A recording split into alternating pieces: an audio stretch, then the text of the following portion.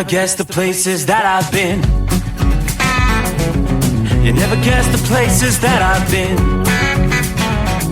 'Cause everything is like a dream, yeah, but only in that dream that I live in. I'm never gonna let the day begin. Never gonna let the day begin. 'Cause everything is like a dream, yeah, but only in that dream that I live in. Oh, don't wake me up before you go, and I'll just make this bed my home. Oh, darling, please just let me sleep. Give me my dreams.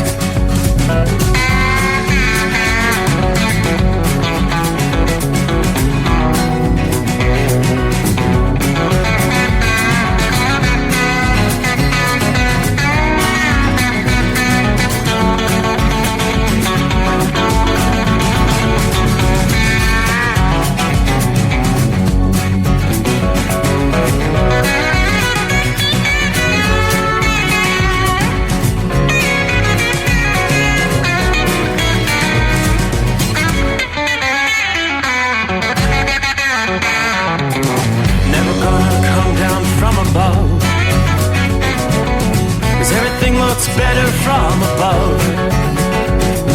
Nothing's ever as it seems, yeah, except in that world that I dream of. Never gonna lose the ones I love. Never gonna lose the ones I love. 'Cause everything is like a dream, yeah, but only in that world that I dream of. Oh, don't wake me up before you go, 'cause I can't face this day alone. Oh, darling, please just let me sleep.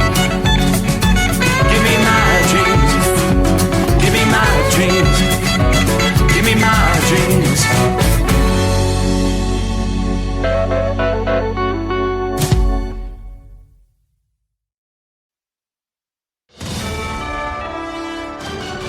USA Radio News, I'm Anthony Lucero. There are multiple reports that the White House is considering an offensive strike against the nation of Iran. The reports come after President Trump said he wanted an unconditional surrender from Iran. There's growing speculation whether the U.S. will enter the conflict offensively on behalf of Israel and take out Iran's remaining underground nuclear facilities. Israel has dealt a significant blow to Iran's nuclear program, but lacks the technology to reach those sites buried beneath layers of mountain. John Summers, USA Radio News. Members of Congress on both sides of the aisle are looking to limit the U.S. involvement in the Iran-Israel conflict. Democratic Senator Tim Kaine introduced legislation that aims to limit President Trump's war powers. It would keep the president from being able to use military force in Iran without congressional approval. Meanwhile, Republican Congressman Thomas Massie introduced his Iran war powers resolution. I'm Mark Mayfield. The State Department is warning Americans about travel to Europe as anti-tourism activists have taken to the streets. Tourists, go home! Tourists, go home!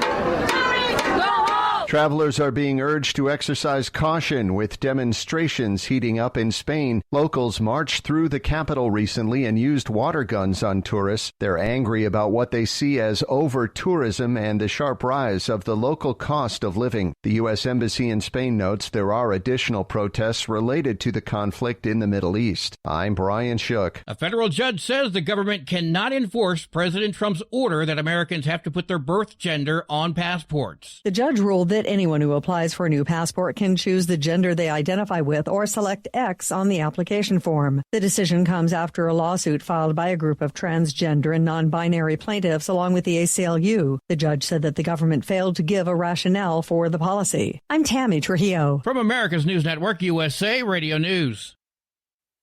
With all the recent violent protests, looting, and destruction, some areas are considering either defunding or abolishing the police.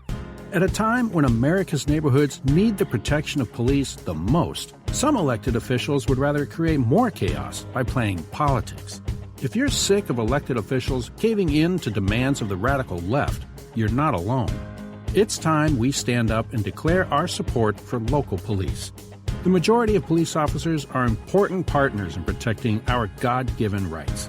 If you prefer freedom over chaos, then learn how you can help protect the local police that serve your community.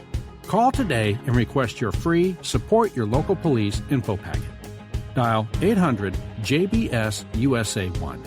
That's 800-JBS-USA-1. Request your free Support Your Local Police info packet by calling 800-JBS-USA-1 today. Criminal charges against New York City Comptroller Brad Lander are being dropped after he was arrested at immigration court yesterday. Lander was detained by ICE while escorting a migrant out of immigration court, with Homeland Security officials alleging Lander assaulted ICE officers, which he denies. New Yorkers weighing in on whether or not it's a publicity stunt. That's the first thing I thought, but then I heard that he's been doing it. I think it's political. At the same time, he gets released in, I heard 3 hours, something like that. So, everything is fishy. Lander is among several candidates vying to be New York City's next mayor, with the Department of Homeland Security saying it's wrong for politicians seeking higher office to undermine law enforcement safety to get a viral moment. I'm Natalie Migliori. The NYPD is identifying the suspect who allegedly torched 11 police cars in Brooklyn last week. They're looking for 20-year-old Jackie Lodgson McCrae and have released video of him in connection with an arson last Thursday, 2 blocks from a Bushwick police station. The NYPD says Lodgson McCrae scaled a gate to get to the cop cars in a parking lot near Central and DeKalb Avenues, covering the vehicles with fire starters. They're asking the public for help in finding him, saying he was wearing a gray sweater, green pants, and a blue face mask. I'm Sarah Lee Kessler. Wall Street closed with little change to stocks. At the closing bell, the Dow Jones Industrial Average fell by 44 points. The S&P 500 lost 1 point. The Nasdaq gained 25 points. I'm Kristen Marks. And I'm Anthony Lucero, USA Radio News. In a study, it was found that 33% of 44 herbal supplements had no trace of the advertised herb. Now, don't let that happen to you. Hi, this is Dr. Mitch. If you want to ensure quality, go to TotalWellness.com. Supplements made for physicians, only now available to you too. TotalWellness.com, helping you to look good, feel good, and enjoy total wellness. At Hot Shot Secret, we share the science behind common diesel problems. For example, product claims without proof. Every trucker on the road has heard product claims about an additive that simply didn't match their experience. Proof is found from third-party testing by a recognized, credible source. That's proof. Hot Shot Secret's Stiction Eliminator will improve your performance and fuel economy. For proof, we engaged the Ohio State University Center of Automotive Research to conduct an EPA-certified fuel economy test with Stiction Eliminator on a FedEx truck, a 2006 P500 Freightliner with 247,000 miles. The test showed a 3.6% increase in highway driving fuel economy from Stiction Eliminator, an oil additive. The complete report from OSU is available for download at HotShotSecret.com. That's proof. Hot Shot Secret Stiction Eliminator, available at truck stops, Tractor Supply, O'Reilly's Auto Parts, and online at HotShotSecret.com. Hot Shot Secret, powered by science. Another dark night on the interstate.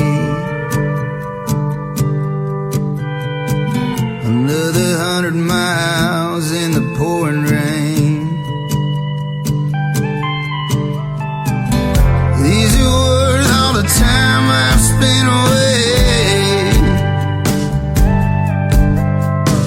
Another dark night on the interstate. I'm driving through the year, trying to make it right. My baby's at home, hope she's doing alright. Miss my dogs and I miss my girls. I'm 1,000 miles away from my whole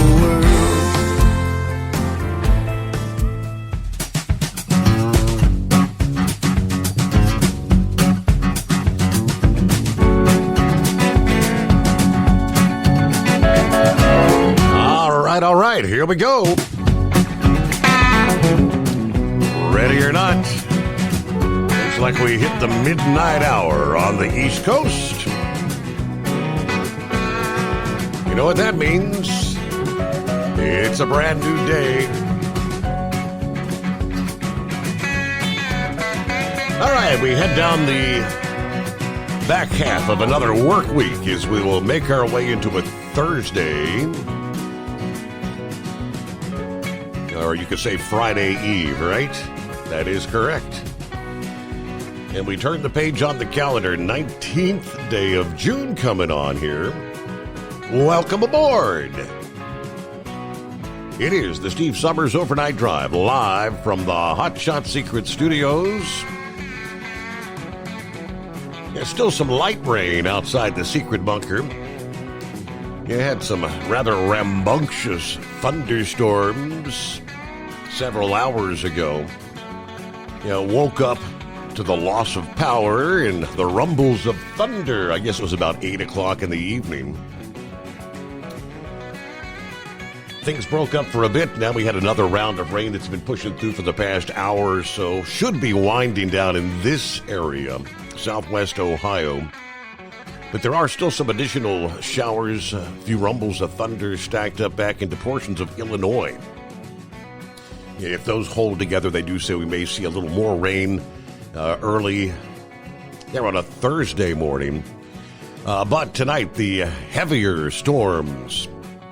Some of these packing a punch. Strong straight line winds. We're talking like 60 miles per hour. Western Pennsylvania. You've got a line of thunderstorms prompting, again, those severe thunderstorm warnings. Rolling right into the Pittsburgh area at this hour. So get ready to batten down the hatches, right? Further south, eastern Kentucky, still seeing some of those stronger storms tonight. Well, the trend, as we've been talking for days, via the traveler's weather. Rounds of severe thunderstorms will continue ahead of and on the northern edge of what's going to be this big-time dome of heat into the weekend and over the central and eastern USA. Forecasters at AccuWeather tell us the likelihood of severe weather includes the potential for a few tornadoes to develop in the stronger storms. But there's going to be lots of moisture in the air, very high humidity. And some of those tornadoes could be obscured. Low clouds wrapped in rain. Same storm system's going to shift to the Appalachians and the eastern seaboard Thursday afternoon and Thursday evening. So for the day ahead, Thursday's likelihood of severe weather extends from parts of eastern Quebec and northwestern Maine to South Carolina's Midlands and parts of northern Georgia. For some along the I-95 mid-Atlantic from New York City to Philadelphia, Washington, D.C. This could be the second or third day in a row with stronger storms. But today's storms could be the strongest of the series. Within that zone, there will be a greater concentration of severe weather from southeastern Quebec near Montreal all the way down to central North Carolina. Maybe the greatest chance of storms producing tornadoes will be from eastern Pennsylvania up into parts of northern New England. Further west, a new crop of severe thunderstorm forecast to develop over parts of the northern plains in the upper Midwest. The main threat from the Thursday storms over the upper Midwest will be hail, high winds, torrential downpours, as we look to Friday, as the heat really begins to surge over much of the middle of the USA.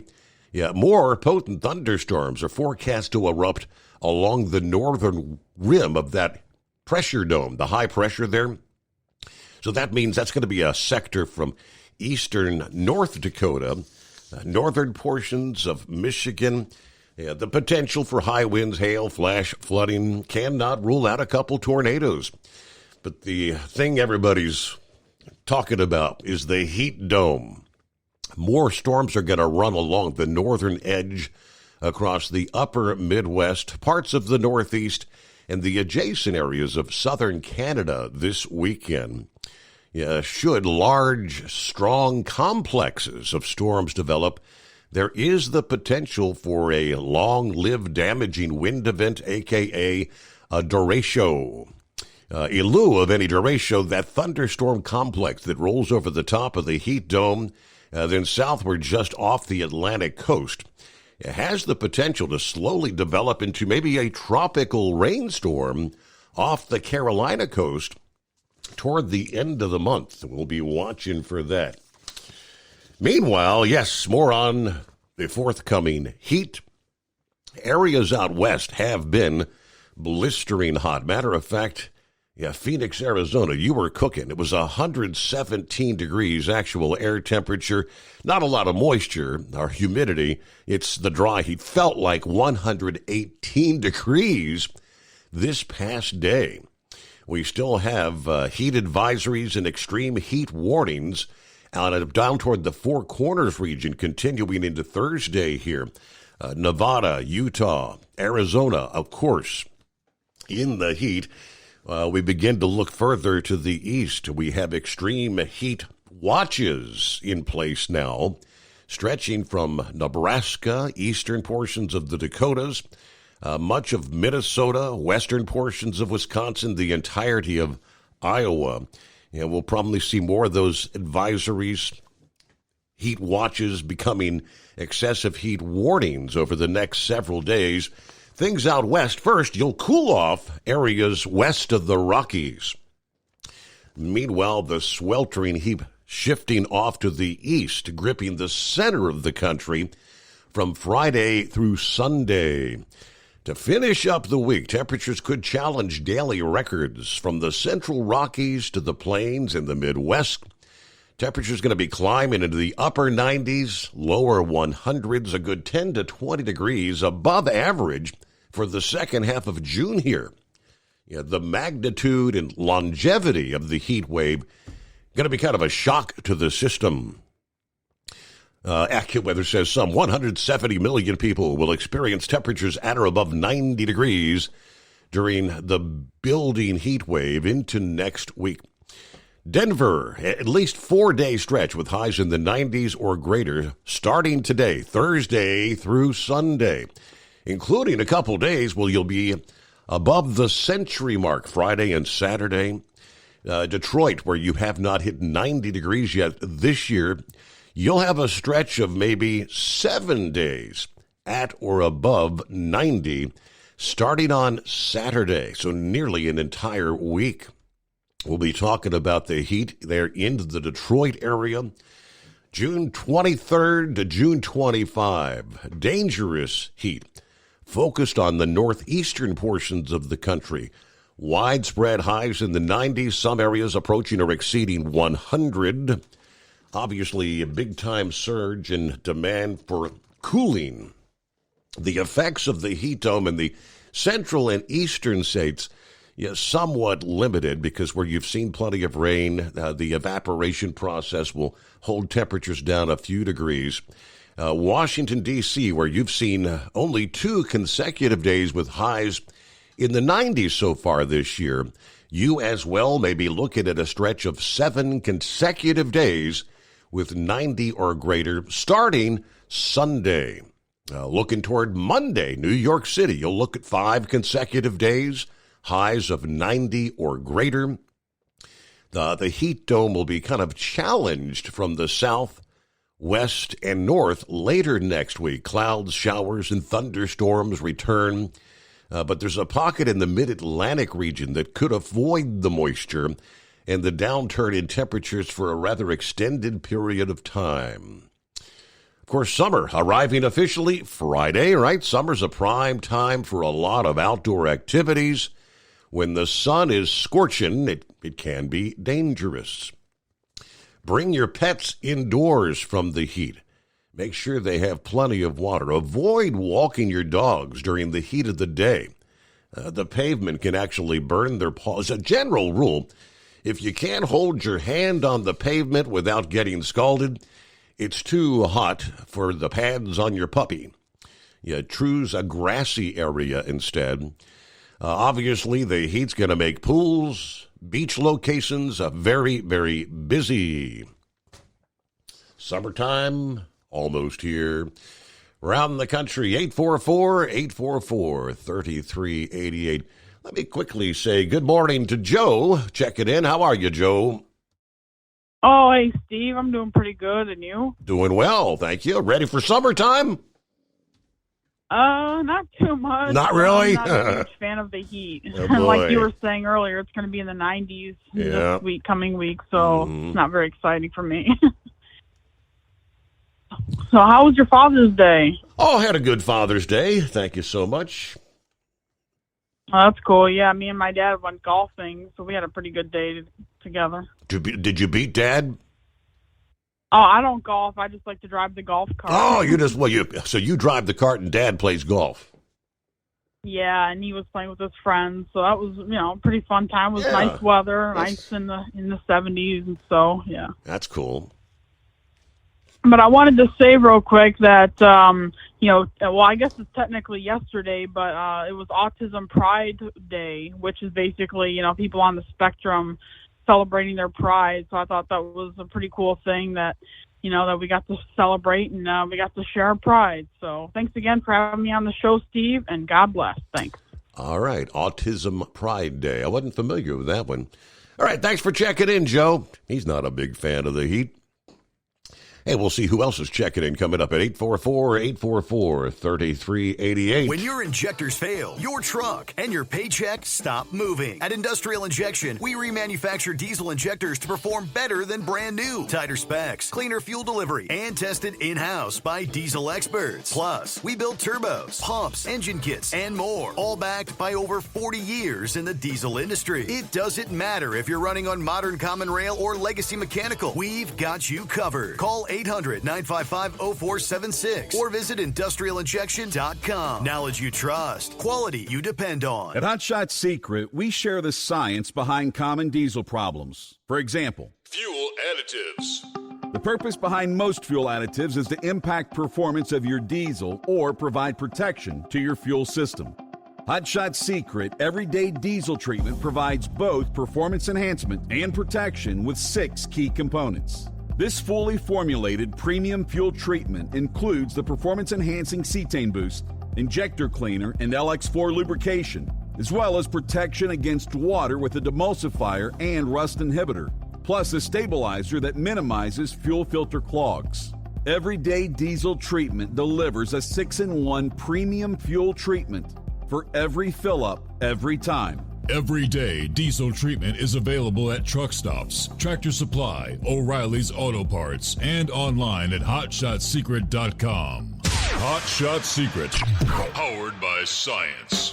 We know being over the road isn't easy, but getting parts for your truck can be. Rainey's offers over 100,000 parts and accessories, from chrome to cab comforts, watermelon lights to necessary replacement parts. It's all available on our website. Got questions? Our team of experts has your back from start to finish with unmatched customer service you won't get anywhere else. Head to Rainey's.com to get $25 off any order over $250 with code DRIVE25 at checkout.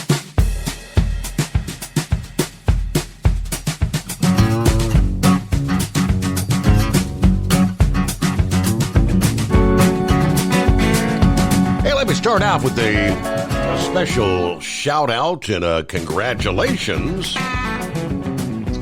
to our very own Kyle Fisher.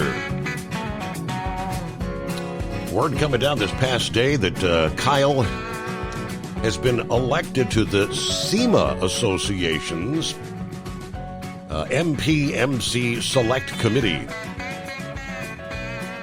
Yeah, we've all heard of the big SEMA show, but yeah, SEMA, which is short for Specialty Equipment Market Association. So everybody was kind of congratulating Kyle's dedication to the performance aftermarket. Directly from Hot Shot Secret, we're proud to see him take on a role that helps shape the future of this industry. Excited to see the impact you'll make. So congratulations to Kyle. I'm not really sure. We'll have to get him on here so we can explain what the MPMC Select Committee, what do they actually do? There you go. Meanwhile, good morning to Gary, first out of the box.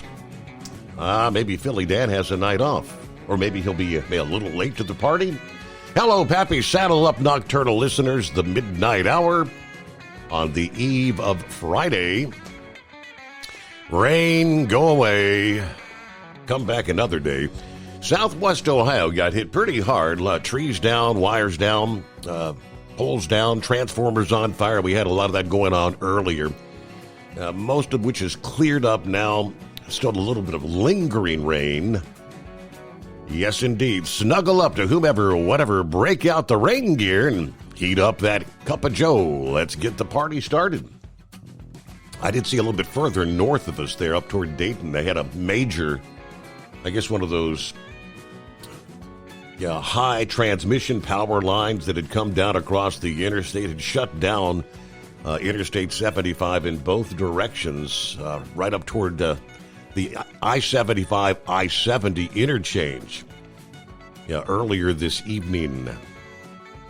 So, we had a lot of lightning, some pretty strong winds. All right, who else on board? Hello, Marianne. Larry, good afternoon. Hammer down and be safe, drivers. There's Steve. Tank in the house. 81 here in Hesperia, California. Steve, it was 119 degrees when we came through Needles, California this past day. We're headed back east now toward western Tennessee after I stop up here in Barstow and get this nasty truck a bath. Everybody truck safe and have a blessed day. 119 degrees. Not a place where you want to have issues with your AC in the truck, right? Hello to the Iron Duck. Roll call, truckers. Currently riding through West Virginia, headed to Raleigh from the Windy City.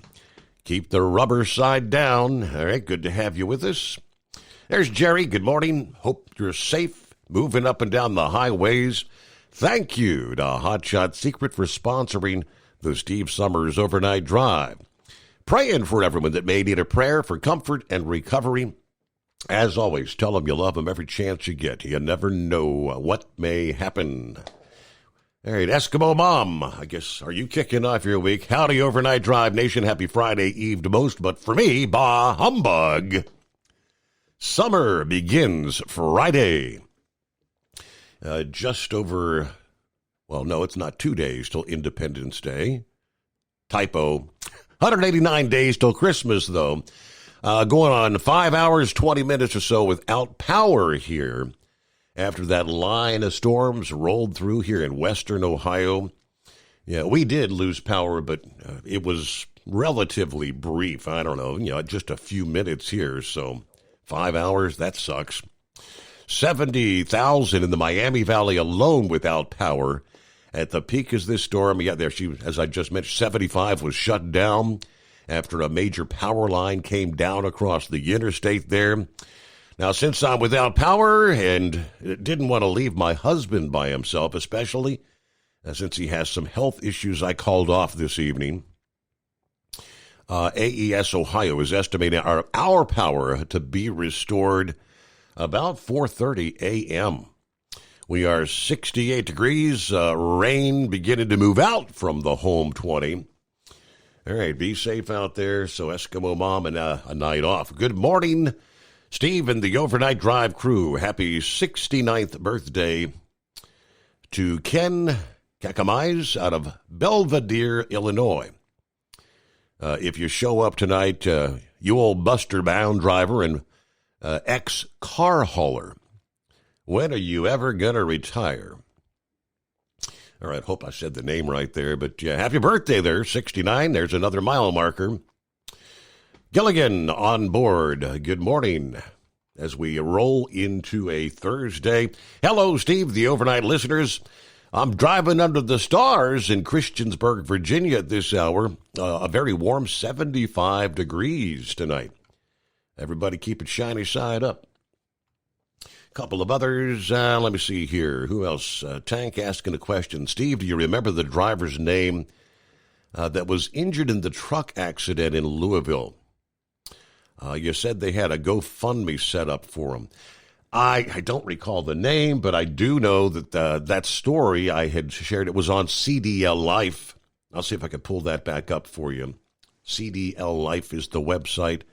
It'd be in the archive news from earlier this week there. That's the guy that was kind of dangling over the overpass, trucks on fire. I'm not sure how far the drop was, when he had to actually jump from the burning truck. But, of course, broken ankle, broken foot, broken leg. The impact was pretty significant there. Hello from Bob in Michigan this morning. There's Crazy Ray, West Michigan, checking in for the best 5 hours on the radio. 67 degrees at this hour. Question: is the nuclear option the only way to Iran's surrender? Well, let's hope that's not the route it goes. But speaking of which, we'll give you all the latest developments. More and more talk about the United States possibly getting involved. And based on developments we're seeing in Israel, just everything kind of is leading in that direction. We'll fill you in. Lauren Weiss, 2-time world champion bull hauler. 75 degrees under starlit skies, Evansville, Indiana. Tonight, got the powerful chrome-plated cow truck pointed back the opposite direction from 24 hours ago. This time with another load of high-quality bluegrass heifers headed west for South Dakota at a high rate of speed. Hey, a special final hour shout-out to the trucking icon Hall of Famer, the Carolina Monkey Gouger from the Hoosier. USA Radio News, I'm Anthony Lucero. There are multiple reports that the White House is considering an offensive strike against the nation of Iran. The reports come after President Trump said he wanted an unconditional surrender from Iran. There's growing speculation whether the U.S. will enter the conflict offensively on behalf of Israel and take out Iran's remaining underground nuclear facilities. Israel has dealt a significant blow to Iran's nuclear program, but lacks the technology to reach those sites buried beneath layers of mountains. John Summers, USA Radio News. Members of Congress on both sides of the aisle are looking to limit the U.S. involvement in the Iran-Israel conflict. Democratic Senator Tim Kaine introduced legislation that aims to limit President Trump's war powers. It would keep the president from being able to use military force in Iran without congressional approval. Meanwhile, Republican Congressman Thomas Massie introduced his Iran war powers resolution. I'm Mark Mayfield. From America's News Network, USA Radio News. With all the recent violent protests, looting, and destruction, some areas are considering either defunding or abolishing the police. At a time when America's neighborhoods need the protection of police the most, some elected officials would rather create more chaos by playing politics. If you're sick of elected officials caving in to demands of the radical left, you're not alone. It's time we stand up and declare our support for local police. The majority of police officers are important partners in protecting our God-given rights. If you prefer freedom over chaos, then learn how you can help protect the local police that serve your community. Call today and request your free Support Your Local Police info packet. Dial 800-JBS-USA-1. That's 800-JBS-USA-1. Request your free Support Your Local Police info packet by calling 800-JBS-USA-1 today.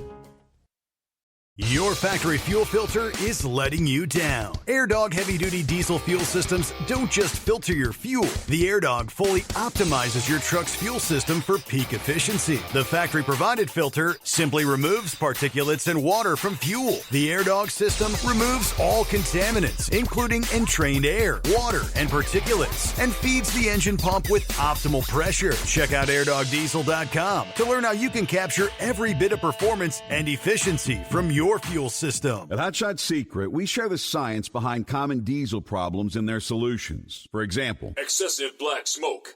Excessive black smoke has two causes: carbon buildup and internal diesel injector deposits, also known as IDIDs. Carbon buildup obstructs the fuel spray. IDIDs are varnish inside the injector that alters ideal injector timing. Both of these cause reduced engine efficiency, leaving unburnt fuel to generate black smoke. One treatment of Hot Shot Secret Diesel Extreme will remove carbon buildup and improve efficiency. Diesel Extreme has the highest concentration of active ingredients allowed by law and will safely remove all types of injector deposits, including IDIDs, eliminating black smoke. The 6-in-1 Diesel Extreme formula also includes a cetane improver, lubricity enhancer, water demulsifier, rust and corrosion inhibitors, and a fuel stabilizer. Hot Shot Secret Diesel Extreme is available nationwide at truck stops, fine farm and auto stores, and online at hotshotsecret.com. Hot Shot Secret, powered by science. For anything diesel, take it to Scheid Diesel. They provide a wide variety of services and diagnostics to determine what the problem is with the latest technology. From simple oil changes and preventative maintenance to fuel system diagnostics and repairs, engine rebuilds and cylinder head repairs, and rebuilds with our in-house machine shop. They also have on-site DPF cleaning for exhaust issues and DOT inspections. If your diesel is asking for some attention, Scheid Diesel has the specialist you need for anything diesel. Located in Terre Haute and Lafayette, Indiana, and Effingham, Illinois, Scheid Diesel has you covered. Do you have a Dodge pickup and hate your automatic transmission? Of course you do. Levon Miller at Firepunk Diesel here, and we specialize in heavy-duty and performance transmissions for your 3-quarter or 1-ton Cummins-powered truck. So if you're interested in turning your stock slush box into a towing monster, call us today at 614-733-3744 or visit us online at shop.firepunk.com. We know being over the road isn't easy, but getting parts for your truck can be. Rainey's offers over 100,000 parts and accessories, from chrome to cab comforts, watermelon lights to necessary replacement parts. It's all available on our website. Got questions? Our team of experts has your back from start to finish with unmatched customer service you won't get anywhere else. Head to Rainey's.com to get $25 off any order over $250 with code DRIVE25 at checkout. Because Channel 19's a little congested. Call Steve now at 844-844-3388. The Overnight Drive.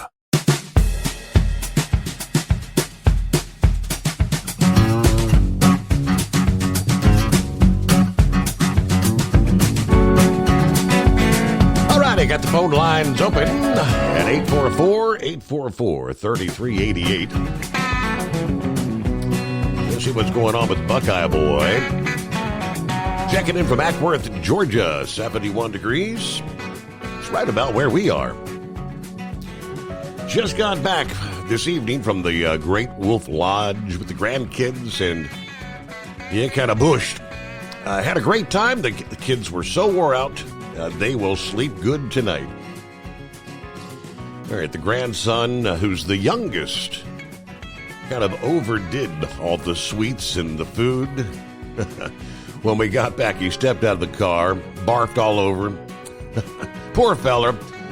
I was able to fill up the bucket and wash it off with the garden hose. All right, Wildcat's son, meanwhile, has just got back from his trip to Ireland, and he texted me from there on Tuesday to let us know he was successful in securing the contract.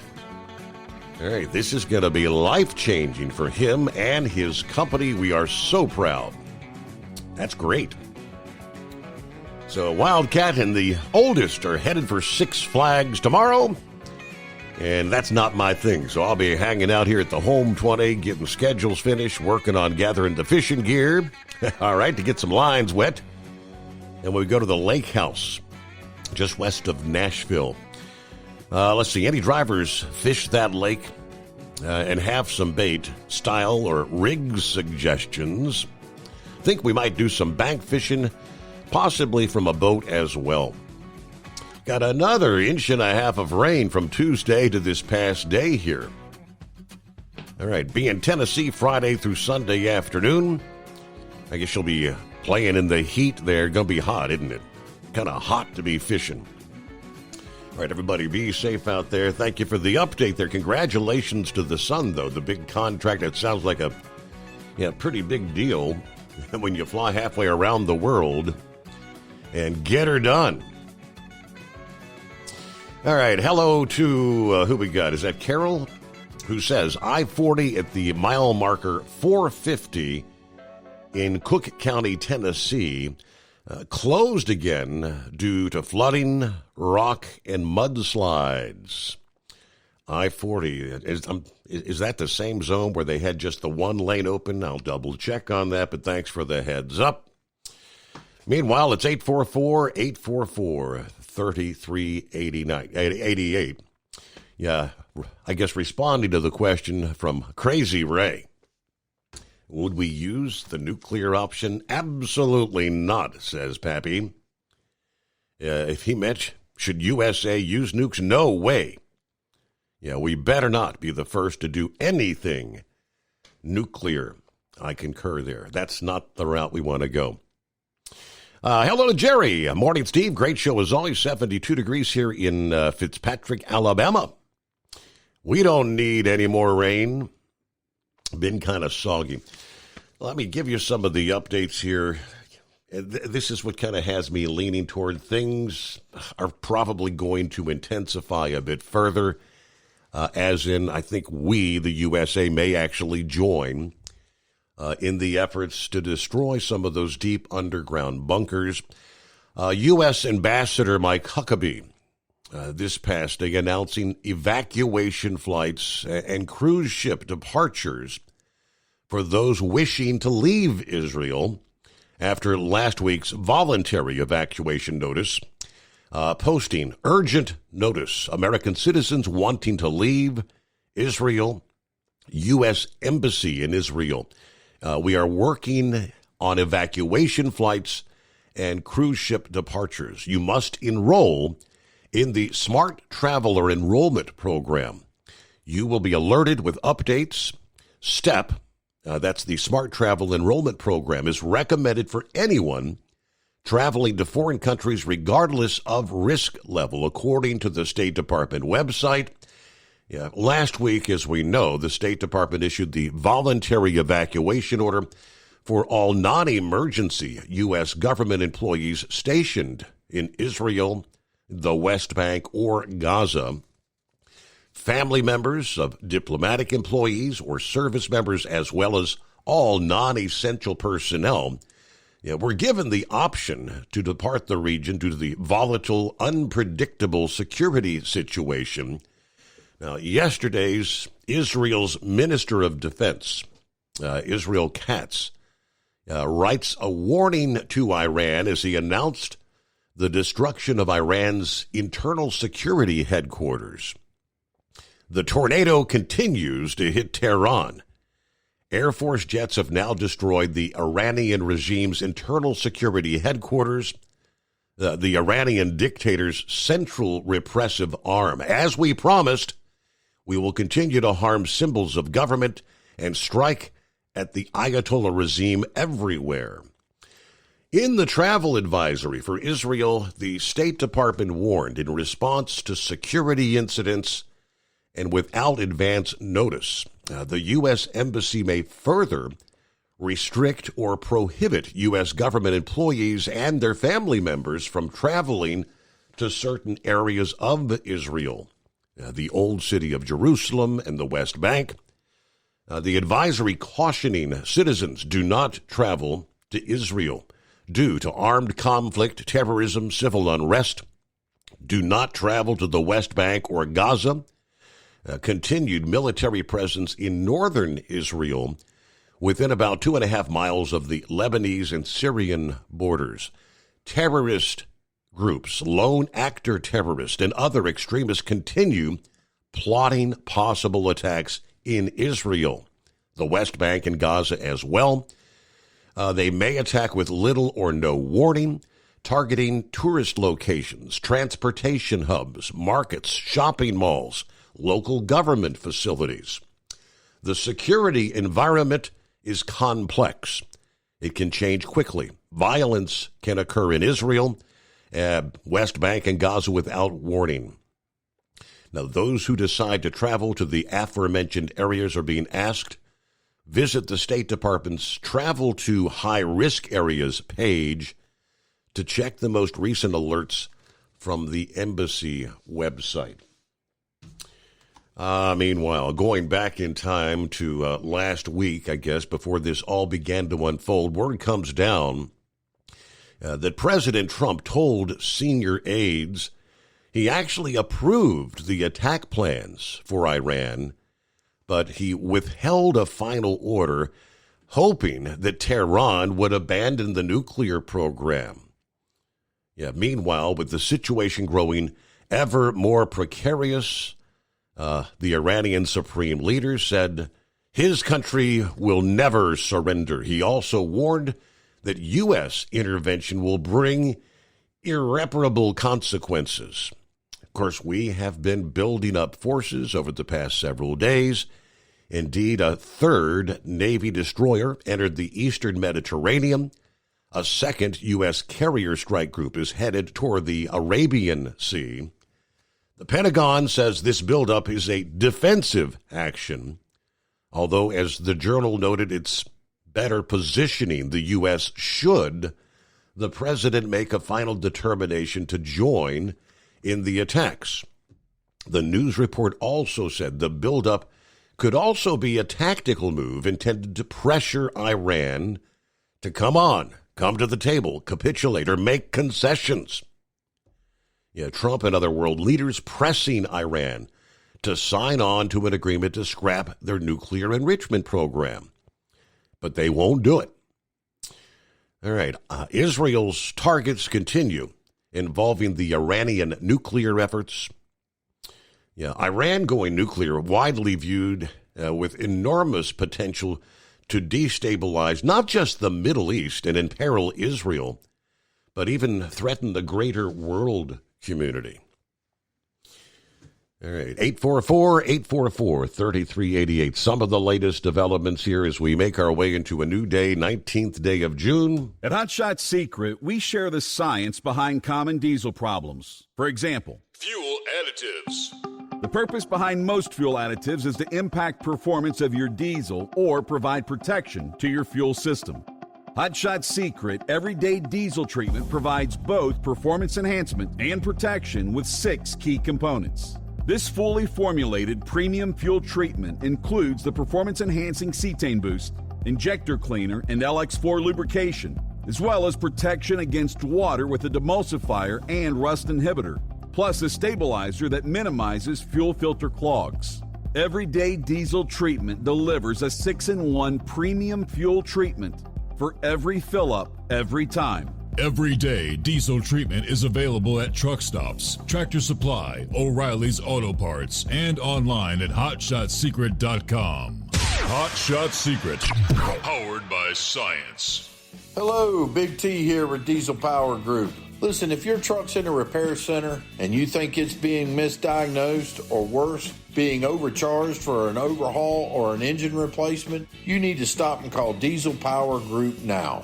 Allow us to build the DPG solution that is right for you, not the repair center. We have over 4 decades in engine remanufacturing experience and specialize in Caterpillar, Cummins, Detroit, Mack, International, and John Deere. DPG offers an industry-leading warranty and turnaround times. We want to earn your trust every day. Don't believe us? Challenge us today by calling 574-594-5888 or visit us at dieselpowergroup.com and follow us on Instagram and Facebook. We are available 24/7. Mention code 374 and receive a $200 rebate towards your major failure repair.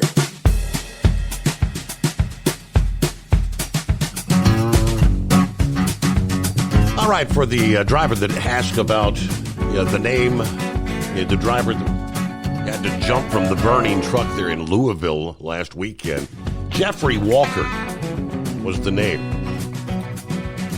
Jeffrey Walker. CDL Life's story actually had a link to the GoFundMe page. I don't know if you go to GoFundMe and you can click on search, I believe. It is under the heading, Help Support a Heroic Trucker After a Life-Threatening Crash. Help support a heroic trucker after a life-threatening crash there. Yeah, it looks like right now they've got about $2,250 raised at this point. I guess this was set up by the wife. Friday the 13th, our world was turned upside down. My husband was in a devastating accident when his semi caught fire plunging off an overpass on I-65 near downtown Louisville. The truck dangling Terrifyingly off the bridge, the trailer pointed straight up in the air. Trapped inside, he fought desperately to escape, trying the doors, the windows, searching for anything to break free. As flames closed in, he managed to force open the passenger door and with no time to spare, jumped over 20 feet to the road below. So that kind of answers the question there. Pretty decent drop, right? Seconds after, the truck exploded. By some miracle, he survived. He is currently in the hospital, severely broken leg, ankle, foot. He's going to need surgery once the swelling subsides. Recovery will be long and difficult. Of course, he is now unable to work. We're facing an uncertain future. We're just asking for help, prayers, shares, or donations to get through this incredibly tough time. Your support will go toward medical expenses, living cost, and anything needed to help him heal and recover. From the bottom of our hearts, thank you for your love, prayers, and kindness. And of course, they shared a number of photographs. Yes, the truck precariously dangling off the bridge, engulfed in flames. Indeed, he's lucky to be alive. So, good morning, Grump. What's happening? No, just kind of listening to that. What was the? I didn't read that, but what was he crashed into by a car or another truck or what? Apparently, it was wet conditions. It was what they call Spaghetti Junction there in Louisville. Several interstates all come together. He lost control. He lost control, went over the side of the bridge. Yeah. I just kind of wondered about that because most carrying workman's comp or whatever and stuff that. I think that would be covered, where it'd help him, right off the bat. I know sometimes there's a waiting period, but on certain instances there's not, and stuff. It's, they'll go ahead and start right away. No, I wasn't sure. That is a bad area through there. I was coming through there the other day and where 264 goes around over by the river, going into Indiana there on 64 and damn truck come in there and flipped over on its side. So it was, there's always something going on in Louisville. Yep. So, but it's, I don't know who started that rumor or whatever it was about the, possible nuclear weapons, that nuclear option. I know the Democrats kind of spread that around too a little bit. I'd heard something about it, that Trump is considering using tactical nuke to, this and that. And I think a lot of that's just to inflame other people. But I'm still wondering when in the hell is all these Arab League nations that that surrounds Iran also. I wonder, when they're going to get off their butts and say, hey, listen, can we, start bringing humanitarian stuff in and this and that, and kind of bring that to a head. But, to kind of help out because they bitched just as much as Israel has about the possibility of Iran getting nuclear weapons and how it would destabilize the region. And, they would not hesitate to use them on their neighbors. Hell, if they had them during the 10-year war between Iraq and Iran, they'd be no Baghdad. They ain't doubt in my mind that they wouldn't have launched one right there, and Saddam probably would have too. When you got religious fanatics like that, and I don't give a rat's rear what kind of damn religion it is, when you got people that are so fanaticized that they don't want to hear anything, see anything, or their hatred toward other people of other religions is so bad. And that's exactly what this is. I've never really believed that this was a war against Iran and Israel. This has been a war against radical Islam against the Jewish people, and it just continues on. I mean, it's continued since before 1947. Before they got statehood. I mean, they were always fighting, over there and doing their craziness. I used to have a rundown of all the battles that Israel's fought over the years, and there's no one's fought more battles than Israel, just to remain where they're at. And you wonder how, why somebody that lives in a country that's smaller than New Jersey, literally it's just maybe about the landmass size of New Jersey, I think, right there about it.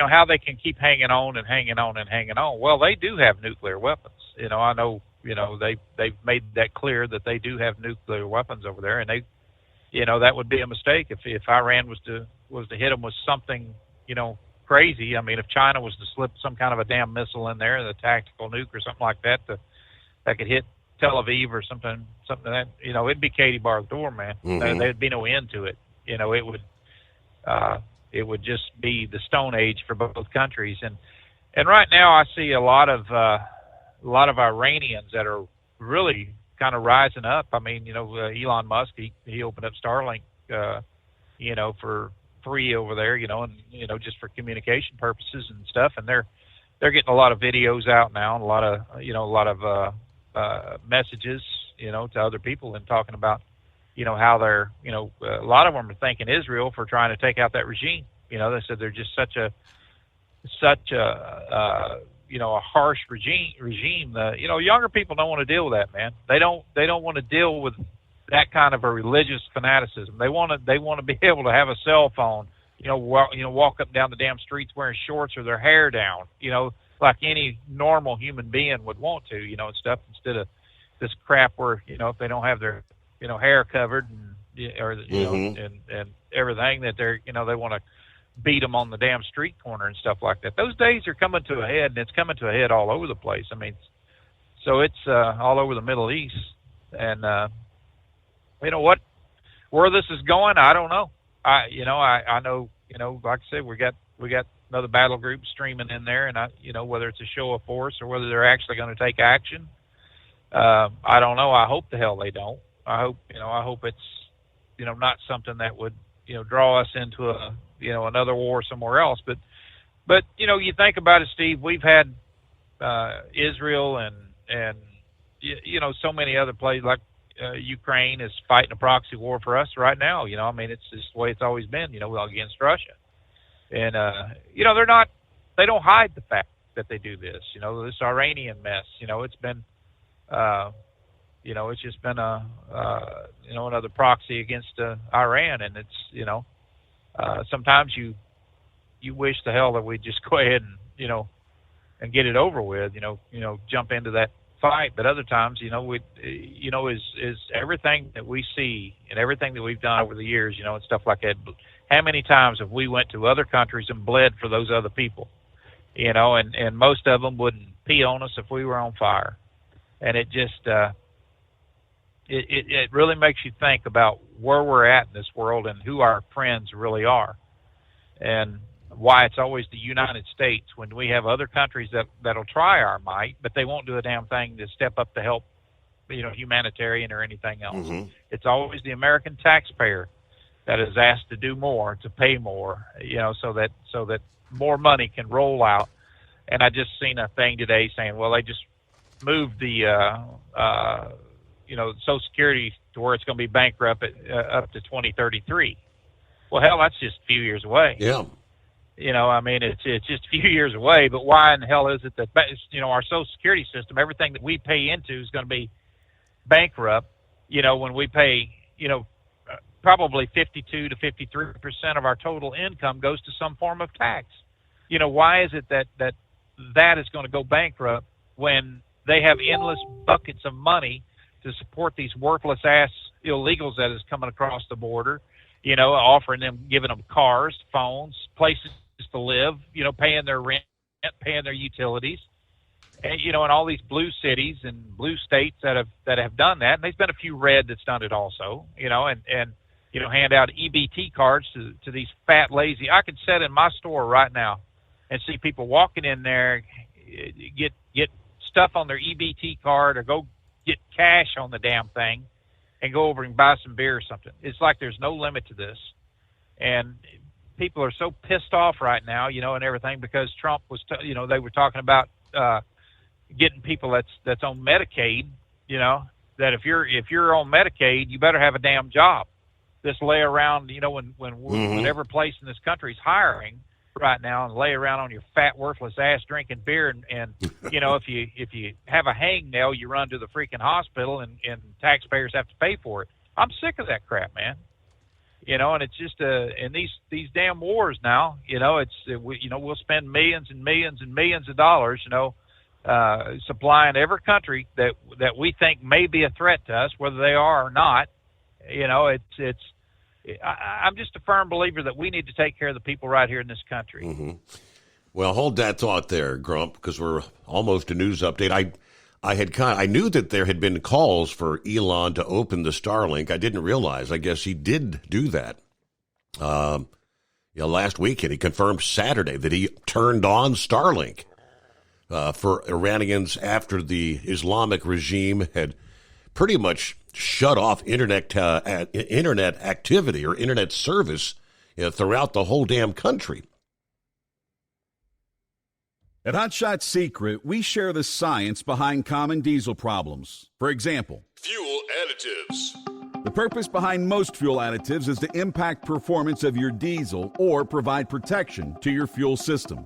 Hot Shot Secret Everyday Diesel Treatment provides both performance enhancement and protection with 6 key components. This fully formulated premium fuel treatment includes the performance-enhancing cetane boost, injector cleaner, and LX4 lubrication, as well as protection against water with a demulsifier and rust inhibitor, plus a stabilizer that minimizes fuel filter clogs.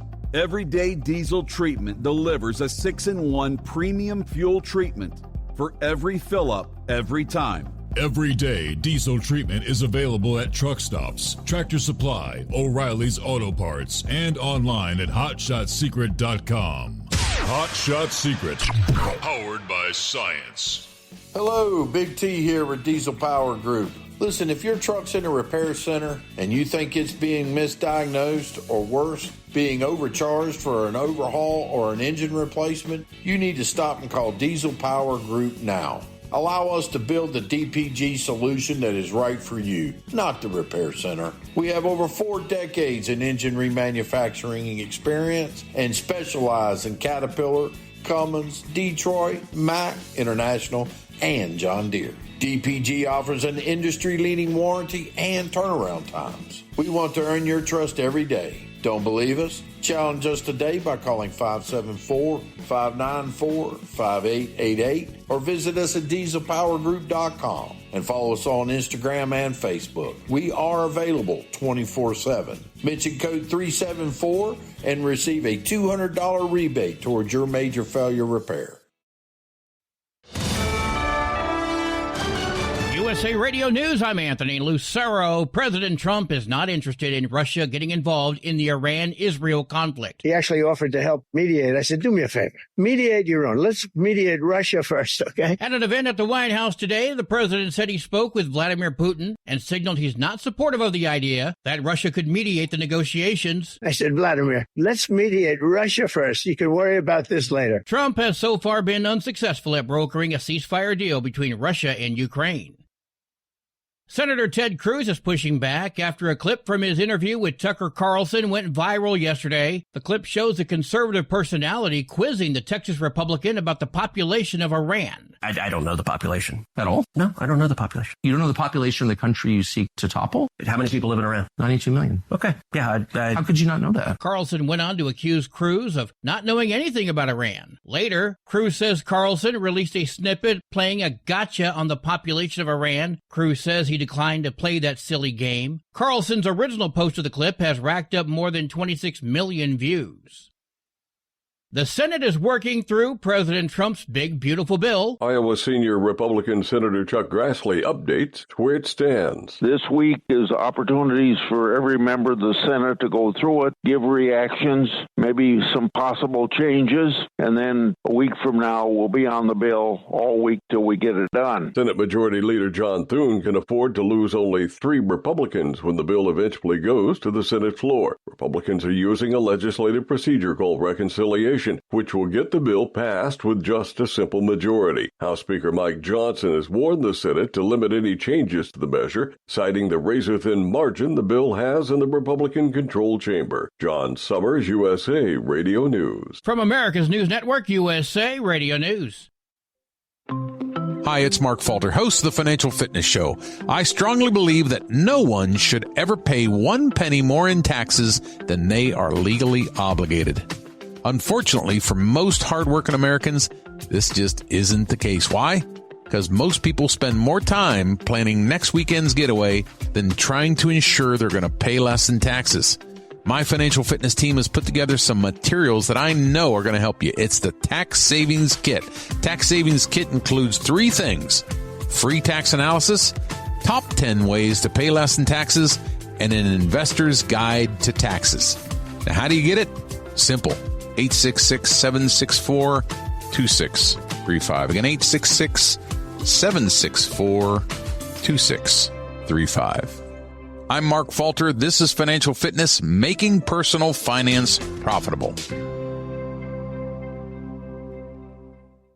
A San Diego military contractor is pleading guilty to hiring illegals. The U.S. Attorney's Office says 57-year-old John Washburn, the general manager of San Diego Powder and Protective Coatings in El Cajon, is pleading guilty to engaging in a pattern or practice of hiring undocumented immigrants without authorization to work. As part of the plea, Washburn admitted he knew at least 10 workers were undocumented and that 3 were living at the company warehouse where U.S. Navy submarine components were being stored. Federal complaint says Washburn knew of the immigration issues and only assigned legal employees to work on military bases where they'd be subject to additional screening, while the others stayed and worked at the warehouse. I'm Jack Cronin. The curfew imposed on downtown L.A. is over for now. Mayor Karen Bass lifted the curfew Tuesday, but said safety is her priority and said she would reinstitute it if necessary. Bass implemented the curfew back on June 10th in response to vandalism and looting that happened during protests over the Trump administration's immigration policies. I'm Mark Mayfield.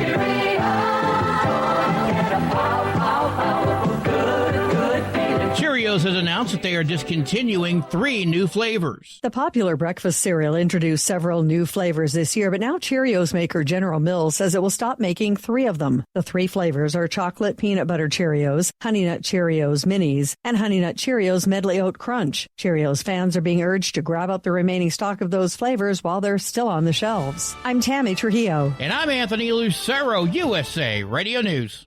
Many Americans are currently celebrating the election of Donald J. Trump. If you'd like a deep dive look into the mass movement behind his political success, visit TrumpWorld.net to get your complimentary digital copy of the Trump World Bookazine from The New American. It's a 96-page special collector's edition, and for a limited time you can receive the digital edition for free. Visit TrumpWorld.net today for your free digital copy of Trump World. That's TrumpWorld.net. Your factory fuel filter is letting you down. AirDog heavy-duty diesel fuel systems don't just filter your fuel. The AirDog fully optimizes your truck's fuel system for peak efficiency. The factory-provided filter simply removes particulates and water from fuel. The AirDog system removes all contaminants, including entrained air, water, and particulates, and feeds the engine pump with optimal pressure. Check out AirDogDiesel.com to learn how you can capture every bit of performance and efficiency from your fuel system. Tired of the guesswork when it comes to your load weight? With RightWay, stay in control on the road and on the DOT's good side.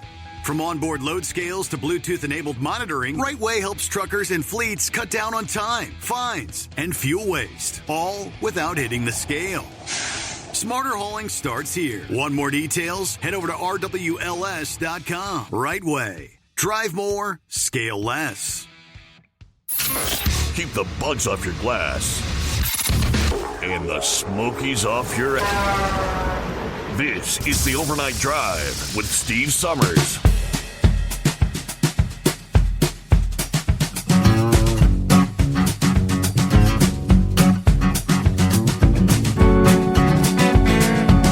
All right, got a new day coming our way as we roll into a Thursday. 19th day of June coming on here. Good to have you with us as we roll toward the weekend. Get ready, New York City and the Northeast overall. You're going to make a shift of gears. You're going to shift to searing heat. After weeks of clouds and rain, record-breaking temperatures about to descend on the region. More than 200 daily and overnight records are poised to be broken from Sunday to Tuesday of next week across a wide swath of the country, from Chicago to New York. According to the Weather Prediction Center, scorching conditions forecast to last through next week. It's going to feel so much hotter because of how cloudy and cool it's been across the Northeast. According to a senior branch forecaster at the center there, the rain is coming to an end. LaGuardia Airport next Monday is poised to hit 96 degrees, an all-time high for that date. It'll feel even hotter with the humidity. Obviously boosting electricity demands, straining the aging transportation infrastructure, subways, commuter rail. Overnight temperatures will remain elevated as well. Not much relief during the nighttime. This big pattern shift as a ridge of high pressure builds across the Great Plains starting today and Friday, the first day of summer officially, then moves into the Ohio Valley and into the Northeast by this weekend. Heat will envelop the Great Lakes into Toronto. Readings forecast to reach 32 degrees Celsius by Monday. By Sunday, they say there's a major risk of health impacts, heat-related, stretching from Nebraska to parts of southern Maine. Some of the worst conditions in Iowa and the Great Lakes region. By Tuesday, Washington, D.C., Philadelphia, New York City will all feel the extremes. This is going to be a pretty impressive heat wave, he says. It's going to last over a week. All right, going to get back to Grump there. He brought up, and I had not officially seen that the Starlink had been opened there for people in Iran. I guess he officially opened it up last Saturday, right?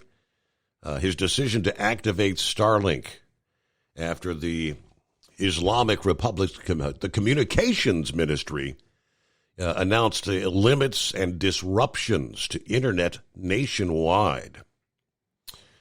Let's see. Benjamin Netanyahu, of course, hoping that some of the people might be able to hear him, urging the Iranian people to stand up to the Islamic Republic.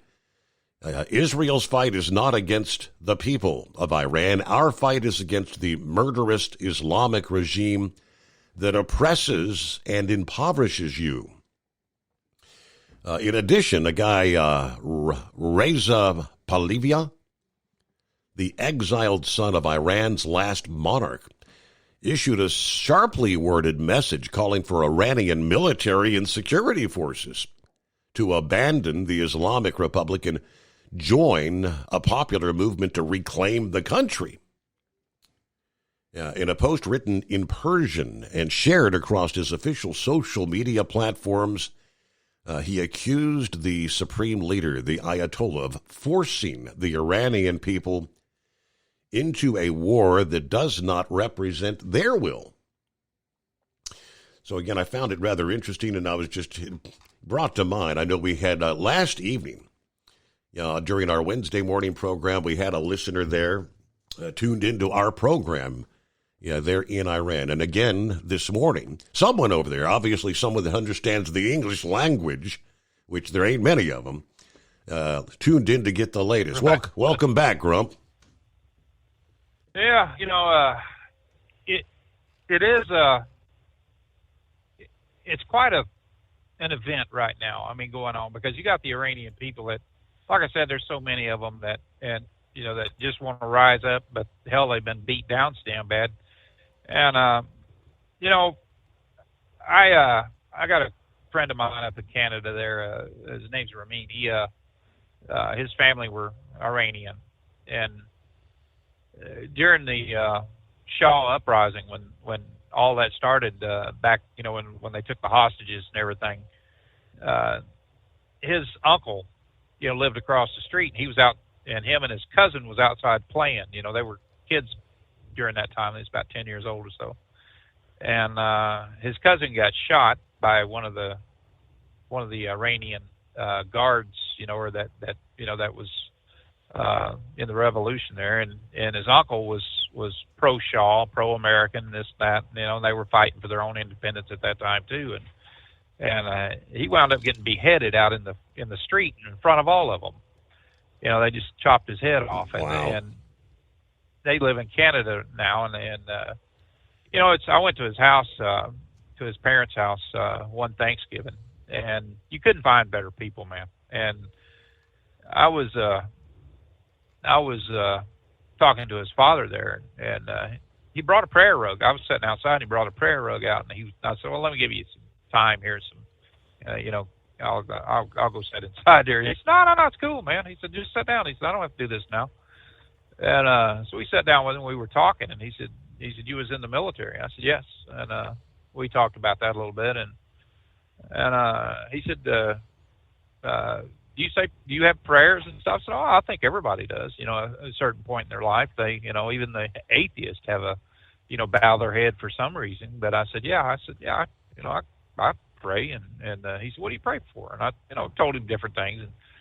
And he said, "One of the things that we've always prayed for is that Iran will return to the way it was, and, we used to train their pilots, Steve. Hell, when I went to basic training, we had Iranians that was all over Kelly Air Force Base at that time. They were being trained, and then, of course, the hostages were taken, and so much had went on in that time. So they started, we started sending them home and broke off all ties with them at that point in time. But, but we used to fund them for their military also. I mean, we'd give them, sell them planes and things like that. Hell, in their arsenal today, they've got F-14s, they got F-4s, they got, things like, there's probably blown all to hell right now, but they still were using them, and F-5s and things like that, the old planes that we used to use. But it's man, I tell you, it's crazy. I think the best thing that's going to happen right now is to get the internet in there, because they were not allowed to use internet for so long, in that country, and everything. And the news was all propaganda, just like it was in Iraq. Remember Baghdad Bob, when Hella, had one of the Army command sergeant majors had to go down and walk him out of the studio by the arm, while he was on the air, because he was saying, Americans are not here. Everything's under control. He's telling all these people, and this is the way Iran's been for so many years, and things. So I think this is, the best thing that's going to happen is the internet, so they can get a good look at what's going on. They can listen to what's happening in real time, because they've state-run TV stations and every damn thing else. Whatever kind of garbage they feed you is what they have to eat. So it's but it just still burns my ass, Steve, that we got. Every time you turn around, look at the two wars that we fought, in Afghanistan and Iraq. Over the years, we spent $4 trillion on those wars, if not more. That's what they're estimating, about $4 trillion. And then, we've given, $300 billion, $400 billion worth of stuff to Ukraine. And now, what would this cost us if we come in? But every time you turn around, we never have enough money to take care of the American people. It's always something's going to go bankrupt. We have to get more tax dollars, but we have always had endless pockets, just deep pockets for every kind of skirmish and every kind of war that's being created. And I'm sorry but I got an argument with a guy today about that. He said, Trump don't need any authorization. The hell Trump don't. If you're going to declare war on somebody if somebody is aggressive to us and you have to respond, that's on the president. He has to make that snap decision. But if he's meeting with his cabinet and saying, what do we want to do here? We haven't been attacked yet. Then I think they need full authorization from the Congress. I think Congress needs to get off their ass and do their job and say, look, this is either we do it or we don't. I mean, they have to weigh all the evidence on what kind of threat is assessed toward us, before we go committing that kind of troops, that kind of blood, and that kind of money. It's just, it just makes absolute sense to me that Congress would be involved in that. But hey, Another guy, like I said, he was telling me, no. Trump don't need any authorization from anybody. He just needs to react. Well, that's not the way the system works. That's not, under the War Powers Act and different things. If you're going to declare war, Congress is the only people that can declare war. Yep. We've had that, argued. Look at George Bush. He went to the Congress and everything, but he was doing a lot of things before, in Iraq. He was, showing his ass here and there, that could have. I think that war right there was an unnecessary war, to be honest with you. It was the same thing. If you remember Saddam Hussein's, just weeks away from getting nuclear weapons. He's trying to buy yellow cake. He's trying to do this. He's trying to do that. Anything and everything to justify things. When you had Bob Baer and you had other CIA individuals that was on the ground saying that ain't happening. We don't see that, but yet they were told to stand down and shut up. And then when it all could have been avoided, and they were arming the Kurds to start in the Northern Alliance and come back down and start hitting the Republican Guard, they could have took care of that without any problem. And what did Sandy Berger do? Bill Clinton was in a meeting somewhere, and Sandy Berger said, "Forget about it. We're not going to do it." So, they and that's in their books. Hell, they even wrote about that. So, it's just right now, man. I tell you, this is some crazy times in this country. Like I said, this could go south in a heartbeat. What else is going to happen? Mm-hmm. If we're over there, we got all our naval fleet committed over there. Then all of a sudden China says, well, hell with it. Let's go ahead and give Taiwan a shot. Since the Americans is all over there. Are we going to count on Japan? Are we going to count on our troops in North Korea, the 60,000 we got in South Korea? At Osan, Kunsan, and in places like that to pick up the slack. Is Australia going to jump in this?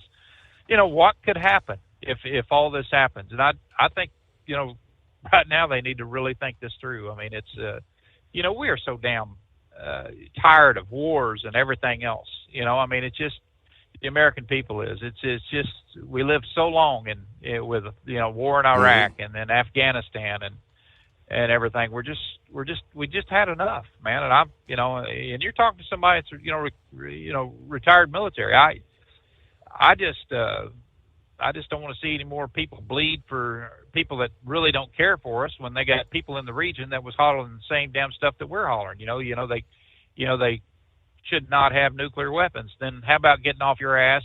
But Arabs will not fight Arabs. The Islam. I don't care if it's the Saudis or Kuwaitis or who it is. They're not going to go in there and disrupt things at this time or get involved in this. It would take.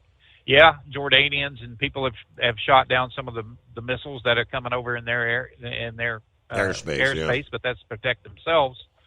But if it did come to a blow like that, I think the Jordanians would be the first to say, "Look, we're going to join in this." They were the very first ones to get on board with the Abraham Accords, and they were going somewhere with that. But right now, I don't know what's going to happen with it. They're getting a lot of. We just have to wait and see how the Iranian people react, with all the internet and how they're going to rise up if they're going to, and get some video footage of that. And hopefully, they'll take over this, this whole deal here where we're not going to get involved in it. And they'll open it up to the IAEA and, let them in to see these centrifuges and things like that. But hell, if they're blowing up the entrances of these tunnels and stuff like that, and they said it's going to set them back 10 or 15 years to even getting dug out to where they're at, leave them alone. Well, there goes the ambulance. But you know what I'm saying? Right now, it's let's just see what happens, and how things is going to happen with the people over there. They're the ones that's got most of the say in the matter, and maybe that's what Trump's doing. Maybe he's getting a buildup of forces over there, and everything in case we are attacked. And it wouldn't surprise me if we did start launching missiles over there if we didn't have a lot of attacks right here in the United States by a bunch of them jackasses that Joe Biden allowed to cross the border. The sleepers. We still don't know how many that was. Yeah, the sleepers. And we know unequivocally there are. Yeah, the question is just how many. We know they're here. How many? how organized, how coordinated. All right, 844-844-3388. Thank you much, Grump. We'll be back in 2. Your factory fuel filter is letting you down. AirDog heavy-duty diesel fuel systems don't just filter your fuel. The AirDog fully optimizes your truck's fuel system for peak efficiency. The factory-provided filter simply removes particulates and water from fuel. The AirDog system removes all contaminants, including entrained air, water, and particulates, and feeds the engine pump with optimal pressure. Check out AirDogDiesel.com to learn how you can capture every bit of performance and efficiency from your fuel system. We know being over the road isn't easy, but getting parts for your truck can be. Rainey's offers over 100,000 parts and accessories, from chrome to cab comforts, watermelon lights to necessary replacement parts. It's all available on our website. Got questions? Our team of experts has your back from start to finish with unmatched customer service you won't get anywhere else. Head to Rainey's.com to get $25 off any order over $250 with code DRIVE25 at checkout. Hello, Big T here with Diesel Power Group. Listen, if your truck's in a repair center and you think it's being misdiagnosed or worse, being overcharged for an overhaul or an engine replacement, you need to stop and call Diesel Power Group now. Allow us to build the DPG solution that is right for you, not the repair center. We have over 4 decades in engine remanufacturing experience and specialize in Caterpillar, Cummins, Detroit, Mack, International, and John Deere. DPG offers an industry-leading warranty and turnaround times. We want to earn your trust every day. Don't believe us? Challenge us today by calling 574-594-5888 or visit us at dieselpowergroup.com and follow us on Instagram and Facebook. We are available 24/7. Mention code 374 and receive a $200 rebate towards your major failure repair. All right, let me give you some of the latest headlines anyway over just say that the past hour. This was about 28 minutes ago. The largest hospital in southern Israel was bombed by Iran during a major missile barrage Thursday morning. Fox News chief foreign correspondent reporting that the hospital took a direct hit from an Iranian ballistic missile. Next headline. Israel strikes Iran's Arak heavy water reactor, according to Iranian state media. Israel striking the heavy water reactor Thursday. Reports said there was no radiation danger and that the facility had already been evacuated before the attack. Israel's military had warned earlier Thursday morning it would attack the facility, urged the public to get out of the area. In what happened to be a retaliatory attack, Iran hit the, again, largest hospital in southern Israel. So those are just breaking stories. The Fox correspondent said the hospital, again, took a direct hit, significant damage, and at least 4 sites were impacted by strikes. Israel under a barrage of missile attack right now. The defense forces said millions are seeking shelter as Iran launched a Thursday morning attack, another wave of incoming missiles, calling it a large barrage. Reports of big explosions over Tel Aviv taking place. So just some of the latest headlines over the past hour or so. Meanwhile, back to the phones. Scooby, how the heck are you? I'm doing good. Thanks for taking my call. Hey, Trump was asking about that wreck that drive in Louisville there. Mm-hmm. He was going south on 65. Right as you cross over into Louisville from Indiana, there's 3 lanes there. The left 2 lanes will take you straight on 65, and that 3rd lane will it'll say go downtown, take you like into downtown. Mm-hmm. And I guess and I've seen this happen a lot of times. These guys will be in that 3rd lane thinking they're going down 65, and they'll see that sign, and they'll start panicking and try to get over. I've seen a bunch of wrecks right there. And I think that's probably what happens, because right as it be, those 2 lanes go straight, and that third lane will go to the right a little bit, which will take you down into downtown. There's a little like a opening right there, and that's where that truck wrecked and fell down in there. Okay. But to let the drivers know, if you're in that third lane, it'll take you right along 65 there. You can get right back on. So don't think you have to be in those left 2 lanes. Even though it says downtown, it will take you off to go downtown, but you can still stay on that. It'll run you right back up there on it's like a long ramp there. It'll run you right back up there going south on 65. So if you got caught in that lane. The other thing was I was in Israel almost 2 years ago. I went in August, and then I think in October is when all that fighting started with them. And I remember one time we were in Bethlehem. Well, before we went to Bethlehem, we had to go through a checkpoint. And then we were in Bethlehem for like 3 days. Then when we came back, Bethlehem still is part of Israel, but they let the Palestinians run it. They don't, kind of let them do their own little deal there. But like on the way back through the checkpoint there, the guards asked the bus driver, who do they have on there? What group of people do you have on there? And the bus driver told them they were Americans. So the 2 guards that were at that post come up there, and they were very appreciative of Americans for all that they've done for them. Of course, we give Israel a lot of money anyway. But I always thought that was kind of nice that they recognize the stuff that the Americans have done for them, and they were very appreciative of it. So, and I'm not for sure if Trump should bomb or not bomb. It's not my league one way or the other. I mean, you're kind of undecided. You have your question marks, like as many of us do. And we've got to pause there.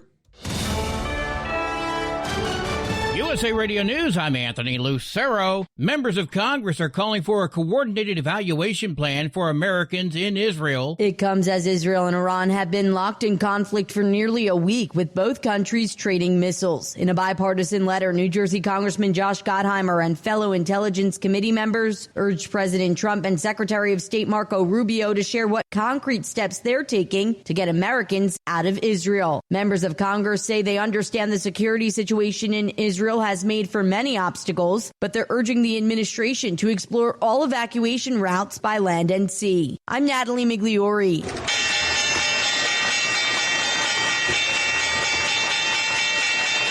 At the closing bell, the Dow Jones Industrial Average fell by 44 points. The S&P 500 lost 1 point. The Nasdaq gained 25 points. I'm Kristen Marks. From America's News Network, USA Radio News. Hey, I'm Brant, and her name is Sherry. Hello. She's a friend of mine whom we were just praying for because of a surgery she just went through. Yes, and I am very happy about something you actually talk about all the time, which is Medi-Share. That is right. Yeah. So what was your experience like with Medi-Share and the healthcare bills? Honestly, Brant, seamless. And what a blessing that is when you're already nervous about a health issue, which I was. Yeah. Members shared my expenses. There were zero problems. And let me tell you, having people pray with you when you call in with your need, that is just... It is refreshing. Yes, that's what it is. But I keep telling people, people love Medi-Share and they love saving money. A typical family can save $500 a month. I am very thankful for Medi-Share. It is so different, and I mean different in a very, very good way. It is good different. Call now. They're easy to talk to, and you can get a price within 2 minutes. Call 855-SHARE-40. That's 855-SHARE-40. 855-SHARE-40. At Hot Shot Secret, we share the science behind common diesel problems and their solutions. For example, Hot Shot Secret Stiction Eliminator. Stiction, that sticky friction, undermines the performance of diesel engines and is difficult to remove from the oil system. Hot Shot Secret Stiction Eliminator is a powerful synthetic cleaner that targets stiction, contains no harmful solvents, and is formulated to be left in the engine to safely dissolve stiction for thousands of miles. It works as you drive. Our proprietary carbon nano lubricant is blended with Stiction Eliminator, filling in microscopic irregularities inside your engine, providing a smoother surface for enhanced lubricity, reducing friction and wear. Third-party ASTM testing verifies that Stiction Eliminator removes 2 times as much stiction than any alternative on the retail shelf. Use Stiction Eliminator to solve an existing problem or as a preventative maintenance. Hot Shot Secret Stiction Eliminator, available at truck stops, Tractor Supply, O'Reilly's Auto Parts, and online at hotshotsecret.com. Hot Shot Secret, powered by science. Tired of the guesswork when it comes to your load weight? With Right Way, stay in control on the road and on the DOT's good side. From onboard load scales to Bluetooth-enabled monitoring, Right Way helps truckers and fleets cut down on time, fines, and fuel waste, all without hitting the scale. Smarter hauling starts here. Want more details? Head over to rwls.com. Right Way. Drive more, scale less. Your factory fuel filter is letting you down. AirDog heavy-duty diesel fuel systems don't just filter your fuel. The AirDog fully optimizes your truck's fuel system for peak efficiency. The factory-provided filter simply removes particulates and water from fuel. The AirDog system removes all contaminants, including entrained air, water, and particulates, and feeds the engine pump with optimal pressure. Check out airdogdiesel.com to learn how you can capture every bit of performance and efficiency from your fuel system. We know being over the road isn't easy, but getting parts for your truck can be. Rainey's offers over 100,000 parts and accessories, from chrome to cab comforts, watermelon lights to necessary replacement parts. It's all available on our website. Got questions? Our team of experts has your back from start to finish with unmatched customer service you won't get anywhere else. Head to Rainey's.com to get $25 off any order over $250 with code DRIVE25 at checkout. When your injectors fail, your truck and your paycheck stop moving. At Industrial Injection, we remanufacture diesel injectors to perform better than brand new. Tighter specs, cleaner fuel delivery, and tested in-house by diesel experts. Plus, we build turbos, pumps, engine kits, and more, all backed by over 40 years in the diesel industry. It doesn't matter if you're running on modern common rail or legacy mechanical. We've got you covered. Call 800-955-0476 or visit industrialinjection.com. Knowledge you trust. Quality you depend on. And now, back to the Steve Summers Overnight Drive, live from the Hot Shot Secret Studios.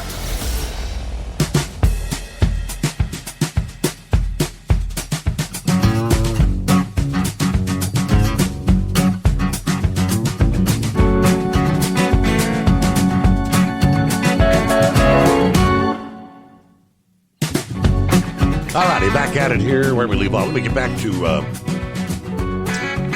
Scooby. Thanks for hanging in there. Appreciate it. Oh, yeah. I was just saying about Israel, about how appreciative they are. I thought that was just kind of nice when you're over there. People recognize the stuff you've done for them or what our government's done for them. Mm-hmm. But that's about it. Praying for Tennessee there.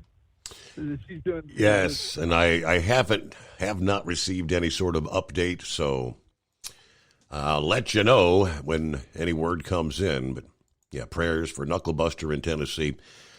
Sam, good morning.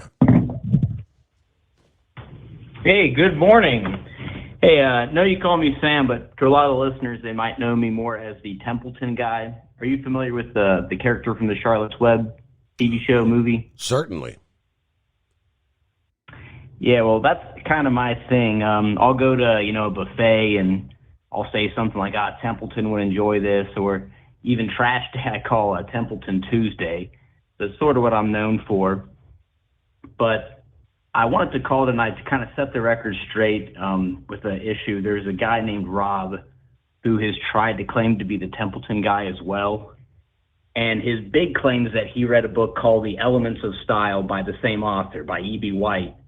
I mean, come on, you use a semicolon once and you're the Templeton guy now. It really just doesn't gel right with me. I'm not even sure if he knows any of the quotes, to be honest. So do you have a copyright on the Templeton guy? Well, it's just sort of what I'm known for, I'll say my grocery bills in the summer go down to like nothing. I'll go to the fairs and And it's a veritable smorgasbord, as I always say. Absolutely. When the sun goes down, all those leftover corn dogs and corn on the cob. The Templeton guy. Hey, good to hear from you. Shorty sends me a number of some of the latest updates. I think we had kind of touched on this last evening, where Israel had killed dozens of Iran's remaining military leaders, including the wartime chief of staff, Major General Ali Shadamani, bombing the mountain hideout to which they had retreated. Shadamani was assassinated at a secret compound in the mountains outside of Tehran, along with dozens of other senior Islamic Revolutionary Guard Corps officers who had fled their main headquarters in Tehran, believing they'd be safe there. Instead, the Israeli Air Force waited for them to move to their secret location, killed them all at the same time. The Fox report, the new revelations first on Wednesday. The Jerusalem Post independently verified the information from senior defense sources. Israel continues the relentless campaign against Iranian military targets and governing institutions. Of course, the Iranian regime continues to threaten the Zionists. Iran has few air defense systems left, and they're losing missile launches to Israel attacks by the hour. Of course, we know here President Trump demanding an unconditional surrender. In remarks to reporters at the White House this past day, Wednesday, he suggested that we, the United States, might dismantle Iran's nuclear program after the regime surrendered, not necessarily as part of the ongoing war effort.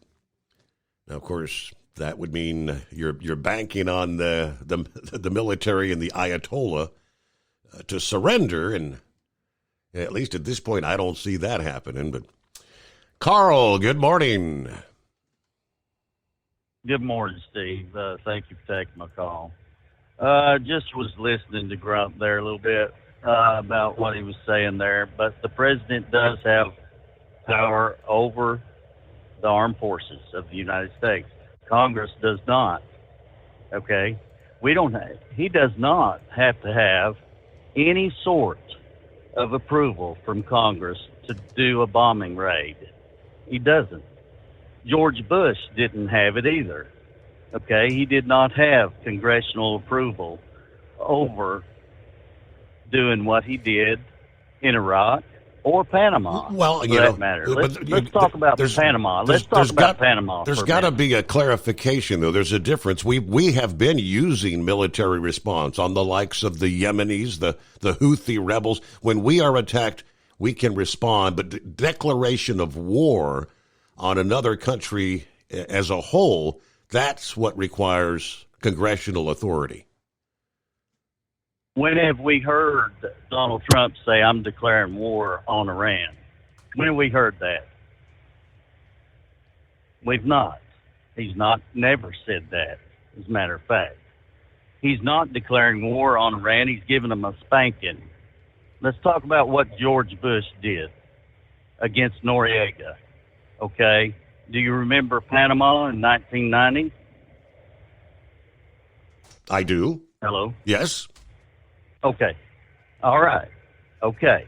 Let's talk about that for a minute. Okay. Noriega was dealing with big-time drugs. Big-time drugs. Okay. And they were coming into the United States at that time. He's a well-known drug dealer. Okay. That's all he was doing, if you want to say that's all he was doing. But it was serious. It was serious business, and George Bush knew it, so he put together a raid for Noriega. He put it together himself with the armed forces. He did not declare war on Panama. He did not declare war on Noriega. All he done was, what he called it was the drug war, the war on drugs, basically. Okay, Congress Okay, they didn't have much to say about it because, yeah, they knew this was a big deal. Okay, and when you've got people like Thomas Massey and you've got people like Rand Paul coming up and saying that that the president has no authority over this. This is a bombing raid we're talking about. We're talking about getting rid of nuclear weapons that are threatening the United States and Israel. It's our friend. Israel is our buddy, okay? It's our ally, all right? We must protect them. We have Americans in Israel. They are threatening the American people who are in Israel. It's not like we don't have anybody there from America. The President of the United States has full authority over the armed forces in the United States. Yes, he does. He does not have to go to Congress. Never has. Never has. Congress should get on board, but they won't. Let me interject here. Let me share this, directly from the United States Senate website about declarations of war. The Constitution grants It's not a declaration of war. It's not a declaration of war. What do you want to call it? It's a bombing raid. I done called it. It's a bombing raid. Okay. That's what it is. Noriega was the same thing. It's a bombing raid on Noriega and his drug facilities there, and then they pulled him out of there. They pulled him out of there, and they brought him to the United States in Guantanamo Bay, I believe, is where they took him to. That was 1990. It was a long time ago. But he's still in jail, or he died, I think. Something happened. He's dead now or something. I don't know. He never was delivered back to Panama. I don't not have any information on that. But China now is involved already in this, Steve. Okay, they have sent 3 transport planes to Iran. Correct. They've already sent 3 transport planes to Iran, and what do you think they're doing? They're bringing materials in, and they're taking materials out. And that's they're not. And that is Carl. Yep. That is speculation. They do not know what they are doing. The Chinese Foreign Ministry on Tuesday started evacuating Chinese nationals from Iran using chartered aircraft. If those planes did land in Iran, it's possible they meant to play some role in the evacuations. There's a lot of speculation. We don't know what China's doing there. We don't know exactly. That's right. We don't know exactly what they're doing. But we can only know that they're doing something nefarious. Okay? It's nothing that's friendly to the United States or Israel. Let's put it that way. All right? So, yeah, we can speculate on that one because it's not totally set what's going on there. All right? But the president does have full authority over the armed forces of the United States. Whether you like it or not, whether Grump likes it or not, whether Thomas Massey likes it or not, whether Rand Paul likes it or not, they're going to have to go along with it if he does the bombing raid. Okay? If he does the bombing raid, which he should have already done, he's way behind, actually. He should have already done this. I'm upset that he's not done it already. And it's amazing to me that he even gave him a 60-day warning. He gave him a 60-day warning. 60 days. How much time is that? Okay, to come to the table and talk.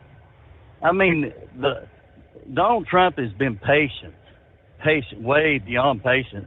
And that's the problem with this country, okay? We've got too many people telling him he can't do this, he can't do that, and we've gotten ourselves into bad positions all along the border of the United States, allowing all the people in that Joe Biden allowed in. All right, that's a wartime situation too, if you want to say it, okay? He had every right to kill every cartel member along that border if he wanted to. You know, just aim and shoot, you know, like shooting at ducks. Okay, he could have done it. Donald Trump or Joe Biden could have done it. and not even consult with Congress about it, because it's against the law to allow people to come into the United States. That's period, okay? And, it's against the law to allow it unlawful entry to the United States, period. So we've got to get on board with something here that's correct, okay? The Commander-in-Chief of the Armed Forces does have the right to do bombing raids and extraction if they have the right, if they want to extract an enemy of the United States who is harming Americans everywhere in the United States. Okay. Well, and in foreign countries too as well. Here's the question I have for you, Carl. Has Iran attacked the United States? Yes, many times since 1979. Yes, they have killed thousands of our troops in other locations everywhere. Yes, they have. I am referencing the current situation. Israel went into Iran first. Now, Iran is responding to Israel. Iran has not opened fire on any U.S. warships, U.S. military bases at this point. If we intervene, if we start dropping bunker busters, the Ayatollah has already clearly stated that is a declaration of war. We will respond as a full, we are at war with the United States. At this point, we are not there. We're not going to be at war with Iran either, okay, after the bunker busters. If you want to believe the Ayatollah, believe the Ayatollah. They should take him as prisoner too. They should either kill him or do something with him, all right?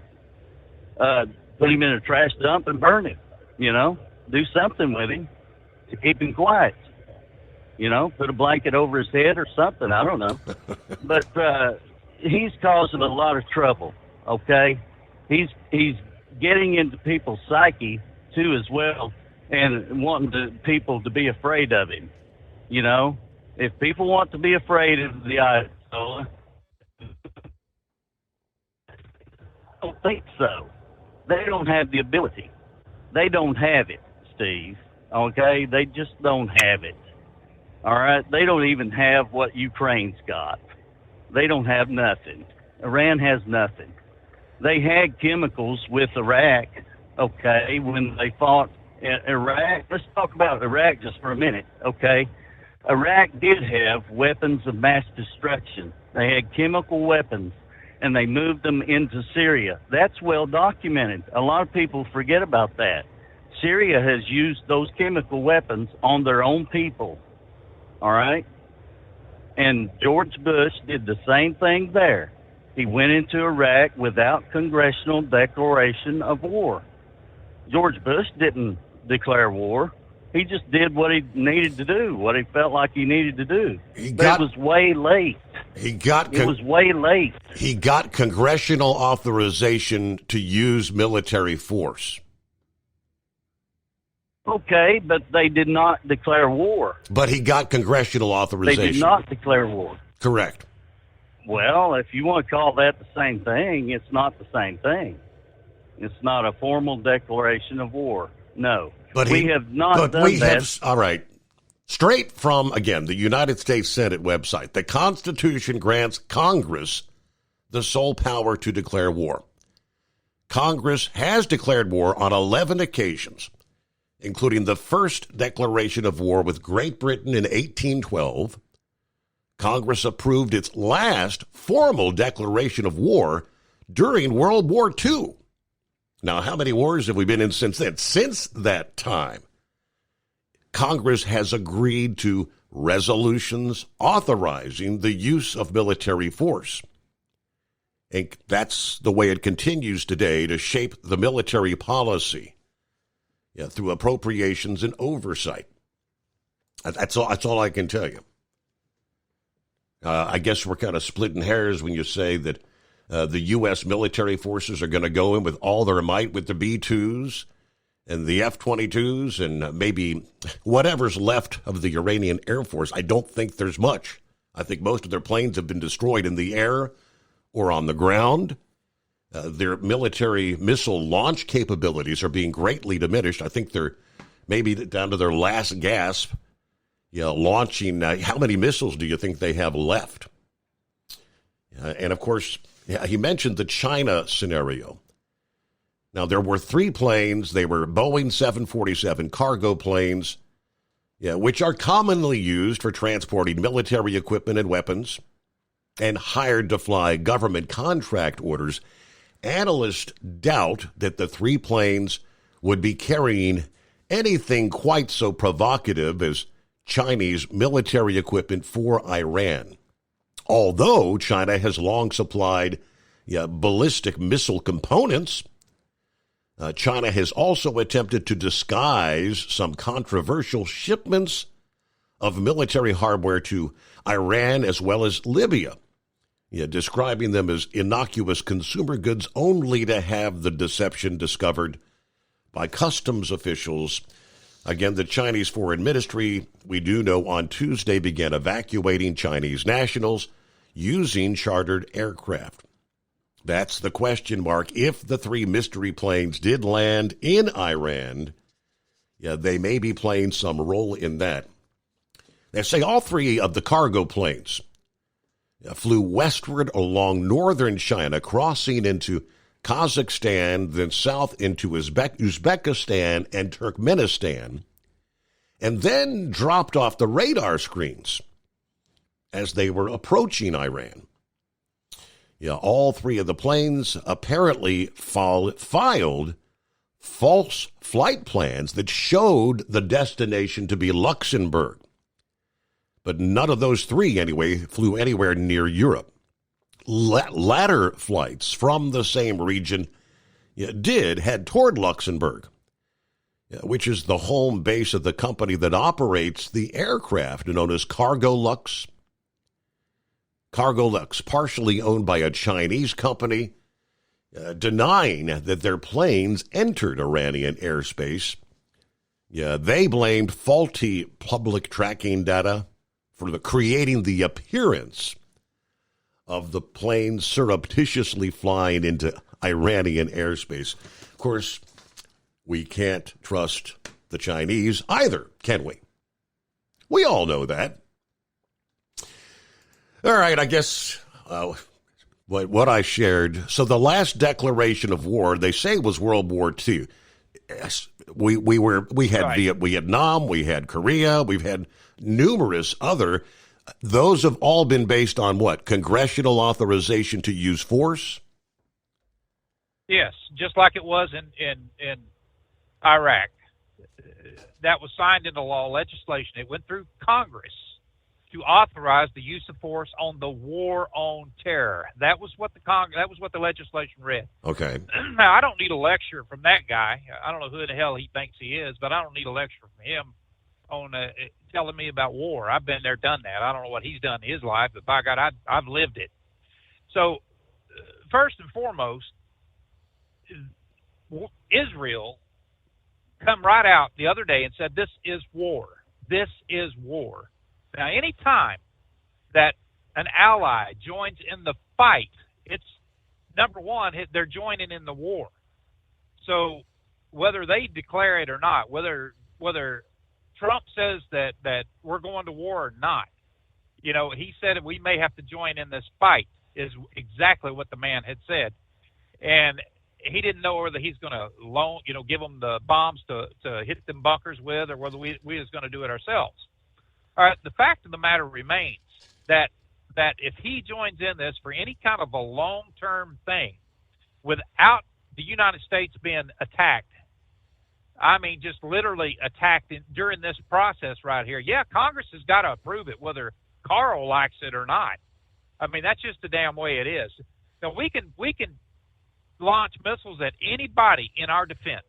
Mm-hmm. Anybody that launches a missile at us, we have the right to respond to that. Mm-hmm. But when you take an aggressive action against a country that's already in a war with another country, why is it you think we're staying the hell out of Ukraine right now? Because they don't want to get involved in this war. It's a proxy war. So I don't know what the hell Carl was talking about, and he thinks that Donald Trump just has the authorization to do whatever the hell he wants to do. Yeah, he's the commander-in-chief of the military. He damn sure is. But Congress has a say in a lot of things, buddy. Don't think for 1 second that they don't. So, yes. They authorize the money. So Congress authorized Vietnam, right? Panama, the Gulf War, 1 and 2. Right. Okay. Right. And when we went into when they authorized it for Iraq, that was actionable information. And that's what they went off of, that there was an imminent terror threat against the United States. Lived it, buddy. Listened to the briefings, all that other good stuff. Hell, in the first Gulf War, it was the same damn thing when Saddam was, took over Kuwait. We had actionable information that, he may move against American interest in the regions. So what'd we do? Hell, we all, met up in Saudi Arabia and kicked his ass for a few minutes. But the thought that a president has the right just to blow up whoever the hell he wants because he's the commander-in-chief, that's the dumbest damn thing that I've ever heard in my life. That's the best way in the kind world. Of what we're waiting for right now, because remember, Iran said that if Israel attacks, that they're going to attack our bases all throughout the Middle East. We evacuate. They've not done that because I think they know that gives Donald Trump the green light, correct? Immediately, to go in, no holds barred. Your factory fuel filter is letting you down. AirDog heavy-duty diesel fuel systems don't just filter your fuel. The AirDog fully optimizes your truck's fuel system for peak efficiency. The factory-provided filter simply removes particulates and water from fuel. The AirDog system removes all contaminants, including entrained air, water, and particulates, and feeds the engine pump with optimal pressure. Check out airdogdiesel.com to learn how you can capture every bit of performance and efficiency from your fuel system. We know being over the road isn't easy, but getting parts for your truck can be. Rainey's offers over 100,000 parts and accessories, from chrome to cab comforts, watermelon lights to necessary replacement parts. It's all available on our website. Got questions? Our team of experts has your back from start to finish with unmatched customer service you won't get anywhere else. Head to Rainey's.com to get $25 off any order over $250 with code DRIVE25 at checkout. Hello, Big T here with Diesel Power Group. Listen, if your truck's in a repair center and you think it's being misdiagnosed or worse, being overcharged for an overhaul or an engine replacement, you need to stop and call Diesel Power Group now.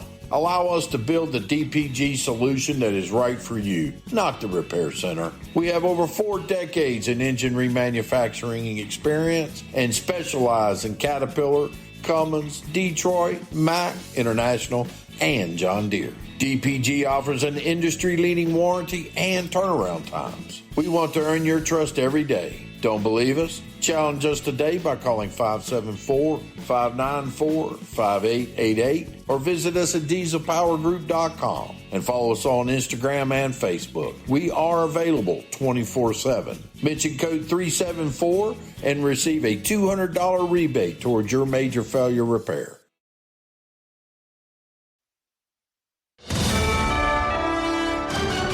USA Radio News, I'm Anthony Lucero. There are multiple reports that the White House is considering an offensive strike against the nation of Iran. The reports come after President Trump said he wanted an unconditional surrender from Iran. There's growing speculation whether the U.S. will enter the conflict offensively on behalf of Israel and take out Iran's remaining underground nuclear facilities. Israel has dealt a significant blow to Iran's nuclear program, but lacks the technology to reach those sites buried beneath layers of mountain. John Summers, USA Radio News. Members of Congress on both sides of the aisle are looking to limit the U.S. involvement in the Iran-Israel conflict. Democratic Senator Tim Kaine introduced legislation that aims to limit President Trump's war powers. It would keep the president from being able to use military force in Iran without congressional approval. Meanwhile, Republican Congressman Thomas Massie introduced his Iran war powers resolution. I'm Mark Mayfield. The State Department is warning Americans about travel to Europe as anti-tourism activists have taken to the streets. Tourists, go home! Tourists, go home! Tourists, go home! Travelers are being urged to exercise caution with demonstrations heating up in Spain. Locals marched through the capital recently and used water guns on tourists. They're angry about what they see as over-tourism and the sharp rise of the local cost of living. The U.S. Embassy in Spain notes there are additional protests related to the conflict in the Middle East. I'm Brian Shook. A federal judge says the government cannot enforce President Trump's order that Americans have to put their birth gender on passports. The judge ruled that anyone who applies for a new passport can choose the gender they identify with or select X on the application form. The decision comes after a lawsuit filed by a group of transgender and non-binary plaintiffs along with the ACLU. The judge said that the government failed to give a rationale for the policy. I'm Tammy Trujillo. From America's News Network, USA Radio News. With all the recent violent protests, looting, and destruction, some areas are considering either defunding or abolishing the police. At a time when America's neighborhoods need the protection of police the most, some elected officials would rather create more chaos by playing politics. If you're sick of elected officials caving in to demands of the radical left, you're not alone. It's time we stand up and declare our support for local police. The majority of police officers are important partners in protecting our God-given rights. If you prefer freedom over chaos, then learn how you can help protect the local police that serve your community. Call today and request your free Support Your Local Police info packet. Dial 800-JBS-USA-1. That's 800-JBS-USA-1. Request your free Support Your Local Police info packet by calling 800-JBS-USA-1 today.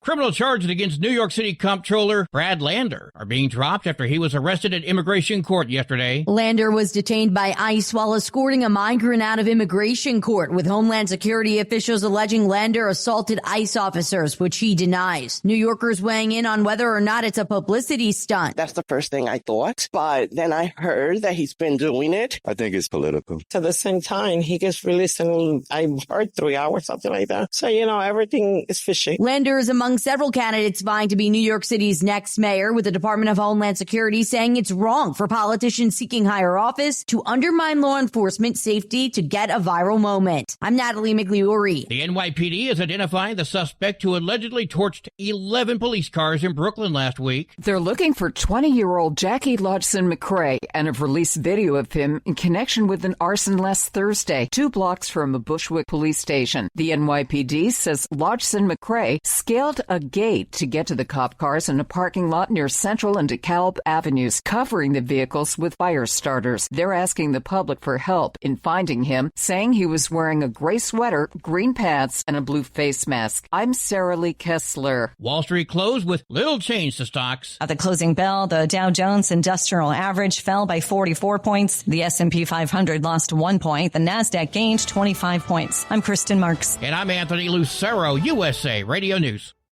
In a study, it was found that 33% of 44 herbal supplements had no trace of the advertised herb. Now, don't let that happen to you. Hi, this is Dr. Mitch. If you want to ensure quality, go to TotalWellness.com. Supplements made for physicians, only now available to you too. TotalWellness.com, helping you to look good, feel good, and enjoy total wellness. We know being over the road isn't easy, but getting parts for your truck can be. Rainey's offers over 100,000 parts and accessories, from chrome to cab comforts, watermelon lights to necessary replacement parts. It's all available on our website. Got questions? Our team of experts has your back from start to finish with unmatched customer service you won't get anywhere else. Head to Rainey's.com to get $25 off any order over $250 with code DRIVE25 at checkout. When your injectors fail, your truck and your paycheck stop moving. At Industrial Injection, we remanufacture diesel injectors to perform better than brand new. Tighter specs, cleaner fuel delivery, and tested in-house by diesel experts. Plus, we build turbos, pumps, engine kits, and more, all backed by over 40 years in the diesel industry. It doesn't matter if you're running on modern common rail or legacy mechanical. We've got you covered. Call 800-955-0476 or visit industrialinjection.com. Knowledge you trust. Quality you depend on. Keep the bugs off your glass and the Smokies off your ass. This is the Overnight Drive with Steve Summers. All right, as we get another hour underway, rolling into a Thursday. Good to have you on board. Yeah, we prompted a rather interesting discussion. Does the president have the authority to act? If you do the search, does the president have to inform the Congress of a war? That's interesting how the War Powers Resolution, that's the act. It says here, yes, the president is required to inform Congress within 48 hours of introducing U.S. armed forces into hostilities or situations where imminent hostilities are likely.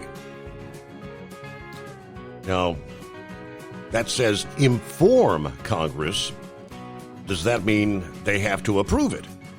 I guess is my question. It's mandated by the War Powers Resolution of 1973. It also stipulates that the president must consult with Congress before deploying troops and terminate the use of force within 60 days unless Congress authorizes continuation. The War Powers Resolution, a federal law passed by Congress to limit the president's ability to commit troops to armed conflict without congressional approval. It aims to balance the president's role as commander-in-chief with Congress's constitutional power to declare war. And so I kind of see Carl's point that by entering, we're not declaring war. Congress has not declared war since World War II. And we have that proverbial laundry list of military involvement that has been used since then. I got it. Now, Vic sent me an email. How did he put it? He said, yes, America has the right to defend itself if attacked. And that's kind of where we left off there. I said, they haven't hit any of our military bases there in the Middle East at this point. You haven't gone after any of the naval ships there in the Gulf. I mean, there's plenty of targets that are readily available involving American forces. But here's another question. I get back, Grump, if these Democrats, why would they be introducing these resolutions to limit his powers if they don't think he has the full power to do whatever the hell he wants? Well, under the War Powers Act and also under the War on Terror, when that resolution was introduced into Congress back prior to the Gulf War to remove Saddam Hussein, it broadened the president's abilities on, and it also took away a little bit of what the scope of that was. And what I'm saying is that it gave him more. I guess you could say it gave him more power in one sense to retaliate against anyone, that he deems or that's a imminent threat against the country. All right. How are they an imminent threat right now? See, this is one of the things that has come about in a lot of the conversations and stuff with Congress.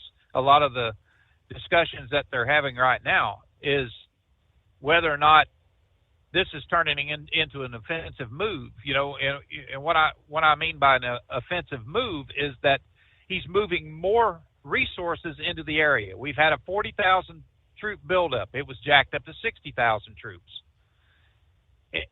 Is this in response to the war on with Israel, where we're going to go in and back them up, and we're going to use boots on the ground and our air resources and things like that are going to come into Tomahawks and ships. Mm-hmm. They're going to be launching Tomahawks and things like that out of subs, and we changed this from trying to get them to surrender, number one, which Israel's doing a pretty damn good job of it right now. But to think that the president can just unilaterally move troops and everybody else into an area for an offensive move for something that he sees as it might be a threat. It might, there could be a threat there. Well, where is the threat? I mean, hell, they have no military. They have none. If it's just to bomb this one damn bunker, that they believe has all these centrifuges in it, which it probably does, then Israel is more than capable of doing that with our assets, with us giving them the bunker busters and letting them do it. Hell, they train with them. So what it seemed to me like Carl was saying was the president don't need authorization for a damn thing. He can do whatever he wants because he's in charge of the military. Just because you're a commander-in-chief don't mean that you can run around blowing down people up, dude. I mean, there is limits on what he can do. Now, if Congress looks at this and they say, well, we don't see the threat, they can pull the funding off anything and everything. I mean, they have the power of the purse strings, and they can also bring in hearings and things like that, just like they did for the resolution to fight Saddam Hussein. But when Israel declared this as a war, and that's what right there, Netanyahu said that this is a war, between between Iran and Israel. When we get involved in something like that, we are entering into a war. Hell, Congress had to. It wouldn't have been any different than what was going on in World War II, with Germany when we started moving troops in over there. They said, the war had began. All right, fine. Congress had to approve through the War Powers Act for us to move over there, move troops over there and start, and help fight that war. Well, I understand what he's saying, but as far as him saying that the president has, just powers to do whatever, blanket authority, that was a police action. But the wording, when I just read the wording though, that says the president must consult with Congress. It doesn't say he must get congressional. He must consult before he moves military personnel or puts them in harm's way. It just says he has to. I guess you got to sit down 48 hours before we do anything and say, "Hey, this is what's happening." He's consulting with them. Right. He's going to bring that up to where and that's exactly what it says. Within 48 hours, he has to consult with Congress on this move. Has he done it yet? No, he hasn't done it yet.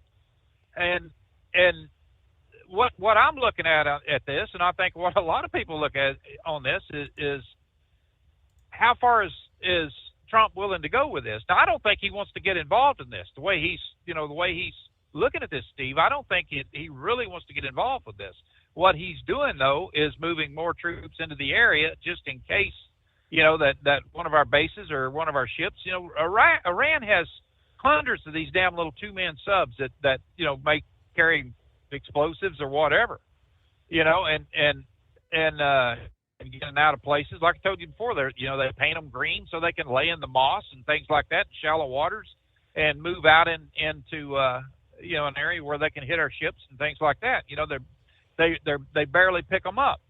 But I think Trump is more looking at that and saying, well, if you attack us, then we're going to respond. Well, you damn right we're going to respond. We're going to respond with, but just to unilaterally, go in there and say, look, we're going to go ahead and bomb the hell out of these people just because Israel is, and they say, well, we've had been attacked many, many, many times by Iran. No, not really. Not since they took our hostages. I mean, we got the Houthis, we have, the Hezbollah, we got Hamas, all these people right here that, that have been paid terrorist organizations by Iran that has moved on our American troops. Using the proxy group. It's the proxy groups, right? Right. And we have responded, how many months were we involved in, or weeks pounding the Houthi rebels there in Yemen? Trump actually got an agreement from the Houthis. They would stop attacking our interests if we stopped attacking them, but they didn't make such a deal with Israel. And subsequently they have fired on Israel several times since then. So we know, Pappy had pointed that out. Israel doesn't have the capabilities to take out the underground bunkers, right? I don't know. Grump's suggesting, but can't we loan them? Loan them a BT, a B-2, and give them some of the 30-pound bunker bus? I don't know that one of their aircraft pilots could just jump into a B-2 and be able to correctly do the job. But they need our aircraft to drop those bunker busters. They don't have the aircraft. They don't have the munitions, either one. But all right, let me jump to Philip. Off to work we go. Good morning on a Thursday. All right, see if the computer will pick him up. It's just kind of thinking at the moment. All right, we'll let it think for a moment. Back into the Steve Summers Overnight Drive. At Hot Shot Secret, we share the science behind common diesel problems. For example, fuel additives. The purpose behind most fuel additives is to impact performance of your diesel or provide protection to your fuel system. Hot Shot Secret Everyday Diesel Treatment provides both performance enhancement and protection with 6 key components. This fully formulated premium fuel treatment includes the performance-enhancing cetane boost, injector cleaner, and LX4 lubrication, as well as protection against water with a demulsifier and rust inhibitor, plus a stabilizer that minimizes fuel filter clogs. Everyday Diesel Treatment delivers a 6-in-1 premium fuel treatment for every fill-up, every time. Everyday Diesel Treatment is available at truck stops, Tractor Supply, O'Reilly's Auto Parts, and online at HotShotSecret.com. Hot Shot Secret, powered by science. Hello, Big T here with Diesel Power Group. Listen, if your truck's in a repair center and you think it's being misdiagnosed or worse, being overcharged for an overhaul or an engine replacement, you need to stop and call Diesel Power Group now. Allow us to build the DPG solution that is right for you, not the repair center. We have over 4 decades in engine remanufacturing experience and specialize in Caterpillar, Cummins, Detroit, Mack, International, and John Deere. DPG offers an industry-leading warranty and turnaround times. We want to earn your trust every day. Don't believe us? Challenge us today by calling 574-594-5888 or visit us at dieselpowergroup.com and follow us on Instagram and Facebook. We are available 24/7. Mention code 374 and receive a $200 rebate towards your major failure repair.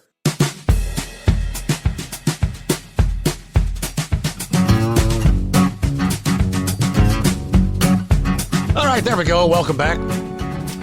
Yeah, the computer was just kind of patiently thinking, finally picked up. Morning, Philip. Morning. Yeah, I've just been quiet the whole time during those breaks there. I didn't want to interrupt your stuff there. Right. I was going to say ding, ding, ding, ding, ding. Okay, everybody go to your corner now. Because it's been pretty good on the show last little bit there. Yeah, right. Just to kind of put things in kind of perspective, I mean, I'm going to shy away from the Rockets right now, even though I'm going to get to them eventually. To put your way of thinking about it, Carl, we all know about Cuba, okay? How far is Cuba away from Florida, Steve? It ain't very far, is it? We could have took Cuba a long time ago. Yeah. Remember when we had that deal back in the 60s with Cuba and Russia and the missiles and all that kind of stuff? President Kennedy could have took Cuba, but as a president, and I'm saying this, as a president, he had to think about what he was doing. Now, did we take Cuba? No, we did not. As far as the situation in 2001 with 9/11 and the Bush and all that stuff, President Bush had a reason for going over and doing what he needed to do. And that's why he got the okay from the Congress. Now, we talked about the Situation Room the other day. That Situation Room is where decisions are made by the president. Now, listen to this, Carl. By the president and Congress.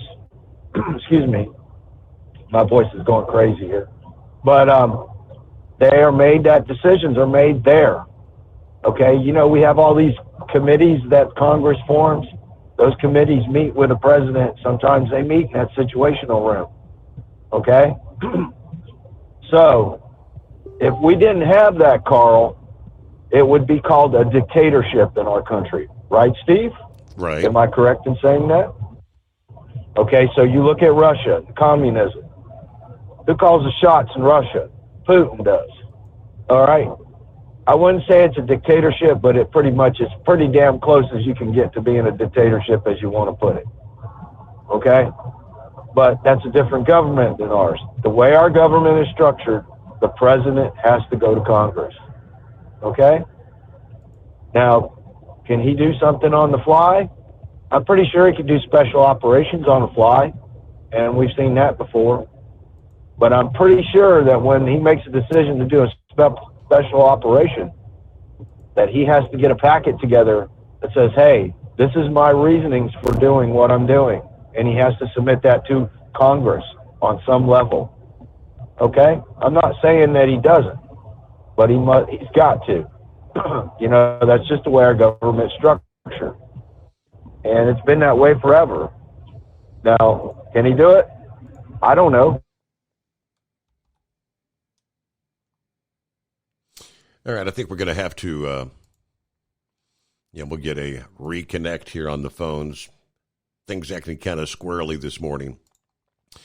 Meanwhile, real quick, while we reconnect with Philip here, it'll take a couple of seconds. I see apparently here just a couple of hours ago, a little after, 11 o'clock, some sort of a test was taking place at the Starbase there in Texas, a Starship routine test, what they call an anomaly. The Starship exploded, massive explosion during the test Wednesday evening, a little after 11 o'clock Central. That'd be so it was right at midnight. Starship 36 experienced a catastrophic failure, exploding dramatically during a routine static test fire. No injuries reported. Authorities wrote that emergency protocols were swiftly enacted and investigation is underway, but SpaceX issued a statement. Let's see. It said, so it was Wednesday night, I guess. Wednesday night, right? Well, that's at about 11 p.m. Central. Starship, preparing for the 10th flight test, experienced a major anomaly while on a test stand. A safety clear area around the site was maintained through the operation. All personnel are accounted for. Our team working to safe the test site and the immediate surrounding area. No hazards to the residents in surrounding communities. We ask individuals do not attempt to approach the area while our so-called safing operations continue.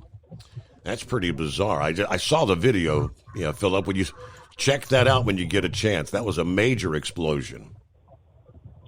Yeah, that I just you saying that right there, I just heard it for the first time. They have a test site that's adjacent to where the launch pads are and all that. It's called the Massey site, and that's where they test the ships at now. They actually have a fire shield and all that there. Mm-hmm. So it doesn't surprise me. It's testing. These things aren't set in stone, Steve. Mm-hmm. That the way you move forward is you have to blow some crap up, for a better way of saying it. And that's what's happening. And you know what? It's better that it does it now than it does it when it's in the air. Elon has been very lucky with Starship. The last ones he's had that have blown up, it's been up really high, and it's been in a position where it can burn up, and it ain't going to hurt nobody. That's the reason why they have this test site now, and kudos to those guys for setting that up, because all of those tests before were done out there by the pad. They had the test racks out there, but they moved it over to Massey. Massey is a separate part of the property that they've set up just for testing the ships, and that's what they can do. They could static fire a ship there, they could static fire the booster on the pad. That's where all the booster testing is done, on the pad. But as far as the ship testing, it's on there. And they moved the Axiom launch again, Steve, to Sunday morning. They've moved that, and the rocket that I saw last night was not the one for Amazon. It was actually Starlink mission that took off last night that I saw. So I want to correct that. Okay. But it happens. It's part of the deal. It's testing. There's going to be stuff that blows up. It would be better off that it happened on the ground. And that's why they make everybody get out of the play. That's why they're doing what they're doing out there. It's come down now to the time, how, I don't know if you've noticed, but Elon took control of that town. Did you see that? Now it's called Starbase. Yes, and the people, I guess the people actually voted to rename the town, right? Well, here's the thing. It's time to take control of it, because it's come to the point now in production that there's a lot of stuff that can hurt a lot of people in the testing process. Like you say this, and when 85% of your residents kind of work for you. Yeah. I think you're going to have a little play in everything. And the folks that are in Boca Chica Village, and that's the name of the place, Boca Chica Village, those people respect Elon for coming there, because he brought things to their town that they've never had before. You know what I mean? It's just been one of those beach towns, a tourist town, go out to the beach, hang out on the beach type of thing. Now it's turned into this internet craze. Oh my God, I think everybody and their brother's got a daggone channel on Rockets watching Boca Chica. Mm-hmm. So it's become a very profitable venture for a lot of people outside of the space deal, actually outside the people that work at SpaceX. So kudos to him, though. I'll have to study it. I can't look at it right now because I'm in the middle of Orlando on I-4. But when I get to work, I'll check it out. But yeah, you said that happened at 11 o'clock. That's just a few hours ago, Steve. 11 o'clock right? Central, so yeah, it was like midnight. It was 12:01 here, Eastern. Okay. Well, if that's the case, then we're going to have to go to the next ship number. What is that, 37? Uh-huh. They'll have to go to the next ship number. That's why he's got, if you look at that operation and the way it's set up, that's the reason he has everything set up the way it does. He can, if some anomaly is basically when something goes wrong with a rocket. That's the term they use, anomaly. They used it when Challenger. And when it blows up, that's an anomaly, right? Hey, we pause. USA Radio News, I'm Anthony Lucero. Members of Congress are calling for a coordinated evaluation plan for Americans in Israel. It comes as Israel and Iran have been locked in conflict for nearly a week, with both countries trading missiles. In a bipartisan letter, New Jersey Congressman Josh Gottheimer and fellow Intelligence Committee members urged President Trump and Secretary of State Marco Rubio to share what concrete steps they're taking to get Americans out of Israel. Members of Congress say they understand the security situation in Israel has made for many obstacles, but they're urging the administration to explore all evacuation routes by land and sea. I'm Natalie Migliori.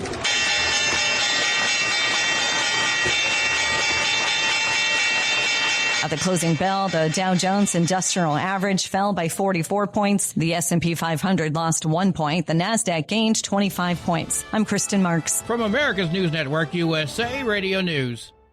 Hey, I'm Brant, and her name is Sherry. Hello. She's a friend of mine whom we were just praying for because of a surgery she just went through. Yes, and I am very happy about something you actually talk about all the time, which is Medi-Share. That is right. Yeah. So what was your experience like with Medi-Share and the healthcare bills? Honestly, Brant, seamless. And what a blessing that is when you're already nervous about a health issue, which I was. Yeah. Members shared my expenses. There were zero problems. And let me tell you, having people pray with you when you call in with your need, that is just... It is refreshing. Yes, that's what it is. What I keep telling people. People love Medi-Share, and they love saving money. A typical family can save $500 a month. I am very thankful for Medi-Share. It is so different, and I mean different in a very, very good way. It is good different. Call now. They're easy to talk to, and you can get a price within 2 minutes. Call 855-SHARE-40. At Hot Shot Secret, we share the science behind common diesel problems and their solutions. For example, Hot Shot Secret Stiction Eliminator. Stiction, that sticky friction, undermines the performance of diesel engines and is difficult to remove from the oil system. Hot Shot Secret Stiction Eliminator is a powerful synthetic cleaner that targets stiction, contains no harmful solvents, and is formulated to be left in the engine to safely dissolve stiction for thousands of miles. It works as you drive. Our proprietary carbon nano lubricant is blended with Stiction Eliminator, filling in microscopic irregularities inside your engine, providing a smoother surface for enhanced lubricity, reducing friction and wear. Third-party ASTM testing verifies that Stiction Eliminator removes 2 times as much stiction than any alternative on the retail shelf. Use Stiction Eliminator to solve an existing problem or as a preventative maintenance. Hot Shot Secret Stiction Eliminator, available at truck stops, Tractor Supply, O'Reilly's Auto Parts, and online at hotshotsecret.com. Hot Shot Secret, powered by science. Tired of the guesswork when it comes to your load weight? With RightWay, stay in control on the road and on the DOT's good side. From onboard load scales to Bluetooth-enabled monitoring, RightWay helps truckers and fleets cut down on time, fines, and fuel waste, all without hitting the scale. Smarter hauling starts here. Want more details? Head over to RWLS.com. RightWay. Drive more, scale less. Your factory fuel filter is letting you down. AirDog heavy-duty diesel fuel systems don't just filter your fuel. The AirDog fully optimizes your truck's fuel system for peak efficiency. The factory-provided filter simply removes particulates and water from fuel. The AirDog system removes all contaminants, including entrained air, water, and particulates, and feeds the engine pump with optimal pressure. Check out airdogdiesel.com to learn how you can capture every bit of performance and efficiency from your fuel system. We know being over the road isn't easy, but getting parts for your truck can be. Rainey's offers over 100,000 parts and accessories, from chrome to cab comforts, watermelon lights to necessary replacement parts. It's all available on our website. Got questions? Our team of experts has your back from start to finish with unmatched customer service you won't get anywhere else. Head to Rainey's.com to get $25 off any order over $250 with code DRIVE25 at checkout. When your injectors fail, your truck and your paycheck stop moving. At Industrial Injection, we remanufacture diesel injectors to perform better than brand new. Tighter specs, cleaner fuel delivery, and tested in-house by diesel experts. Plus, we build turbos, pumps, engine kits, and more, all backed by over 40 years in the diesel industry. It doesn't matter if you're running on modern common rail or legacy mechanical. We've got you covered. Call 800-955-0476 or visit industrialinjection.com. Knowledge you trust. Quality you depend on. And now, back to the Steve Summers Overnight Drive, live from the Hot Shot Secret Studios.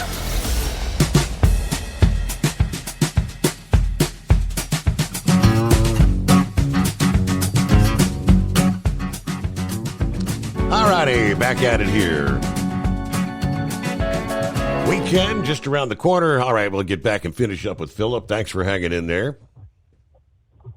Yeah, man, no problem. I apologize about my voice, man. This allergy stuff has been nicking me in the butt for the last couple of days, so I'm dealing with it. Yeah. Guess what today is, Steve? Today is my 15th anniversary with Disney. Wow. How about 15 that? years. Yep. And I got the little statue the other day, the castle they call it. So got that the other day from management, and that, you know, it's a pretty big milestone for me. This was one of the ones I wanted to make, you know. So I'm in good shape right now. I want Disney, and I want to keep it that way. And I want to thank a lot of the people that I work with. I tell you, they put a lot of hard work in, be it people maintaining the vehicles or people like me out there working, you know.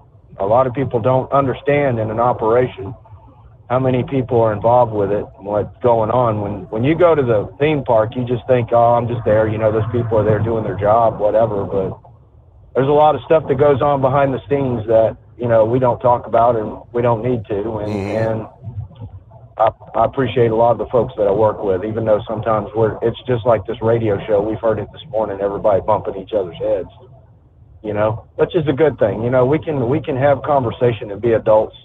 We don't have to agree, you know, but we can be adults and walk away with it saying, hey, maybe we've learned something from it, and maybe we haven't. You know, maybe we're still stuck in our own beliefs. You know, everybody has a different way of thinking, and we have to respect each other for that. It's the same way where I work at. We're the same way. But we all got the same goal. We move about 250,000 people a day, Steve. Wow. So that's pretty good stuff for about, well, let's see, normal shift, about 50, 60 people, you know, doing that, you know, and that's something to be pretty proud of. And sometimes we do it with 12 trains. Sometimes we do it with 9 trains. Sometimes we do it with 8 trains. It just depends on whatever we got going on for the day. And when we break down, we're just like anybody else. Just like that truck breaks down, you got to go to plan B, and we do that. We go to plan B, and we go and we do what we need to do and step in there. There's no arguing, no fussing, no fighting. Let's get this done. And, you know, we got to deal with it. So, but I just thought I'd mention that today. It's something I'm proud of. And there's a lot of work to get to it. Congratulations on that. Yes. And I've done Disney now almost as long as I drove. I drove for 25 years. And I'm hoping I can do it as long as I drove. You know, that's my goal. I want to try to do it as long as I drove a truck.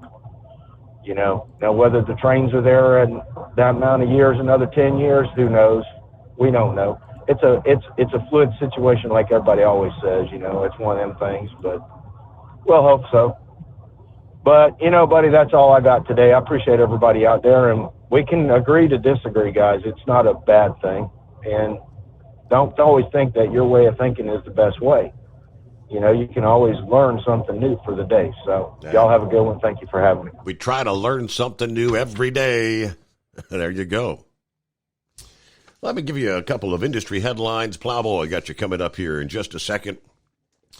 Truck drivers transporting oversized and overweight loads will continue to receive an exemption from the FMCSA's 30-minute rest break requirement.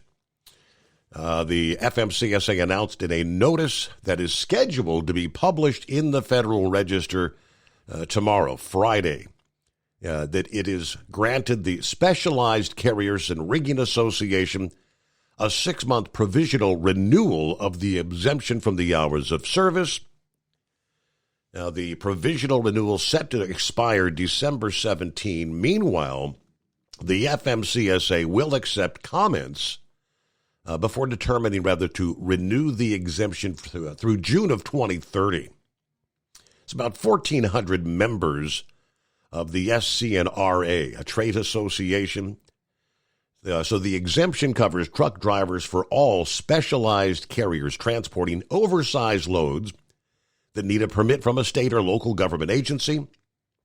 The 30-minute break uniquely affects oversized, overweight loads and has exacerbated the number of instances in which drivers have had to park these loads at roadside, consequently impacting the safety of both the general public and the driver. They also said that state and local permits often restrict the days of the week and the hours of the day when oversized loads can be transported. Those hours often conflict with the timing of the required 30-minute rest break. All right, this week, transportation officials in Ohio and Kentucky, lo and behold, unveiling the design for a double-decker companion to the existing, what we call the Brent Spence Bridge Corridor Project, which also includes upgrades to the existing bridge. Estimated cost, $3.6 billion to be split evenly between Ohio and Kentucky. Construction is expected to start later this year. Finally. Once the new companion bridge is built, the existing Brent Spence Bridge will be reconfigured from 4 lanes to 3 on each deck, with emergency shoulders on each side to improve safety and carry local traffic between Covington and Cincinnati, Ohio.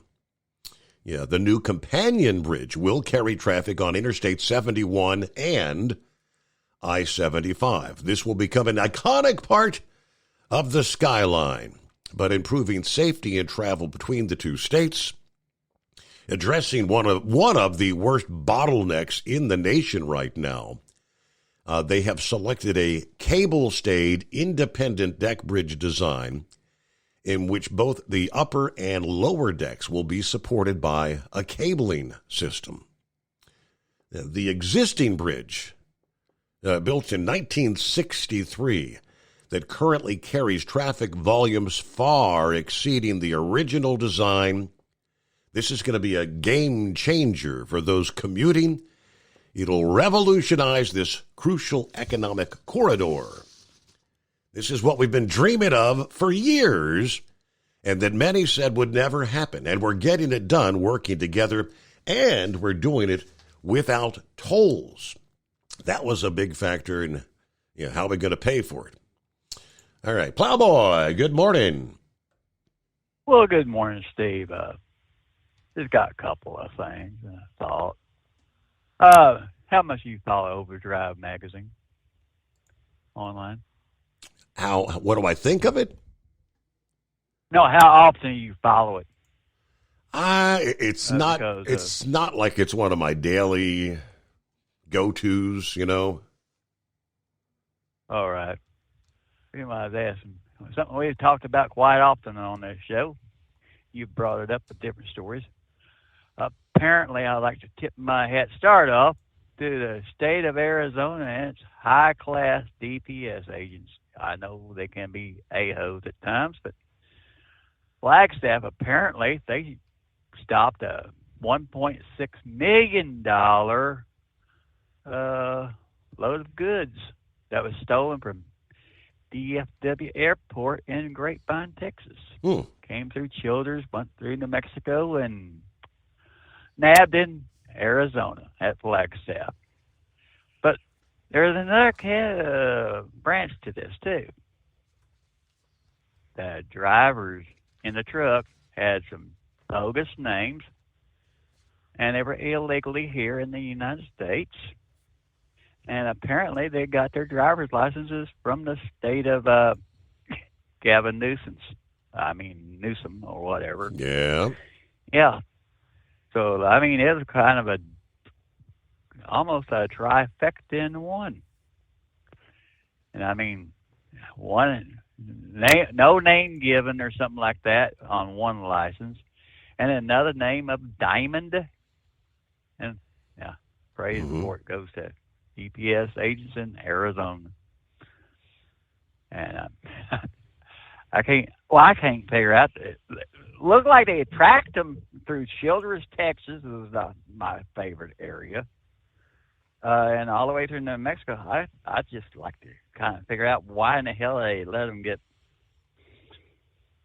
over 10 hours away before we picked the bastards up. There's something called Overhaul Connect Enforcement, the name of it was.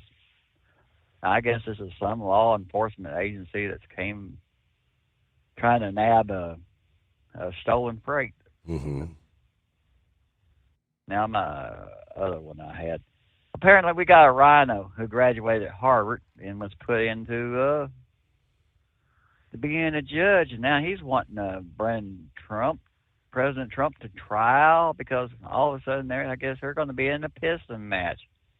Judge William B. Young or something like that, who was appointed back under the Reagan administration. I guess all of a sudden he's no longer,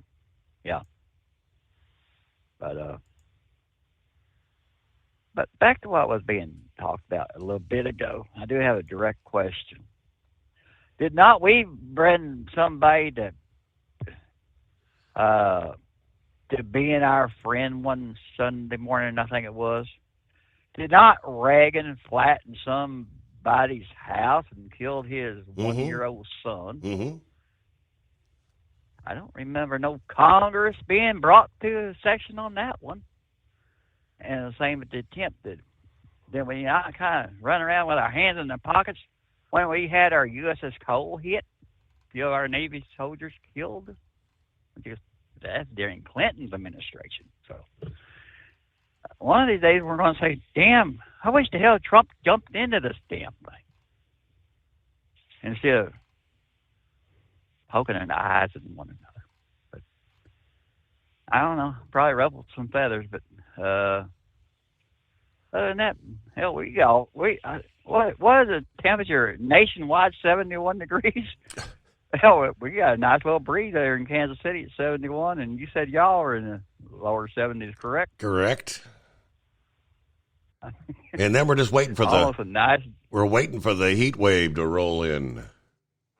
Yeah, speaking of Senor Heat Wave, his name will be taken in vain by many over the next week.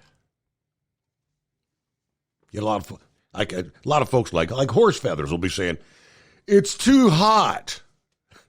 Yeah.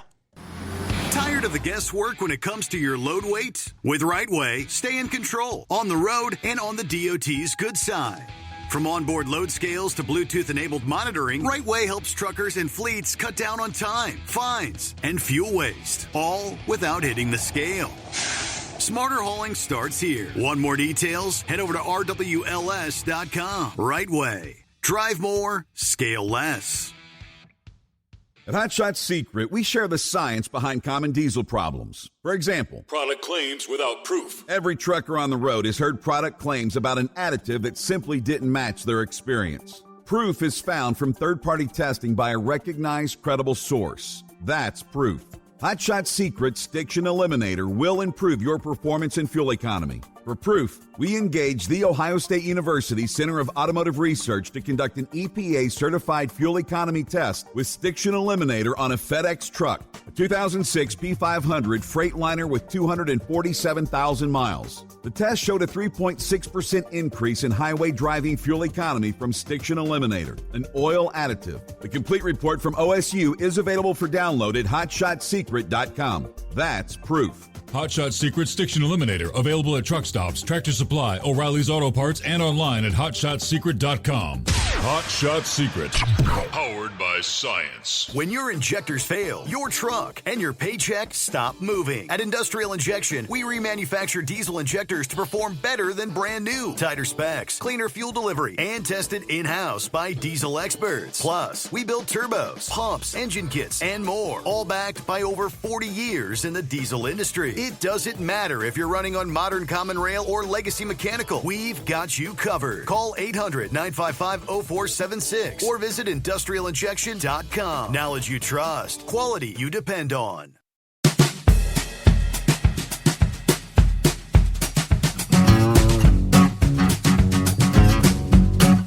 We shared the story last evening about the heist $1.4 million worth of Nintendo Switch consoles that were hot off the press.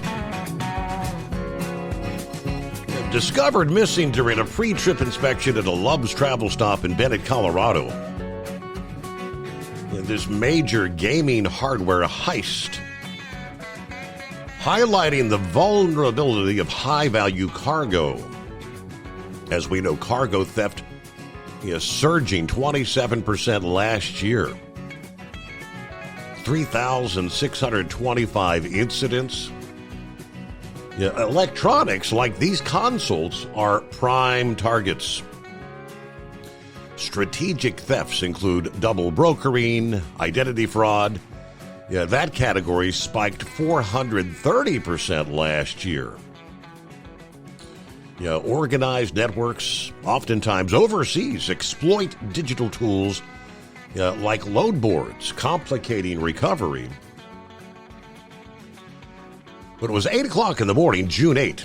The Arapahoe County Sheriff's deputies responded to a theft report at a Love's truck stop. Stolen cargo, as I mentioned, 2,810 Nintendo Switch consoles worth $499 each.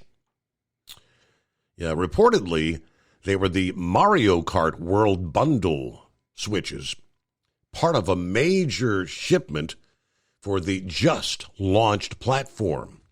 Like I said, hot off the press.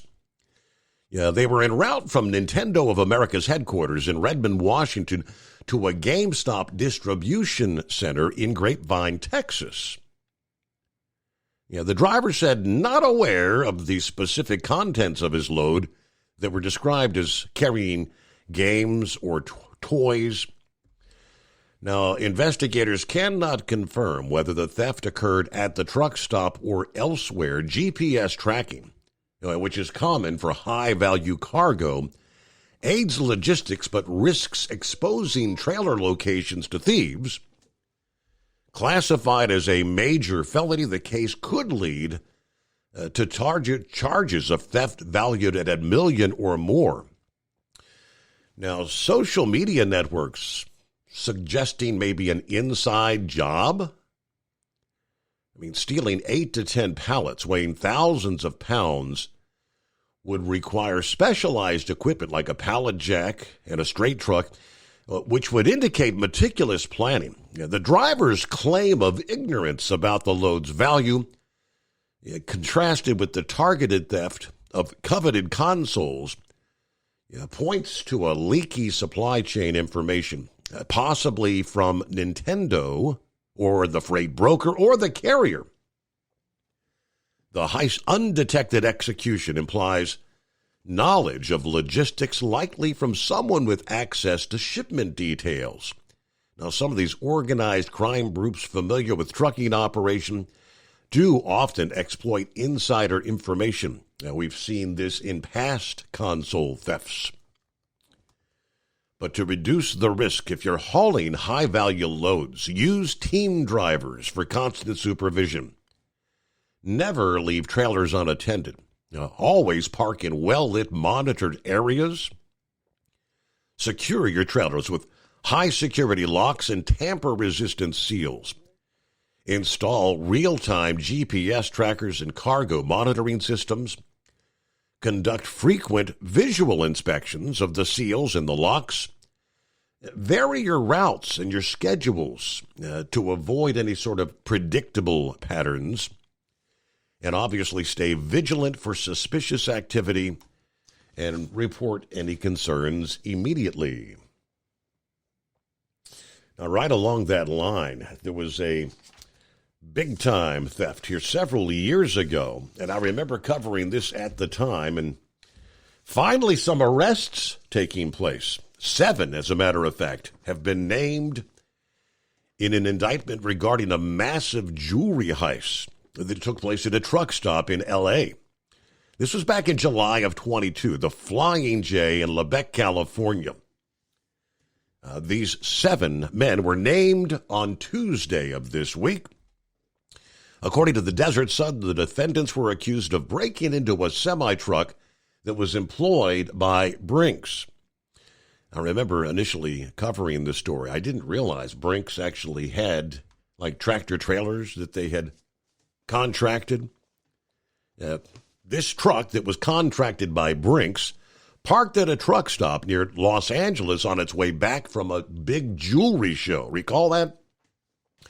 Thieves made off with approximately $100 million worth of gold, rubies, diamonds, emeralds, luxury watches. What is considered to be the largest jewelry heist in U.S. history. The 7 men named, mostly in their 30s and 40s. There was one 60-year-old.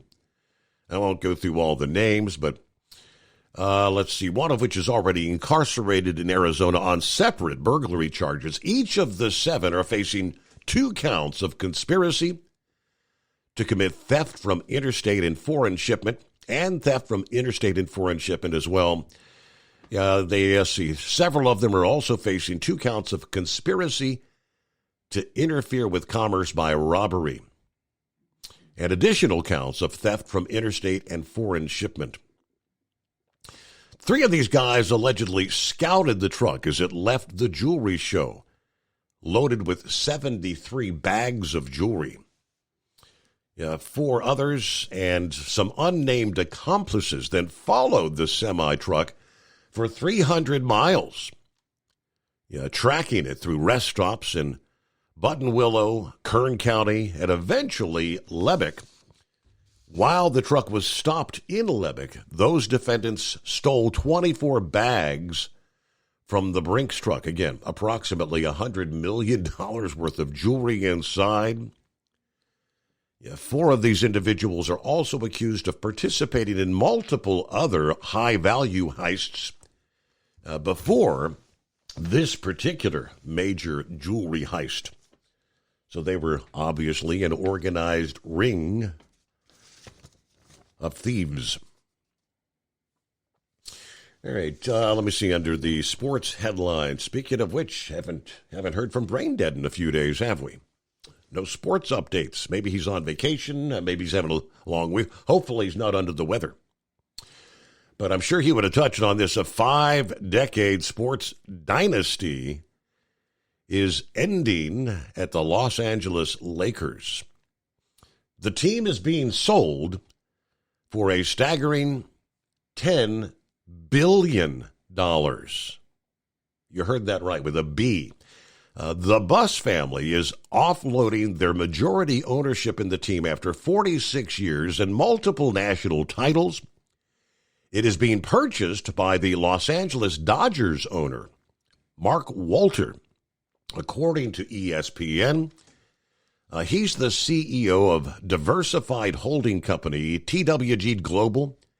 He also has stakes or majority ownership of multiple other sports franchises.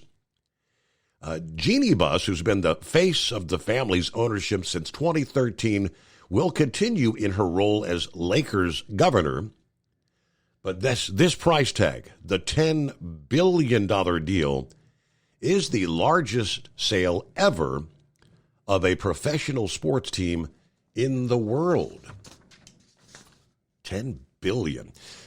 It's 844-844-3388. At Hot Shot Secret, we share the science behind common diesel problems. For example, Fuel additives. the purpose behind most fuel additives is to impact performance of your diesel or provide protection to your fuel system. Hot Shot Secret Everyday Diesel Treatment provides both performance enhancement and protection with 6 key components. This fully formulated premium fuel treatment includes the performance-enhancing cetane boost, injector cleaner, and LX4 lubrication, as well as protection against water with a demulsifier and rust inhibitor, plus a stabilizer that minimizes fuel filter clogs. Everyday Diesel Treatment delivers a 6-in-1 premium fuel treatment for every fill-up, every time. Everyday Diesel Treatment is available at truck stops, Tractor Supply, O'Reilly's Auto Parts, and online at HotShotSecret.com. Hot Shot Secret, powered by science. Hello, Big T here with Diesel Power Group. Listen, if your truck's in a repair center and you think it's being misdiagnosed or worse, being overcharged for an overhaul or an engine replacement, you need to stop and call Diesel Power Group now. Allow us to build the DPG solution that is right for you, not the repair center. We have over 4 decades in engine remanufacturing experience and specialize in Caterpillar, Cummins, Detroit, Mack, International, and John Deere. DPG offers an industry-leading warranty and turnaround times. We want to earn your trust every day. Don't believe us? Challenge us today by calling 574-594-5888 or visit us at dieselpowergroup.com and follow us on Instagram and Facebook. We are available 24/7. Mention code 374 and receive a $200 rebate towards your major failure repair. USA Radio News, I'm Anthony Lucero. President Trump is not interested in Russia getting involved in the Iran-Israel conflict. He actually offered to help mediate. I said, do me a favor. Mediate your own. Let's mediate Russia first, okay? At an event at the White House today, the president said he spoke with Vladimir Putin and signaled he's not supportive of the idea that Russia could mediate the negotiations. I said, Vladimir, let's mediate Russia first. You can worry about this later. Trump has so far been unsuccessful at brokering a ceasefire deal between Russia and Ukraine. Senator Ted Cruz is pushing back after a clip from his interview with Tucker Carlson went viral yesterday. The clip shows a conservative personality quizzing the Texas Republican about the population of Iran. I don't know the population. At all? No, I don't know the population. You don't know the population of the country you seek to topple? How many people live in Iran? 92 million. Okay. Yeah, how could you not know that? Carlson went on to accuse Cruz of not knowing anything about Iran. Later, Cruz says Carlson released a snippet playing a gotcha on the population of Iran. Cruz says he declined to play that silly game. Carlson's original post of the clip has racked up more than 26 million views. The Senate is working through President Trump's big, beautiful bill. Iowa senior Republican Senator Chuck Grassley updates where it stands. This week is opportunities for every member of the Senate to go through it, give reactions, maybe some possible changes, and then a week from now we'll be on the bill all week till we get it done. Senate Majority Leader John Thune can afford to lose only 3 Republicans when the bill eventually goes to the Senate floor. Republicans are using a legislative procedure called reconciliation, which will get the bill passed with just a simple majority. House Speaker Mike Johnson has warned the Senate to limit any changes to the measure, citing the razor-thin margin the bill has in the Republican-controlled chamber. John Summers, USA Radio News. From America's News Network, USA Radio News. Hi, it's Mark Falter, host of the Financial Fitness Show. I strongly believe that no one should ever pay 1 penny more in taxes than they are legally obligated. Unfortunately, for most hardworking Americans, this just isn't the case. Why? Because most people spend more time planning next weekend's getaway than trying to ensure they're going to pay less in taxes. My financial fitness team has put together some materials that I know are going to help you. It's the Tax Savings Kit. Tax Savings Kit includes 3 things: free tax analysis, top 10 ways to pay less in taxes, and an investor's guide to taxes. Now, how do you get it? Simple.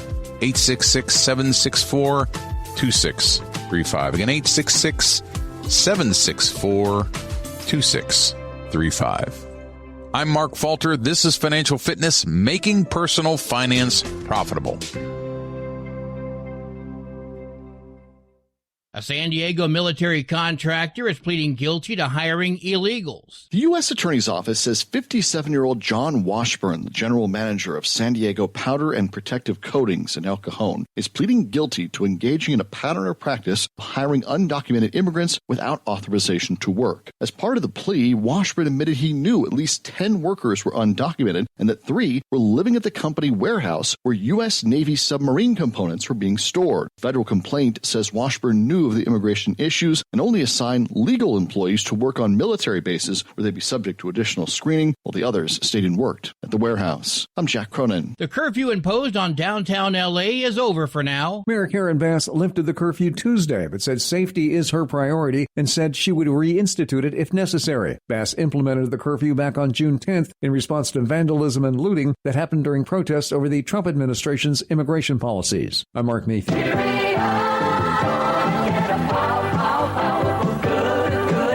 Cheerios has announced that they are discontinuing 3 new flavors. The popular breakfast cereal introduced several new flavors this year, but now Cheerios maker General Mills says it will stop making 3 of them. The 3 flavors are chocolate peanut butter Cheerios, Honey Nut Cheerios Minis, and Honey Nut Cheerios Medley Oat Crunch. Cheerios fans are being urged to grab up the remaining stock of those flavors while they're still on the shelves. I'm Tammy Trujillo. And I'm Anthony Lucero, USA Radio News. Many Americans are currently celebrating the election of Donald J. Trump. If you'd like a deep dive look into the mass movement behind his political success, visit TrumpWorld.net to get your complimentary digital copy of the Trump World Bookazine from The New American. It's a 96-page special collector's edition, and for a limited time you can receive the digital edition for free. Visit TrumpWorld.net today for your free digital copy of Trump World. That's TrumpWorld.net. We know being over the road isn't easy, but getting parts for your truck can be. Rainey's offers over 100,000 parts and accessories, from chrome to cab comforts, watermelon lights to necessary replacement parts. It's all available on our website. Got questions? Our team of experts has your back from start to finish with unmatched customer service you won't get anywhere else. Head to Rainey's.com to get $25 off any order over $250 with code DRIVE25 at checkout. When your injectors fail, oil, your truck, and your paycheck stop moving. At Industrial Injection, we remanufacture diesel injectors to perform better than brand new. Tighter specs, cleaner fuel delivery, and tested in-house by diesel experts. Plus, we build turbos, pumps, engine kits, and more, all backed by over 40 years in the diesel industry. It doesn't matter if you're running on modern common rail or legacy mechanical. We've got you covered. Call 800-955-0476 or visit industrialinjection.com. Knowledge you trust. Quality you depend on. Keep the bugs off your glass and the Smokies off your ass. This is the Overnight Drive with Steve Summers.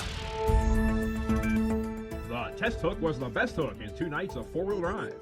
The diesel truck's lone heat was won by a van. And the trophies for the preliminary Pro Stock rounds landed not far from Farley. From National Tractor Pullers Association headquarters in Marion, Ohio, this is the NTPA Overnight Radio Report.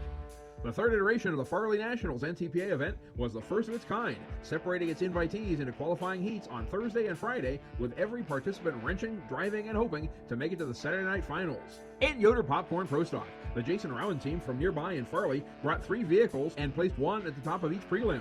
On Thursday, it was the newly named No Limit John Deere 8370R, driven by Andrew Vorwald of Scotch Grove, Iowa, that claimed the checkers over fellow Farleyite Brandon Simon, who placed second and third with Loud and Heavy and Loud and Heavy X. Then on Friday, Jason himself drove the construction yellow John Deere 5020, known as Industrial Force, to a 3.5-foot margin over past champion Mike Connie and Mac Nasty and Randy Bader's No Fear Deer. In 4.1 Pro Stock, the role of 2024 Region 3 standard bearer Dean Holiski continues. The former Super Semi champion from Waterville, Minnesota, won a round this winter at the National Farm Machinery Show and then bested Darren Raderman's Full Bore by 9/10 of an inch, Danny Barker's Rhapsody by 6 inches, and 22 other limited pros to park his Killin' Time in first on Friday. That came a night after Tyler Audette's Purebred Red from Bridport, Vermont, cleared James Geezy's Hicktown Hurricane and Bill Figgenbaum's Instigator plus 21 more.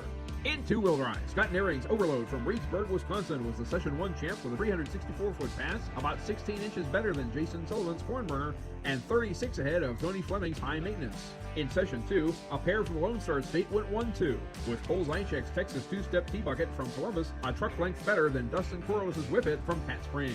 Tony's brother Chaz brought in 2 deep home third after dropping 6 to regroup.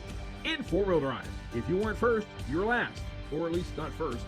Rob Foster got the groove going on Thursday with his Simply Red Chevrolet out of Fairgrove, Michigan. He kept the hook and took home the night's top check over proximate contenders Ted Skelton's The Rock and Brian Britt's Animal House. Then on Friday, the same decision faced Taylor Corsa after she drove her tailor-made Ford out to 330 feet. The Blue Ridge Georgian trusted her effort and her machine, and it paid off. Lisa Peterson's Profab got the closest at 320, while Justin Grace's Just in Time was third. In Superstock Diesel 4x4, there was only a Friday heat for 17 entrants, and the man they call the Godfather was a step ahead. Van Hazley's Rock Hard Ram from the Hazley Machine Shop in Fairmount, Indiana, a multiple winner on the Farley Dirt, knocked off Todd Dugan's Angry Shine and Eric Stacy's Smokin' Ya HD for the win. And in CM Pulling Tires Modified Mini, the leaders of 2-3 tractor teams displayed the advantages of having several shots at the same track. In Session 1, Renee Theobald and her pre-wicket from Shelbyville, Indiana, sailed to 325 feet, a yard better than Adam Kester's Walk the Line and Jeff Hurt's B-Bear.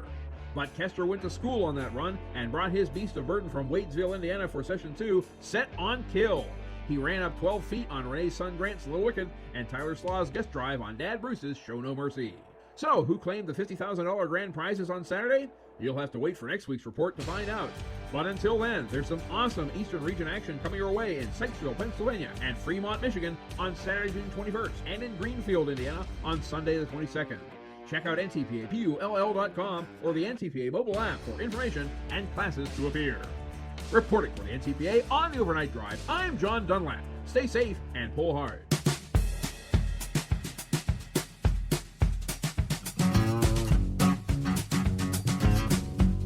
All right, underway, another hour as we roll into a Thursday. As we cross over the midnight hour on the West Coast.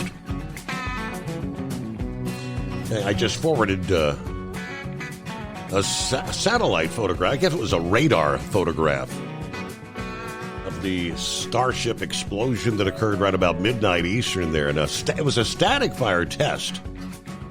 Yeah, I guess this thing must have been fully loaded with fuel, whatever, for the test. But it was actually visible on the radar. That's how big the explosion was. But as we get things underway for another hour, clear lines at 844-844-3388. So we left off there last. I had shared back-to-back stories about cargo theft. One, was the Nintendo $1 million+ theft, possibly an inside job. They never did use the name of the driver of the truck. And my guest, while I was sharing that story, said, Gerald said, why don't we ever hear the names of the cargo theft suspects? And I see that after I had gone through the next story about the big $1 $100 million jewelry heist. And I just kind of skipped over the names. I didn't think you'd be interested. He said, right on cue. Let's hear the scumbag foreign names. Well, how did you know? How did you know they were going to be foreign?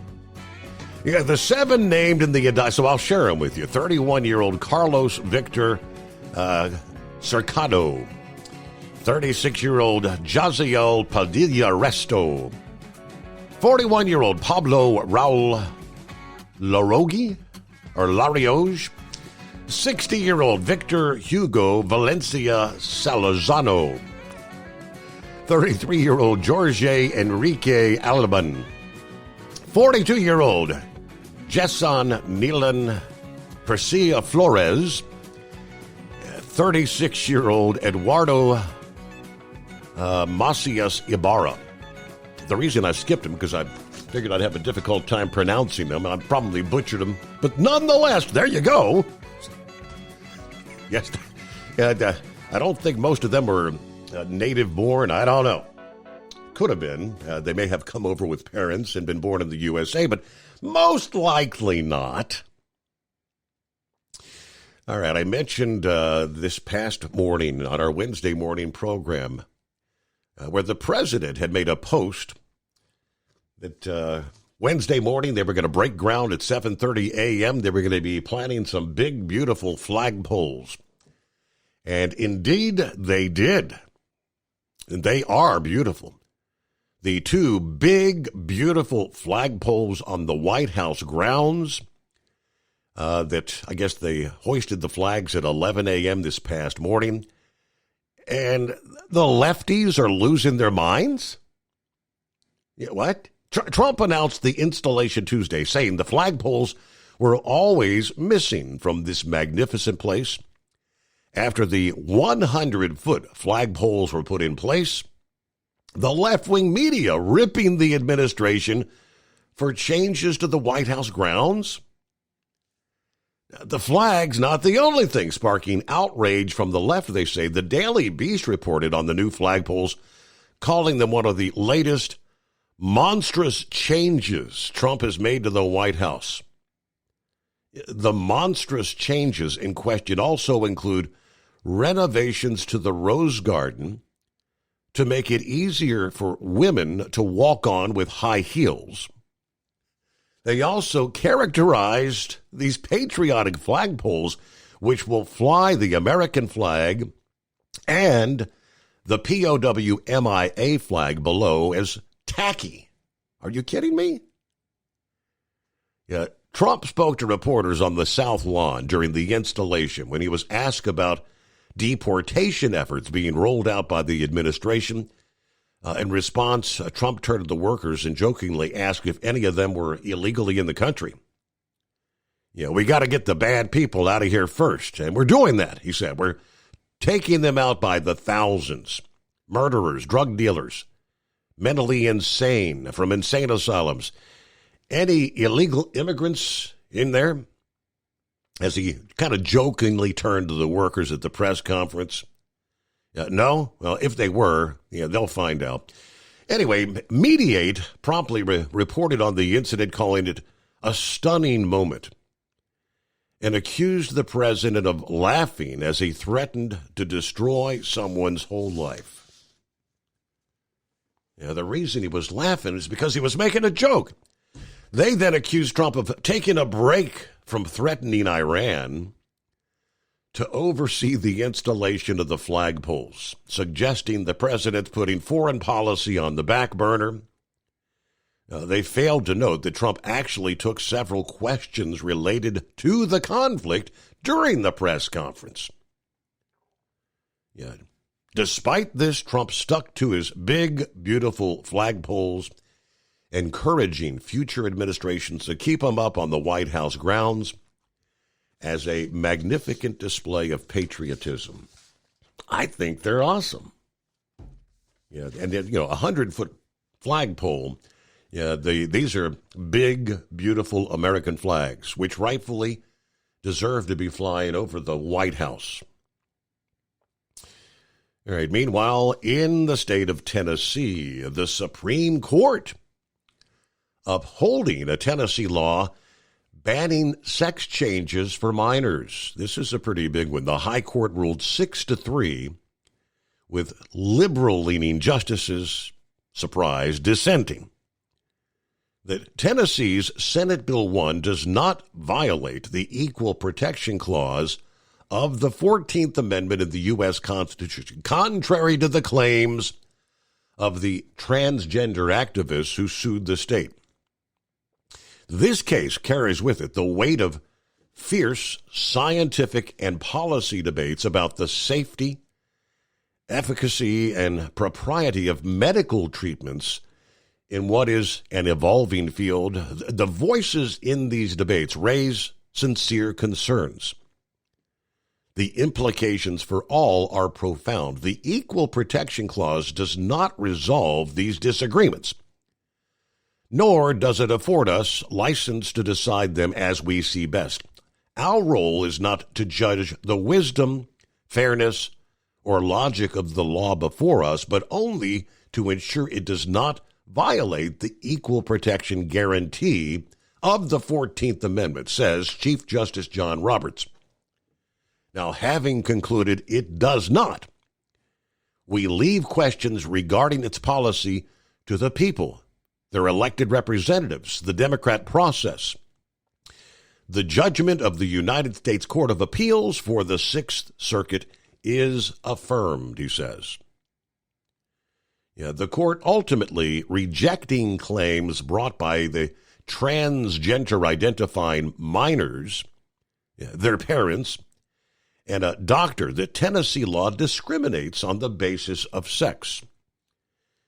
Instead, the court countered that the state's law bars sex change drugs and procedures for individuals based on their status as a minor, bars the use of puberty blockers and cross-sex hormones for the treatment of what they call gender dysphoria. Now, the court also found that Tennessee law meets the rational basis inquiry and noted where there exist plausible reasons for the relevant government action, an inquiry is at an end.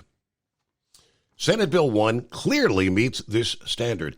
Tennessee determined that administering puberty blockers or hormones to a minor to treat gender dysphoria, gender identity disorder, or gender incongruence can lead to the minor becoming irreversibly sterile, having increased risk of disease and illness, suffering from adverse and sometimes fatal psychological consequences. They also found it was likely that not all harmful effects associated with these types of medical procedures, when performed on a minor, are actually fully known at this point, as many of these procedures, when performed on a minor, are experimental in nature, not supported by high-quality long-term medical studies.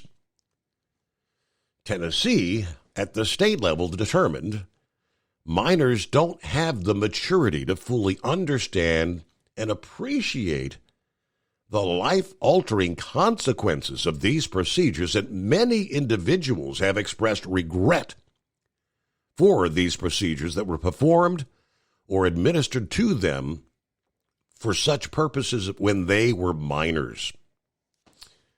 At the same time, they noted evidence that discordance between sex and gender can be resolved by less invasive approaches that are likely to result in better outcomes for the miner.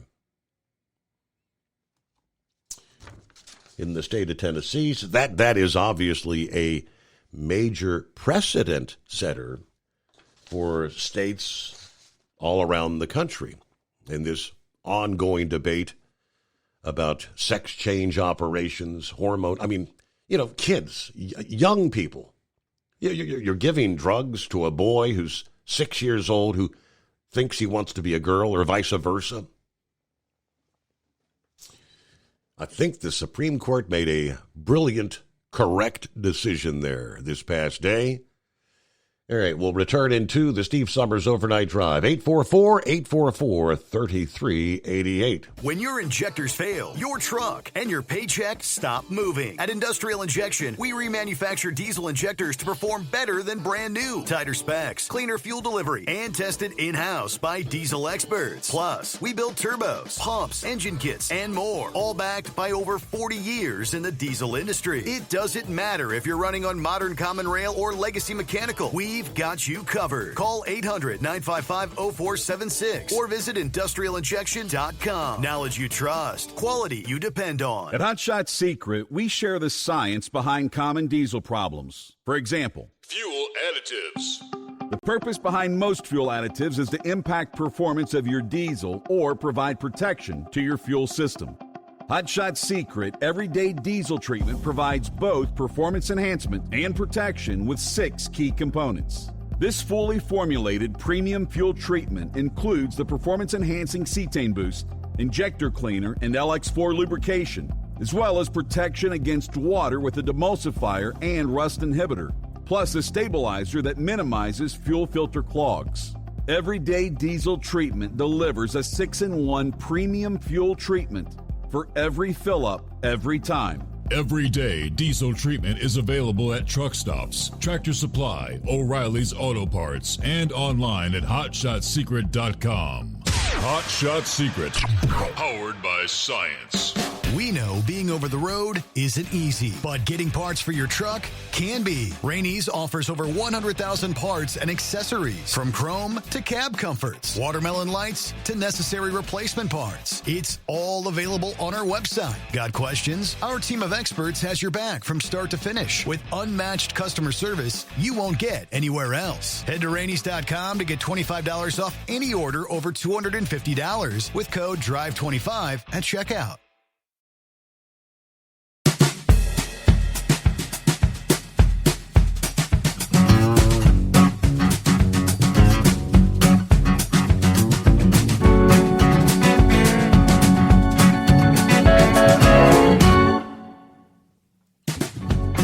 All right, what else in the mix here?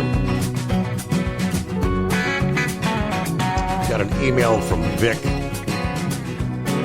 A link to an article is that although this is a lengthy article, it barely scratches the surface of U.S.-Israel relations and the United Nations security promises. By many accounts, the United States threatened to intervene against Israel if they went nuclear in 1967. Thus, the confusion about presidential powers. Is the nuclear treaty agreed to by U.S. being violated? It was never approved by the Senate. It's not a clear situation like Pearl Harbor. So you're seeing welcome aboard, Vic. So is this pretty much saying that was Israel threatening to go nuclear when was the Arab-Israeli war? Is that what that's saying? Right. Israel agreed that they would never introduce nuclear weapons into the Mideast, and they had made that promise to the United States. But remember, it was a lot of Jewish scientists, and 2 were actually spies, that developed our nuclear program. So they had the knowledge of doing that. So they assembled all the parts and pieces that they needed to create a nuclear bomb.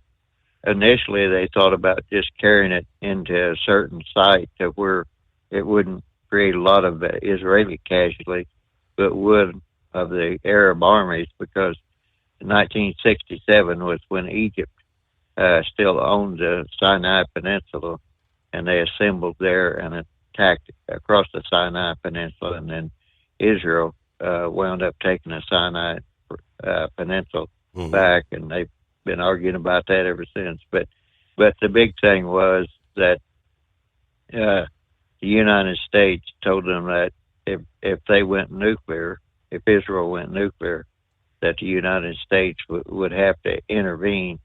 And that there's been a lot of rumors over the years and one thing and another, and I think most of the secrets about the 1967 war has now came out. But the simple fact was that I think Israel, I remember back at that time they were arguing about whether the United States should give certain weapons to Israel or shouldn't they. And when the United Nations created Israel, they gave them certain security guarantees, and the United States being a part of the United Nations, it's like, okay, so how far does that security guarantee involve the United States? So that was pretty much the whole thing. But the United States did not want Israel introducing nuclear weapons, and of course, it didn't take long for the Arabs to realize.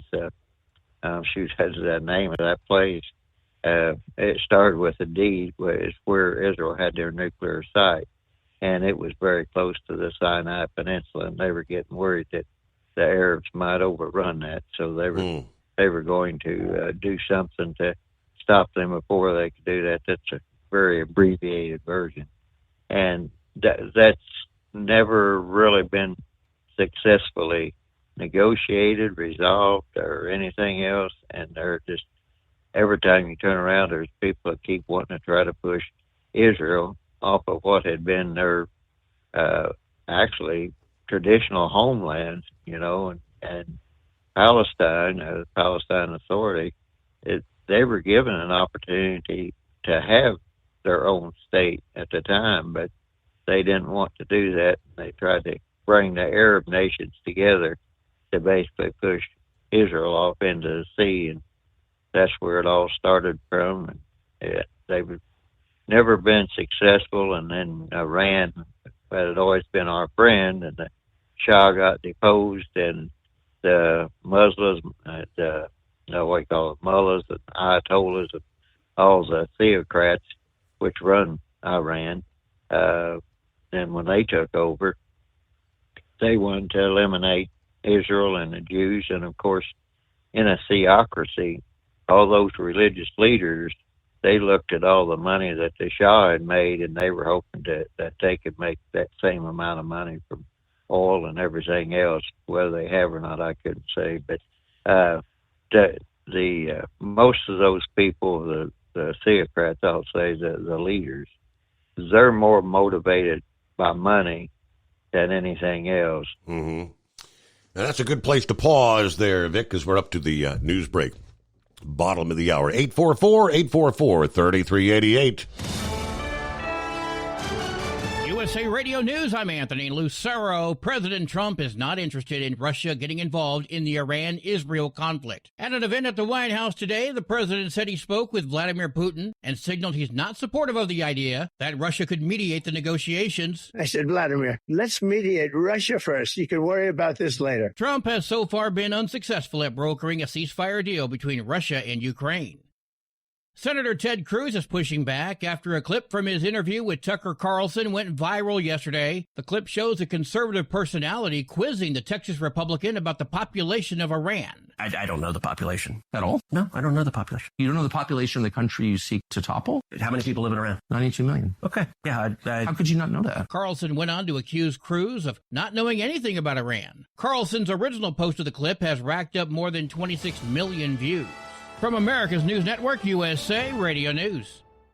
If you want 5 free classic radio shows to add to your library or listen to them anytime you'd like, just go to 100radioshows.com. There's 5 shows waiting for you. Fibber, McGee, and Molly, Suspense, Jack Benny, Gunsmoke, and Richard Diamond, Private Detective. They're yours free. Just put your email in. We'll send you an email with 5 links. The links never expire. The shows sound amazing. They're yours as our gift.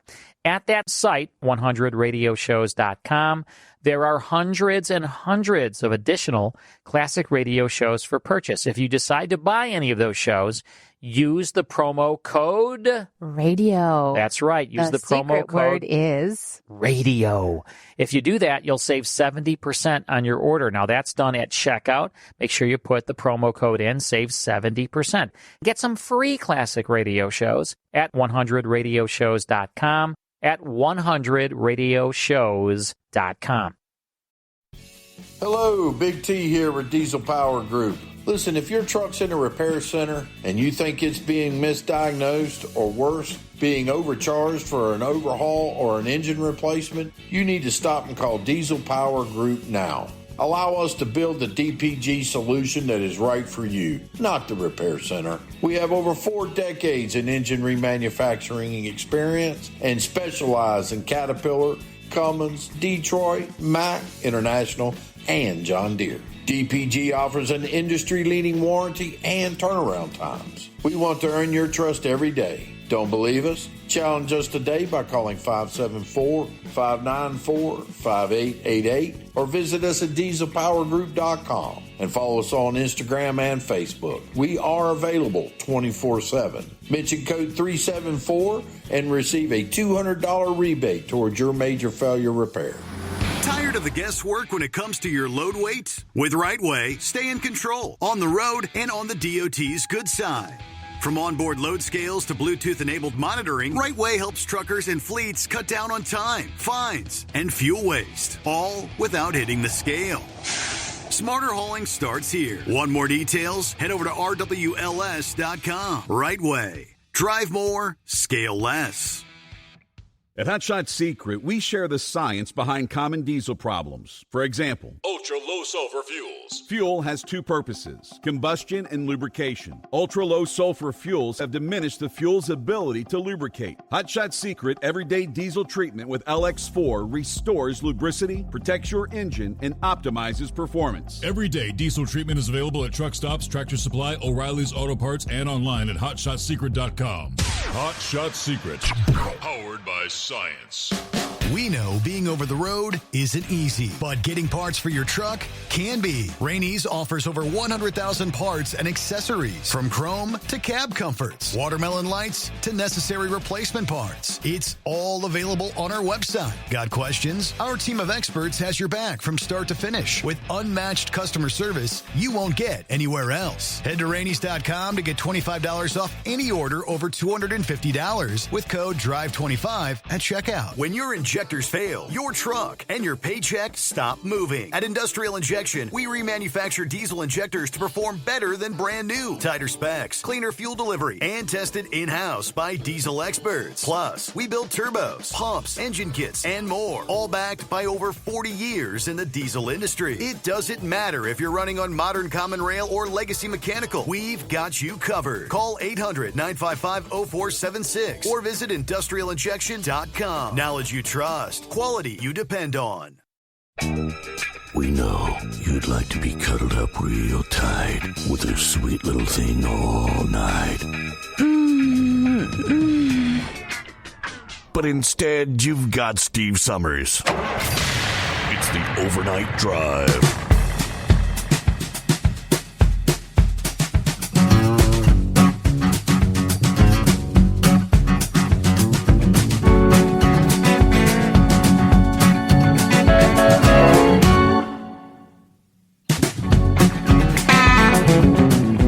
A little bit earlier, Plowboy mentioned the story. He said he found it from like Overdrive. And matter of fact, Breitbart News. Big news organization actually picked up that story about the individual with a CDL. Yeah, a CDL with no given name. And the last name of Diamond? I don't know. Who the hell is? I don't know. It's Diamond. I thank you, Shorty, for forwarding that my way, and we'll give you the rest of the story, as they say, coming up here. First, let me get back to Vic. Oh, I tell you, the more they try to regulate, the worse they get. When I had to have a TSA security clearance, it said race unknown, and I asked them, I said, you think that might be important? Well, I don't know. So anyway, and you're talking about Spaghetti Junction. That's one of the 10 worst designed interchanges in the United States. They have so many off ramps and entrance ramps and everything else coming from all different directions. Then they built the new toll bridge there, and that threw more into it. So, I don't know how that accident happened or anything else, but it must not have given the Louisville Fire Department time to respond, because there used to be a couple of fire stations not far from there, and I'm sure they could have got something there to rescue that guy, but maybe they never got the call until it was already over with. But back to what I was talking about, the deal there with that Mideast thing. Mm-hmm. People aren't really looking at what all we have promised Israel or anything of that nature, and that goes into what's popularly known as black ops, or black operations, black budget, and all this other stuff. And there's a lot of things that have been, I guess you could say, pre-authorized, or like I think we still have that big base over there, I believe it's Saudi Arabia there, that they wouldn't let us use to attack another Muslim nation, but that was put over there specifically for any conflicts that might arise in the Mideast. So the aircraft out of that air base could be used, and we have other pre-positioned things. Philip was mentioning about the Cuban Missile Crisis. I think, well, you remember the Bay of Pigs happened before that, and the CIA or somebody wasn't doing their work, was because the reason JFK wouldn't release the planes was because Castro's group had totally infiltrated the insurgency group. They knew where they had their whole battle plan. So it's like, okay, they know what beaches they're landing on, who's involved, and everything else. Do they know about the planes? Are they going to get blown out of the air? So that kind of emboldened Castro and putting the missiles in there. And then the big thing that a lot of people probably remember was the Gulf of Tonkin resolution. They're still not sure whether or not those two Navy destroyers were actually attacked, because there's a series of little islands off of the coast of North Vietnam, and we had special forces in there trying to disrupt the North Vietnam, moving supplies down to South Vietnam along the eastern coast of Vietnam. So there was a whole operation going on with that. It had been approved by the Senate, been approved by Johnson, and Johnson says, well, they were attacked. Our ships were attacked in international waters. Later, as it come out, it was a foggy night, and the two destroyers might have actually fired upon one another. But Johnson came out right off the bat and said, I've launched planes against Hanoi. And that kind of led to the whole deal with the Vietnam War. So there has to be kind of a choke on presidential powers. There are tapes about President Johnson. He just wanted to teach them that they couldn't attack American naval assets, and attacking naval assets of any nation in international war in international waters is what is known as a casus belli. That's a reason to go to war, and that's been around for centuries. So the thing of it is that whenever we look at the United States and what we've been committed to and what we're going to do and what we aren't going to do, we have just made this situation murkier and murkier and murkier. And just real quick, the reason the intelligence agencies did not like General Flynn was when he was director of the Defense Intelligence Agency. They were having to send all their intelligence back to Washington, and then Washington was going to thumb over it and decide what to do. And he got that process reversed because he said by the time the intelligence got from the field to Washington and then got back to the commander as what to do, it wasn't valid anymore. And he got it reversed to where that they could use the intelligence directly in the field, and that made him a lot of enemies in the intelligence community. And again, going back to Vietnam, they would actually, before they would bomb all these different areas, they would tell village chiefs that there was going to be, like a carpet bombing run with the B-52s or whatever. Well, usually by the time the planes made the bombing run, there was nothing there to bomb. Everything had been moved or whatever. And that's just some of the silly rules of engagement we've gotten into. And I guess the long story short is there needs to be a little bit more refinement of exactly what we are going to, how we're going to war and why we go to war, because today is a whole lot different, with the speed of war, hypersonic missiles. I mean, warfare has changed so much, and we're still dealing with real ancient rules, but there still needs to be civilian control over the military. And even the communist nations, the Communist Party chief actually holds a lot of control over the military, and the leader.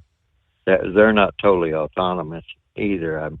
The communist situation, it's a kind of a dictatorship. It's not like the old pure dictatorships, like with Adolf Hitler, that was a pure dictatorship, and Mussolini and all this. So long story short is there does have to be some control, but it is kind of murky. And as we know here in the United States, we have our war hawks, and then we in the Congress and everything else, and then we have others that they don't want to take any action. So, that's the two extremes.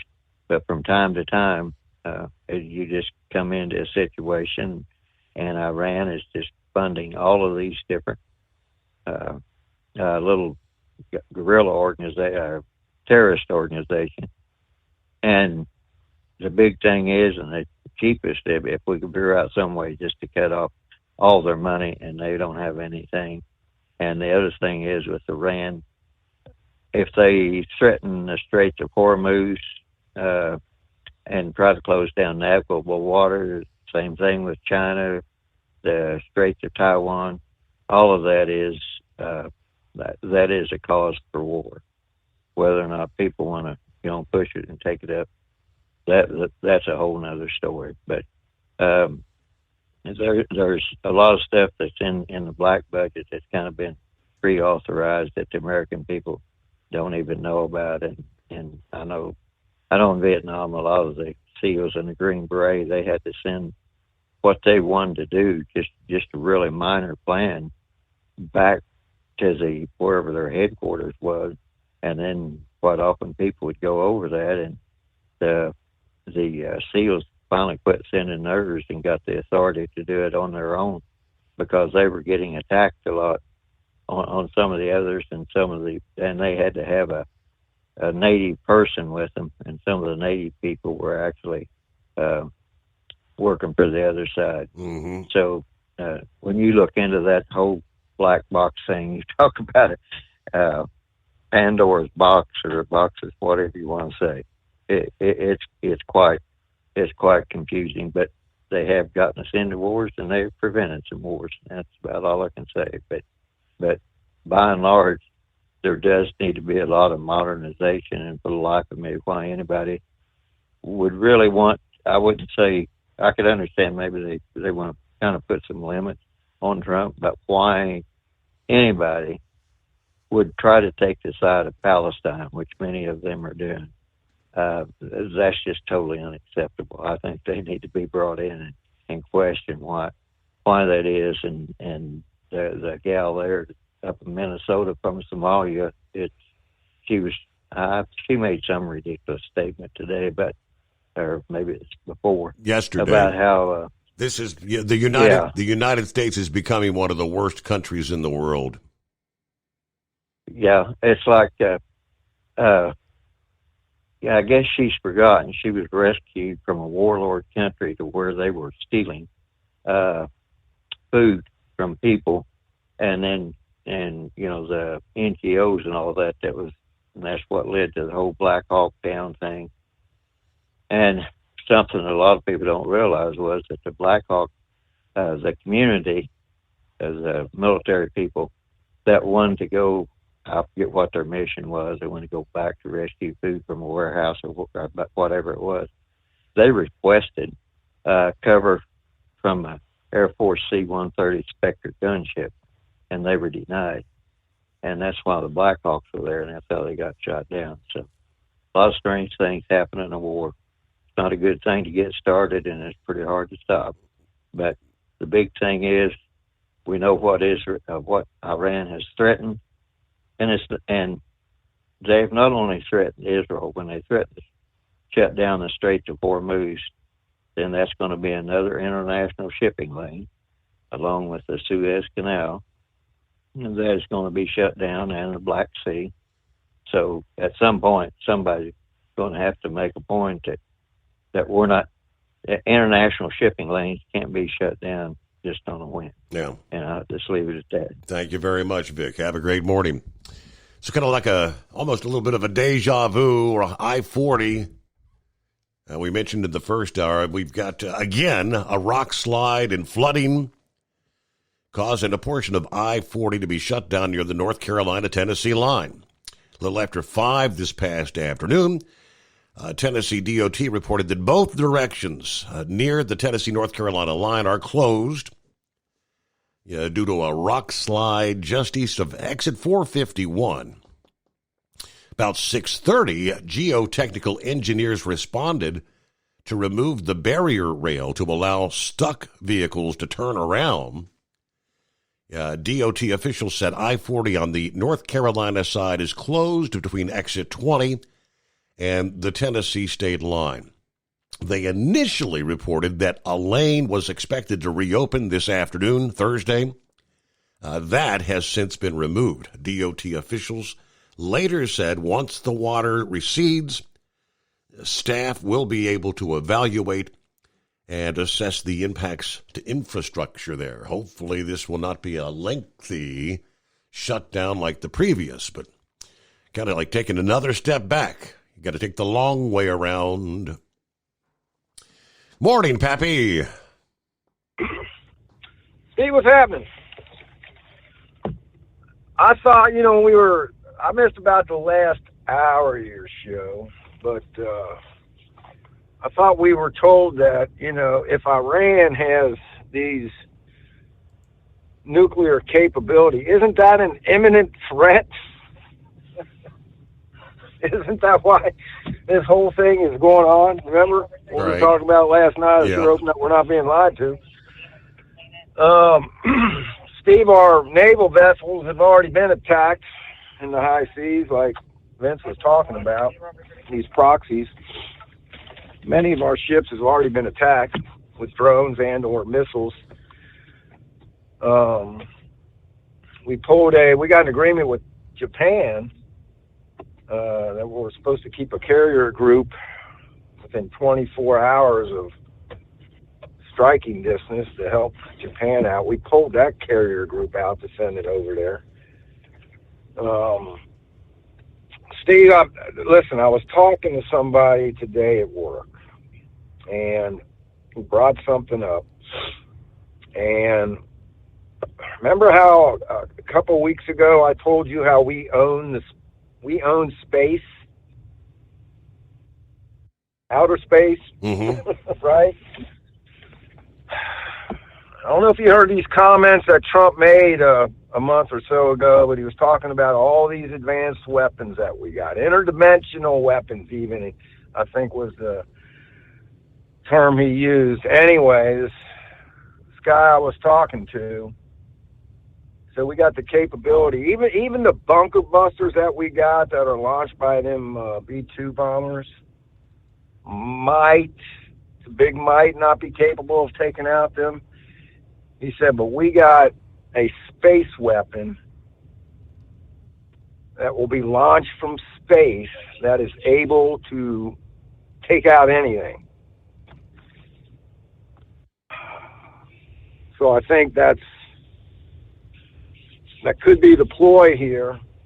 And man, I'm telling you, Steve, if the United States do anything, they hit these nuclear plants, and that is it. That is it, unless we're attacked or warships are attacked or something of that nature. Like Trump said the other night, you hit them and get out, not getting involved in this. Mm-hmm. And, I mean, we'll see what happens, but damn, I just lost my train of thought about something else. Yeah, if the United States starts bombing the hell out of them, Steve, I don't know, man. Somebody made the comment that Trump might want to use some of these advanced weapons that we got to show China and Russia some of our capabilities, that they are unmatched, so they better think twice about doing anything. I don't know. Steve. I just don't know, man. If that could come back to bite us in the butt and backfire, and the whole damn Middle East just goes to crap, Right. I don't know, man. Right. Because you don't know. I mean, because I think I mentioned last evening where, you got Pakistan out there saying that, that they'll come to the defense of Iran. One thing about the Muslims, I think Trump touched on this a little bit. They might fight against each other, but if they think the big Satan comes after one, they might join hands and all join together and fight the great Satan. I don't know. That's part of the problem. You just don't know, man. Like when we went into Iraq, right? We were supposed to be liberators. That was supposed to be a piece of cake. Mm-hmm. Sure didn't turn out that way.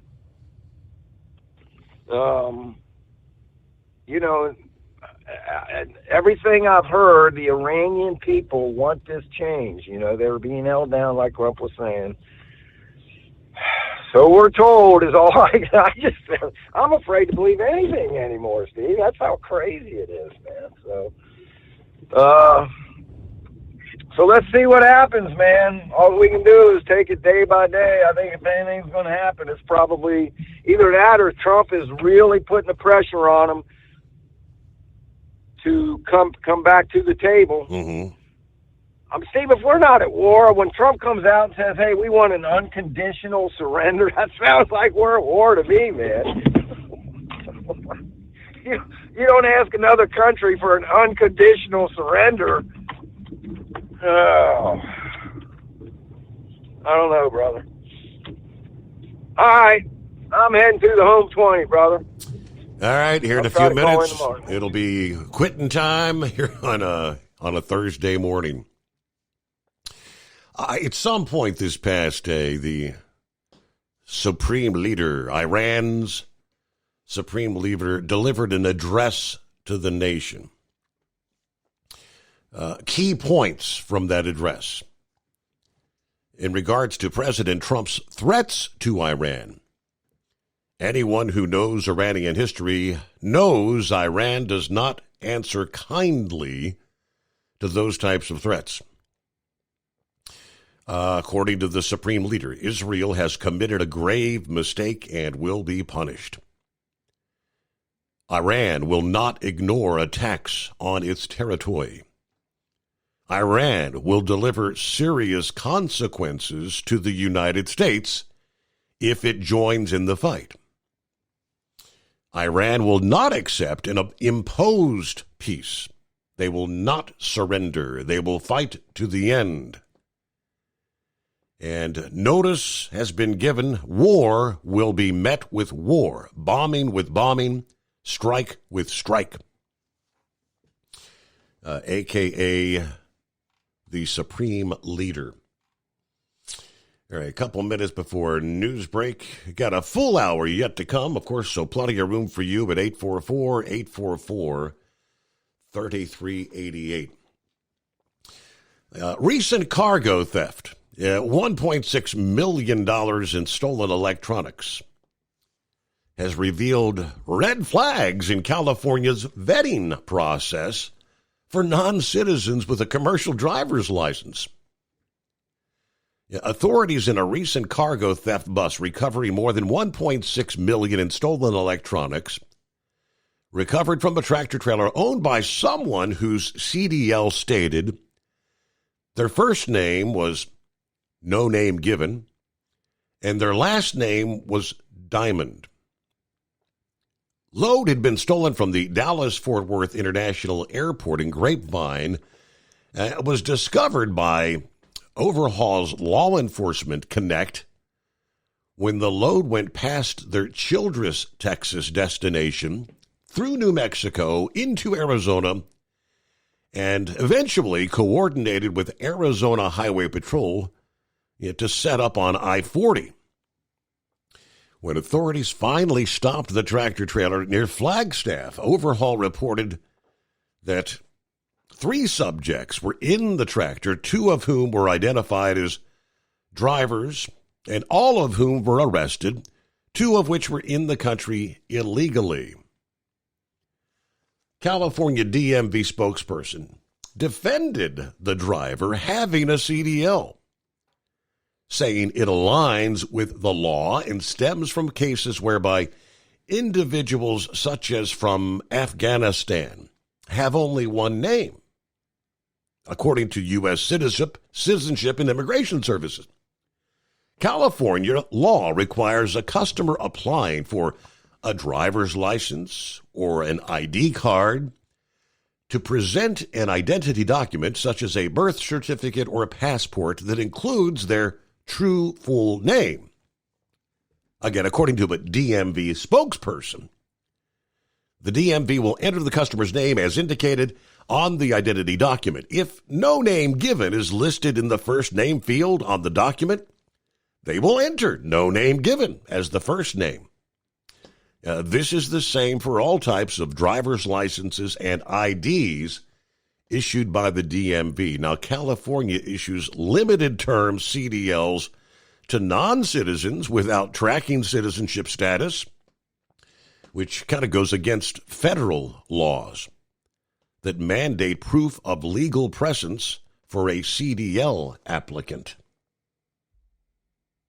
Your factory fuel filter is letting you down. AirDog heavy-duty diesel fuel systems don't just filter your fuel. The AirDog fully optimizes your truck's fuel system for peak efficiency. The factory-provided filter simply removes particulates and water from fuel. The AirDog system removes all contaminants, including entrained air, water, and particulates, and feeds the engine pump with optimal pressure. Check out airdogdiesel.com to learn how you can capture every bit of performance and efficiency from your fuel system. We know being over the road isn't easy, but getting parts for your truck can be. Rainey's offers over 100,000 parts and accessories, from chrome to cab comforts, watermelon lights to necessary replacement parts. It's all available on our website. Got questions? Our team of experts has your back from start to finish with unmatched customer service you won't get anywhere else. Head to Rainey's.com to get $25 off any order over $250 with code DRIVE25 at checkout. Hello, Big T here with Diesel Power Group. Listen, if your truck's in a repair center and you think it's being misdiagnosed or worse, being overcharged for an overhaul or an engine replacement, you need to stop and call Diesel Power Group now. Allow us to build the DPG solution that is right for you, not the repair center. We have over 4 decades in engine remanufacturing experience and specialize in Caterpillar, Cummins, Detroit, Mack, International, and John Deere. DPG offers an industry-leading warranty and turnaround times. We want to earn your trust every day. Don't believe us? Challenge us today by calling 574-594-5888 or visit us at dieselpowergroup.com and follow us on Instagram and Facebook. We are available 24/7. Mention code 374 and receive a $200 rebate towards your major failure repair.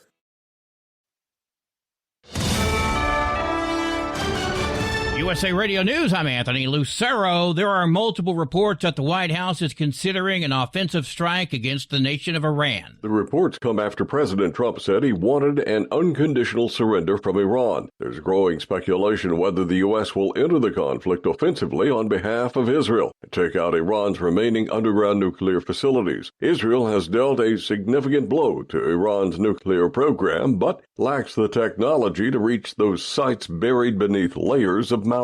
John Summers, USA Radio News. Members of Congress on both sides of the aisle are looking to limit the U.S. involvement in the Iran-Israel conflict. Democratic Senator Tim Kaine introduced legislation that aims to limit President Trump's war powers. It would keep the president from being able to use military force in Iran without congressional approval. Meanwhile, Republican Congressman Thomas Massie introduced his Iran war powers resolution. I'm Mark Mayfield. The State Department is warning Americans about travel to Europe as anti-tourism activists have taken to the streets. Tourists, go home! Tourists, go home! Tourists, go home! Travelers are being urged to exercise caution with demonstrations heating up in Spain. Locals marched through the capital recently and used water guns on tourists. They're angry about what they see as over-tourism and the sharp rise of the local cost of living. The U.S. Embassy in Spain notes there are additional protests related to the conflict in the Middle East. I'm Brian Shook. A federal judge says the government cannot enforce President Trump's order that Americans have to put their birth gender on passports. The judge ruled that anyone who applies for a new passport can choose the gender they identify with or select X on the application form. The decision comes after a lawsuit filed by a group of transgender and non-binary plaintiffs along with the ACLU. The judge said that the government failed to give a rationale for the policy. I'm Tammy Trujillo. From America's News Network, USA Radio News. With all the recent violent protests, looting, and destruction, some areas are considering either defunding or abolishing the police. At a time when America's neighborhoods need the protection of police the most, some elected officials would rather create more chaos by playing politics. If you're sick of elected officials caving in to demands of the radical left, you're not alone. It's time we stand up and declare our support for local police. The majority of police officers are important partners in protecting our God-given rights. If you prefer freedom over chaos, then learn how you can help protect the local police that serve your community. Call today and request your free Support Your Local Police info packet. Dial 800-JBS-USA-1. That's 800-JBS-USA-1. Request your free Support Your Local Police info packet by calling 800-JBS-USA-1 today.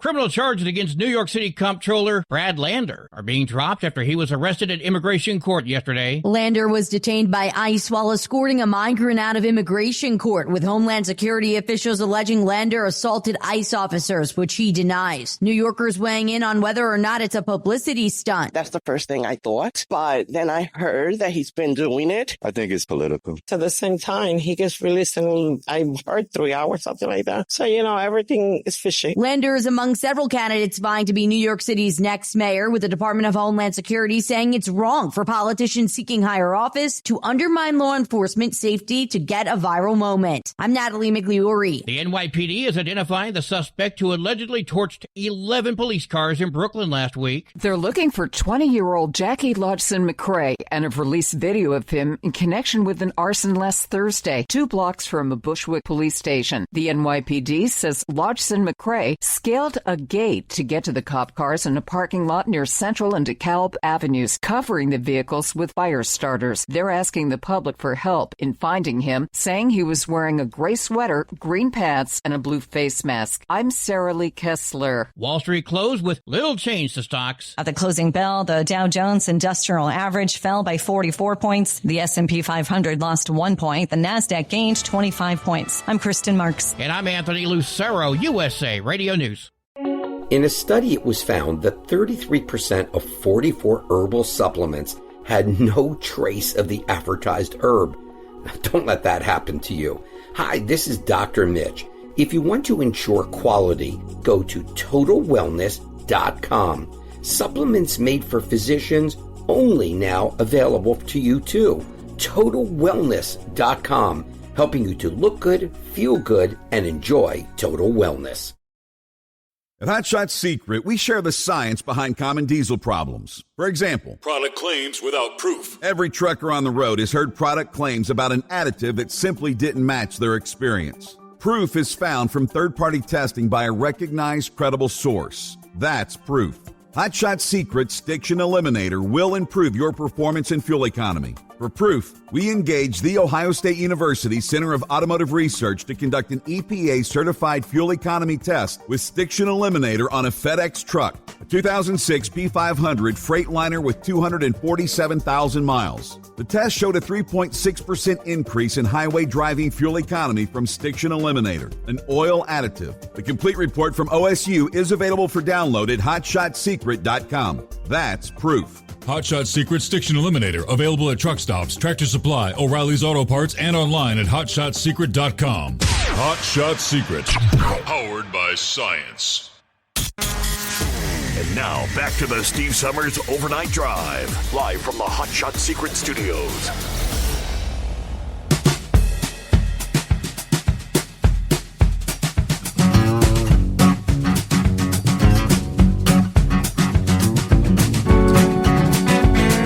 All right, here we go. Get that final hour underway.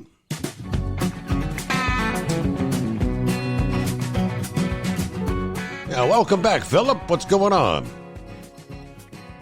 Well, I had a chance to see that footage you were talking about there, Steve, and that was quite a little bit of an explosion there. Yeah, just a little bit, yeah. Yeah, NASA spaceflight, they the guys that I look at their stuff on YouTube, and it really shocked them. And they did replays back on it, and it looks like it started from a nose cone. Now, if you paid attention to these launches along the way, before they got into the booster testing, when they were doing their ship testing years ago, they had a problem with the header tanks. Now, those are the tanks that are up at the nose cone. And those supply extra. They're kind of like an auxiliary tank that they hold fuel in. Mm-hmm. Sometimes they fuel those tanks. They have a transfer tube that goes up the center of the ship to those tanks, and they hold that extra fuel in there. Well, this ship was only supposed to be a partial full, so it was not a full. That what you saw in that explosion was not the full fuel payload blowing up. Wow. Yeah, that was only just partial. That was just, and that just goes to show you how big this propellant can be when it explodes. But they back framed the video and got it back to the point where you could see it exploding from the top of the ship and going down. And then that's where you see the big fireball that's so bright that it outfocused the camera, and it just it looked like you were looking at the sun. So that's what I seen, and I just looked at the footage here. I was going back through it, and while I had some time here at work, I thought I'd call in and mention it. But that was a heck of an explosion, and don't worry, nobody got hurt because they treat that just like a launch. Probably the closest person to that thing was probably about 2 miles away, a mile to 2 miles away from it. So how much? I think everybody's going to be. How much devastation does that do? I mean, did you say they're not like on an actual launch site? I mean, because that had to devastate everything around that launch pad. Well, that pad is not a launch pad. It's a test frame. It's a test area. It's called Massey's. It's a separate test area that they've made just for testing the ships. It has its own fire trench and everything. It has it's set up like a launch pad, but nothing launches from there. They just use it for testing the ships. Static fire. They're testing engines there. They're testing ships there. And the thing that's a major setback is this is a major test area that they just added on. They've added this on within the last couple of years. And it is a major test area that they can utilize without having to go to the pad. Now, from now on, they're probably going to have to test out at the pad with this until they get this area built back up. I mean, it looked like to me it took out the fuel farm the whole bit, because they have a secondary fuel farm there that supplies all the fuel for the ships out there. So this is basically like a carbon copy of the area that's around the pad in a test area. And that was why that area was established. Now they're back at step one with that. And this is a lot of the stuff that we seen during the ship testing back in the days before they started using the boosters. Mm-hmm. I mean, what I just seen was what we saw back in like test number 9, number 8, number 10 was a big one. You know, those big explosions when they would bring the ship back and it would explode before it landed. This is something on that lines. This is actually bigger than that. Those folks out there in Cameron County, they felt the ground rumbling pretty good. I mean, this was a big deal, and it's a major setback for SpaceX. Wow. It's not something to be taken lightly, and especially when you've had 2 ship failures in the last 2 launches. Yes. And they've went to a redesign on this Starship with the way the plug is on it to go into the engines. They've changed all that. They've redesigned all that, and I don't know if it's for the good. I kind of wish they'd left it alone, if so to speak, because when they were having the ship testing, they figured this out. Well, now this gremlin has come back on them again. You know, plumbing issues have been a lot with SpaceX here lately. I mean, even with the regular Falcon 9 rockets, they've had issues with the plumbing. You know, we've had liquid oxygen problems with the Falcon 9s here lately that have sidelined a couple of launches. So I think we need to figure out what's going on with everything. And they were bringing it up to pressure. That was what they were in the process of doing. They were pressurizing the system, bringing it up to get the fuel in, get everything pressurized, because everything is pressurized in this deal. So, but that's all I got, buddy. I appreciate your time and having me on in the loneliest hour. Absolutely. Y'all have a good day. Thanks for checking in. Yes, that was kind of that's a breaking story. Which occurred about 12:01 a.m. this morning, just over 4 hours ago. So big setback for SpaceX again. Looks like the colors of some of our snacks and breakfast cereals may be changing. 2 major food producers say they are pulling the plug on the artificial dyes starting, well, it's not going to be tomorrow, in 2027. Takes that long? Yeah, this nearly 2 months after the health officials say they would urge food makers to phase out petroleum-based artificial colors. Kraft Heinz announcing Tuesday they will be removing artificial dyes from their products beginning in 2027 and will no longer roll out new products with dyes. A matter of hours later, General Mills announced that they plan to remove artificial dyes from all their U.S. cereals and all foods that are served in K through 12 schools by the summer of next year. Also looking to eliminate the dyes from their full U.S. retail portfolio by the end of 27. Kraft Heinz said that almost 90% of their U.S. products already don't contain food, drug, and cosmetic colors, but that the products that still do will have them removed by the end of 27. Yeah, FD&C colors are synthetic additives approved by the Food and Drug Administration for use in food, drugs, and cosmetics. All right, let's see. Kraft Heinz said many of the U.S. products that still use the FD&C colors are in their beverage and desserts categories, including certain products sold under brands including Crystal Light, Kool-Aid, Jell-O, and Jet Puffed. Yeah, they said they're going to transition to use natural colors. Kraft Heinz stripped artificial colors, flavors, and preservatives from their macaroni and cheese back in 2016 and said they've never used artificial dyes in their ketchup. They're planning to work with licensees of their brands to encourage them to remove the dyes. Now, as far as General Mills, they said that this change will only impact really a small portion of their K through 12 school business, as almost all their school items are already made without artificial dyes. Plus, 85% of their U.S. foods that are sold retail are already made without dyes. Rolling up on 15 past the hour. Let me see. The blind man joins us here on a Thursday. How are you? Good morning, Steve. I got a question. Has ICE arrested any of these mayors and governors of the blue state that constantly are harboring these illegal aliens? To date, not that I know of. The only one that I've seen that was actually charged was that judge up there in, was it Minnesota or Wisconsin? Wisconsin, yeah. That's. And I'm not sure what kind of. I don't know what her sentence is going to be, if anything, anyway.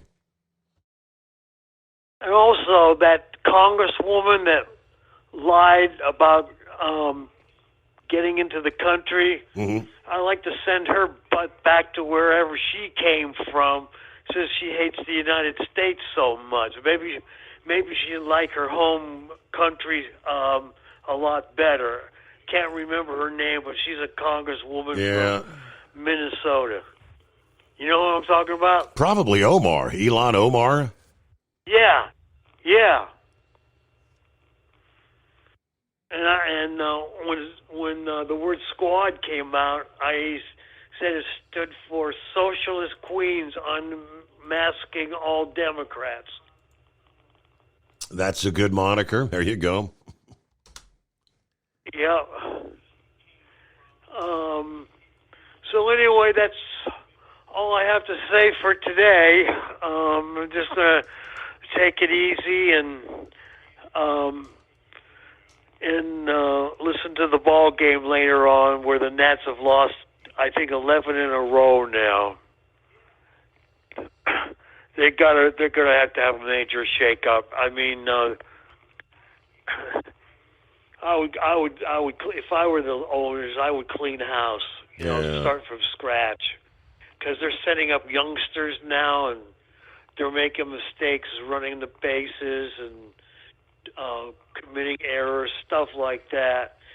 And Colorado Rockies, one of the worst teams in baseball when it comes to win-loss, and they've cleaned the Nats clock Monday, Tuesday, and last night. There's going to be a day game this afternoon. I don't expect the Nats to win the way they're playing now. All right. Well, good luck there. I hope they can get things turned around there, blind man. But good to hear from you. It is 844-3388, the Steve Summers Overnight Drive. Your factory fuel filter is letting you down. AirDog heavy-duty diesel fuel systems don't just filter your fuel. The AirDog fully optimizes your truck's fuel system for peak efficiency. The factory-provided filter simply removes particulates and water from fuel. The AirDog system removes all contaminants, including entrained air, water, and particulates, and feeds the engine pump with optimal pressure. Check out AirDogDiesel.com to learn how you can capture every bit of performance and efficiency from your fuel system.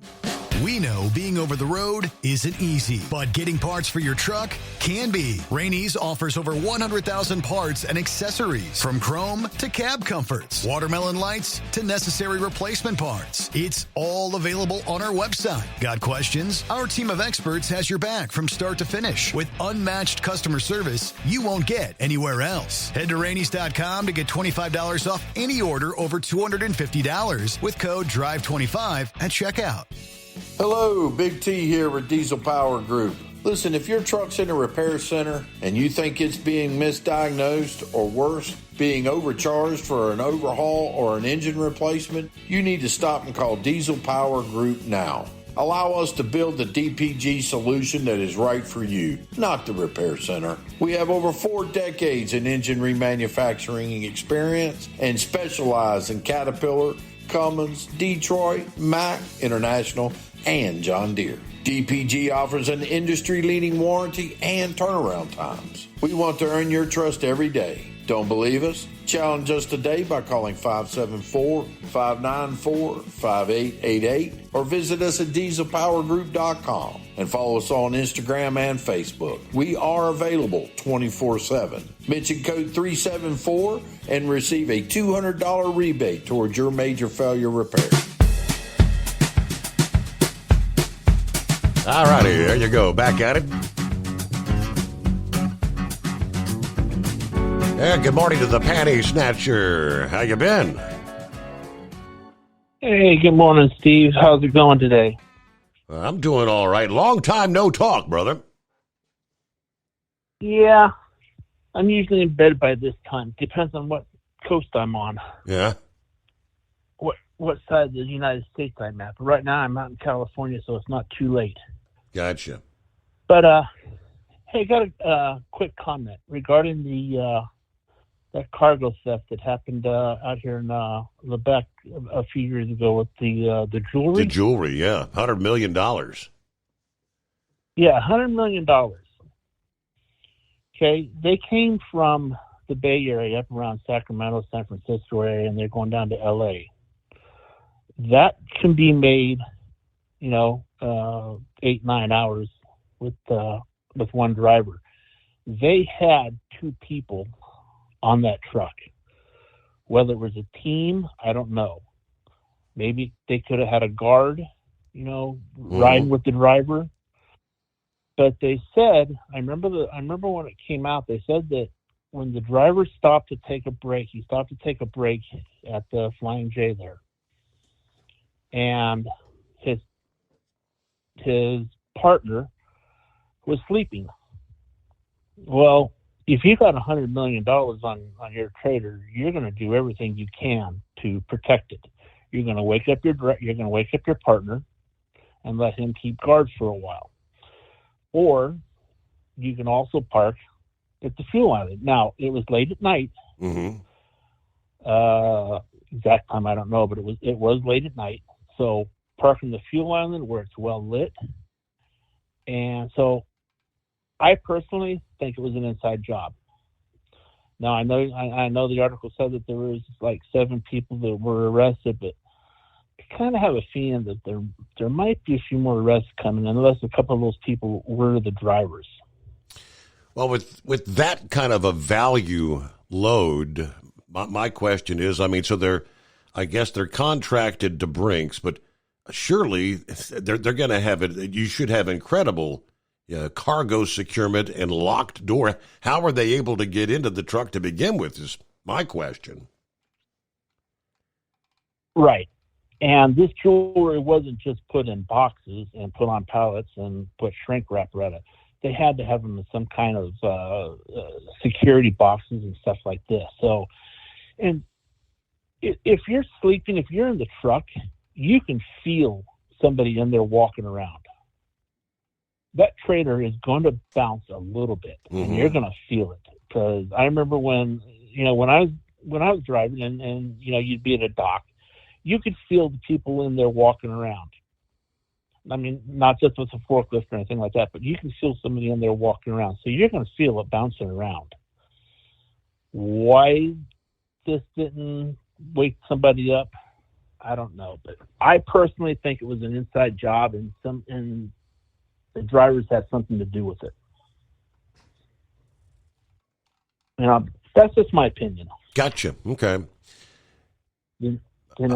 It's the same thing with the one that happened in with those games in Colorado. I also think that that was probably an inside job also. Yeah, because they hadn't even. I think those Switch 2 were on their way to the distribution center because they were just about to be released. I think in a couple days later. So that was 2,800 game systems valued at $499 a pop.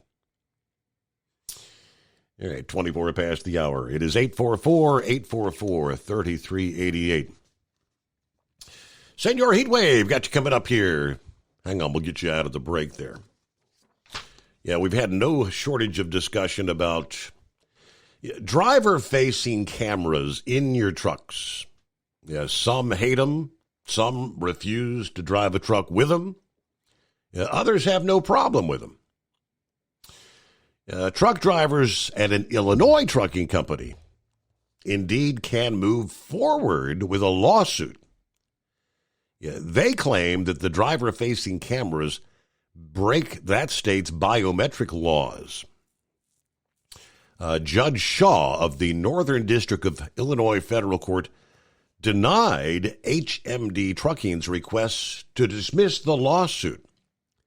The drivers argue that the driver-facing cameras violate BIPA, Biometric Information Privacy Act. BIPA requires Illinois companies to have a written policy if they collect biometric identifiers or biometric information. This policy must detail how long the data will be kept, how it will be destroyed. A biometric identifier includes retina scans, fingerprints, voice prints, scans of hand or face geometry. Companies must inform individuals in writing about the data collection process, what the purpose and the duration is. They must also get written consent from the individual. So HMD Trucking uses, like many others have been continuing to do and more, driver-facing cameras to monitor the drivers. By linking facial geometry to specific drivers, the company can track performance and ensure compliance while on duty. Now, the truck drivers claim they were never informed in writing about the collection of their biometric data. They said they also did not give any written consent.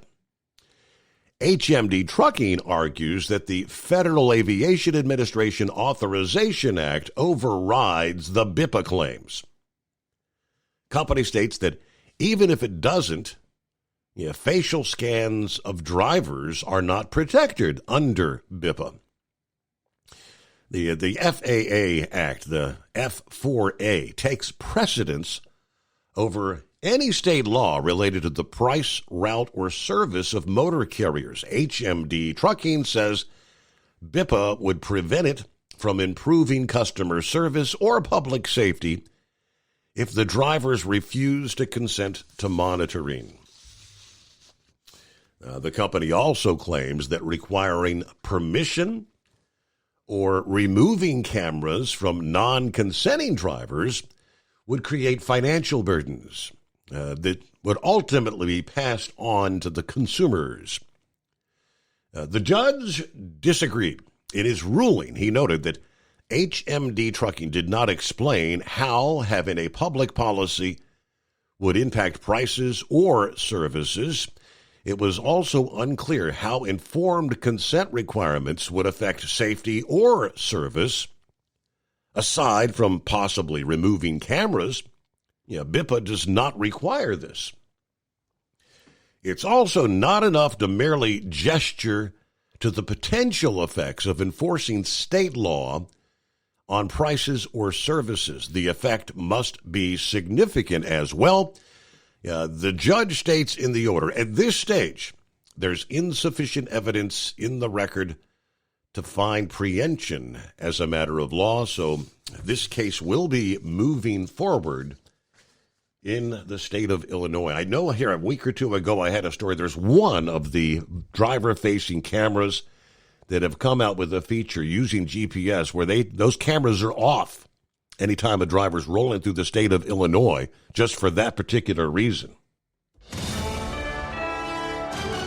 USA Radio News, I'm Anthony Lucero. President Trump is not interested in Russia getting involved in the Iran-Israel conflict. At an event at the White House today, the president said he spoke with Vladimir Putin and signaled he's not supportive of the idea that Russia could mediate the negotiations. I said, Vladimir, let's mediate Russia first. You can worry about this later. Trump has so far been unsuccessful at brokering a ceasefire deal between Russia and Ukraine. Senator Ted Cruz is pushing back after a clip from his interview with Tucker Carlson went viral yesterday. The clip shows a conservative personality quizzing the Texas Republican about the population of Iran. I don't know the population at all. No, I don't know the population. You don't know the population of the country you seek to topple? How many people live in Iran? 92 million. Okay. Yeah. How could you not know that? Carlson went on to accuse Cruz of not knowing anything about Iran. Carlson's original post of the clip has racked up more than 26 million views. From America's News Network, USA Radio News.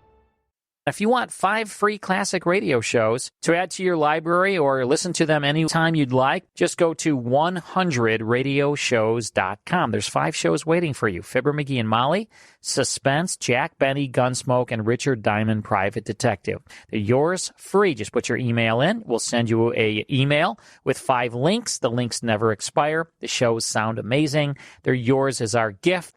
At that site, 100radioshows.com, there are hundreds and hundreds of additional classic radio shows for purchase. If you decide to buy any of those shows, use the promo code radio. That's right. Use the promo secret code word is radio. If you do that, you'll save 70% on your order. Now, that's done at checkout. Make sure you put the promo code in, save 70%. Get some free classic radio shows at 100radioshows.com, at 100radioshows.com.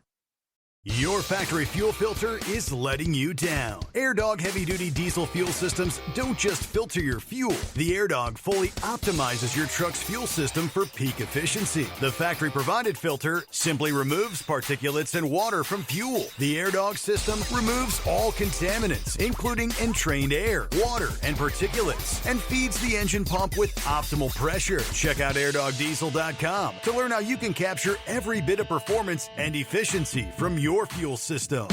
We know being over the road isn't easy, but getting parts for your truck can be. Rainey's offers over 100,000 parts and accessories, from chrome to cab comforts, watermelon lights to necessary replacement parts. It's all available on our website. Got questions? Our team of experts has your back from start to finish with unmatched customer service you won't get anywhere else. Head to Rainey's.com to get $25 off any order over $250 with code DRIVE25 at checkout. At Hot Shot Secret, we share the science behind common diesel problems and their solutions. For example, Hot Shot Secret Stiction Eliminator. Stiction, that sticky friction, undermines the performance of diesel engines and is difficult to remove from the oil system. Hot Shot Secret Stiction Eliminator is a powerful synthetic cleaner that targets stiction, contains no harmful solvents, and is formulated to be left in the engine to safely dissolve stiction for thousands of miles. It works as you drive. Our proprietary carbon nano lubricant is blended with Stiction Eliminator, filling in microscopic irregularities inside your engine, providing a smoother surface for enhanced lubricity, reducing friction and wear.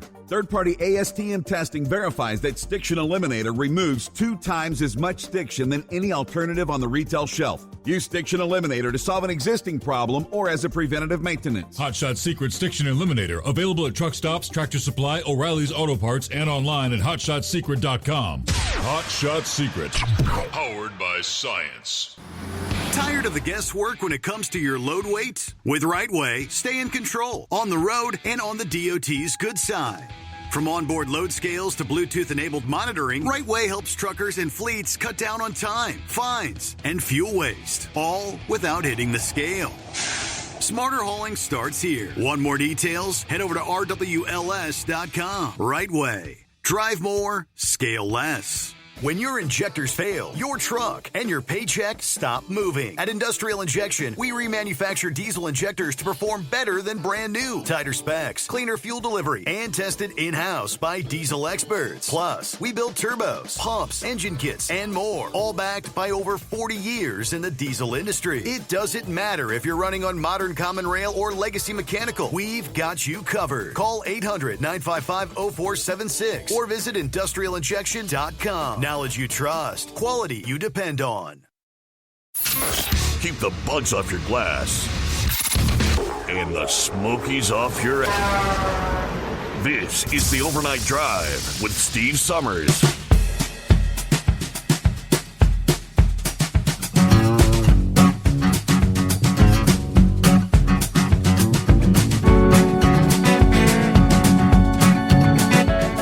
had promised we'd get to Senior Heatwave out of the news break there, so let's do that.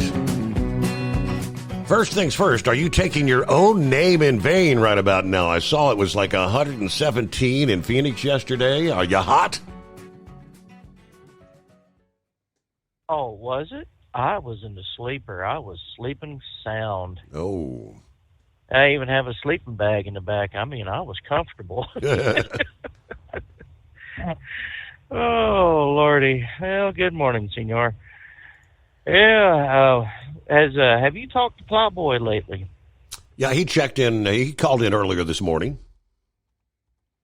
Was he talking about you getting a bunch of plywood to build a roller rink there? No, I didn't mention anything about that, no. Oh, yeah. I guess all the women that's going to be wrestling the drivers, like inbred redneck and right wing nut. Oh, hell. If I can get my mind in gear, I'd be all right. Charlie Farquharson impersonator and a few others. I guess, you're going to have to get at least something that's a little thicker than an inch. You're going to have to get at least 2-inch plywood plates to hold that kind of weight up during the wrestling and the roller skating. And then, they were talking about using that wood to go ahead and add that to the bonfire. And I think Gilligan was talking about getting a chainsaw to cut down that tree at the end of the street. And I says, well, hell, it'd be green. And he says, well, yeah, but we could use diesel to fire it up. I'm like, yeah, that'll work.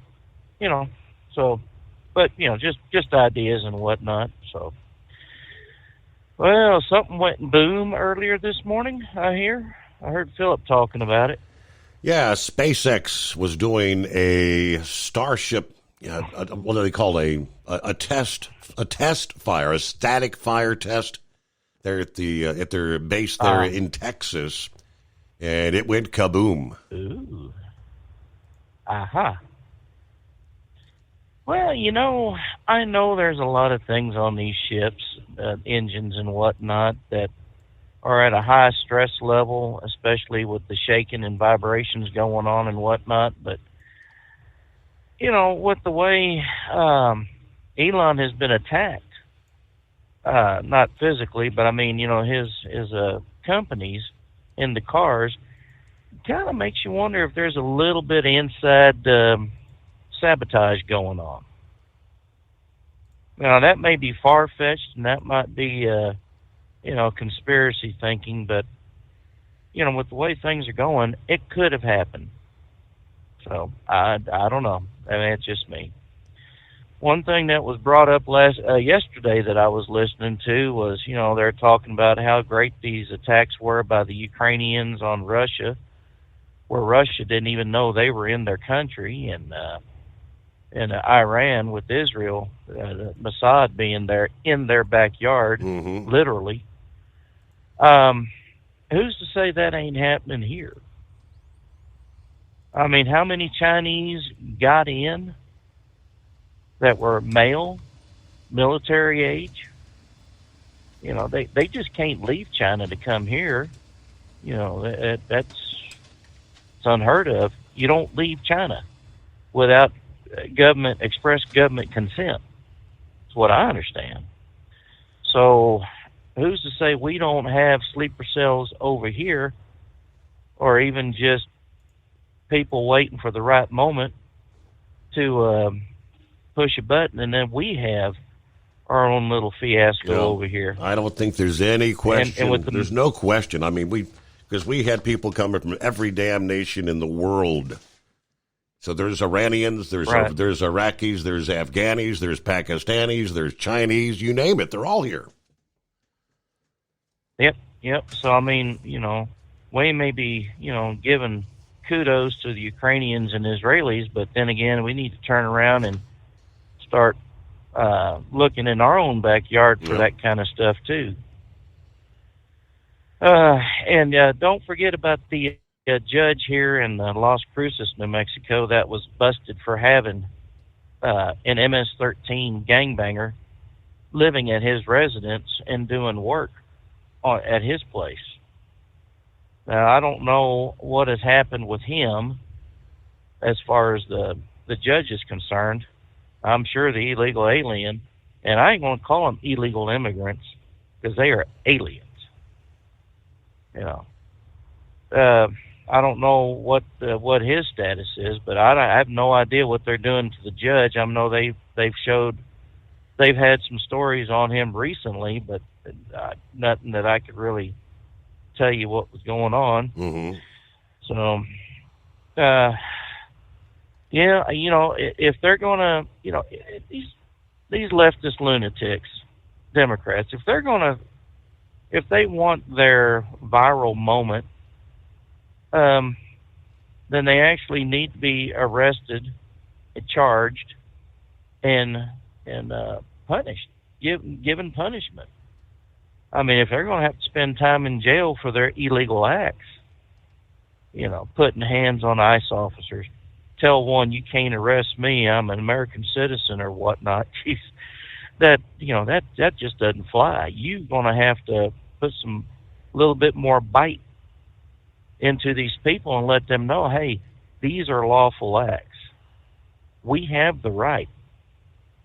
And then, of course, last year when they were pushing all these judges to come through, you know, for Biden and his group, well, hell, they knew what they were doing.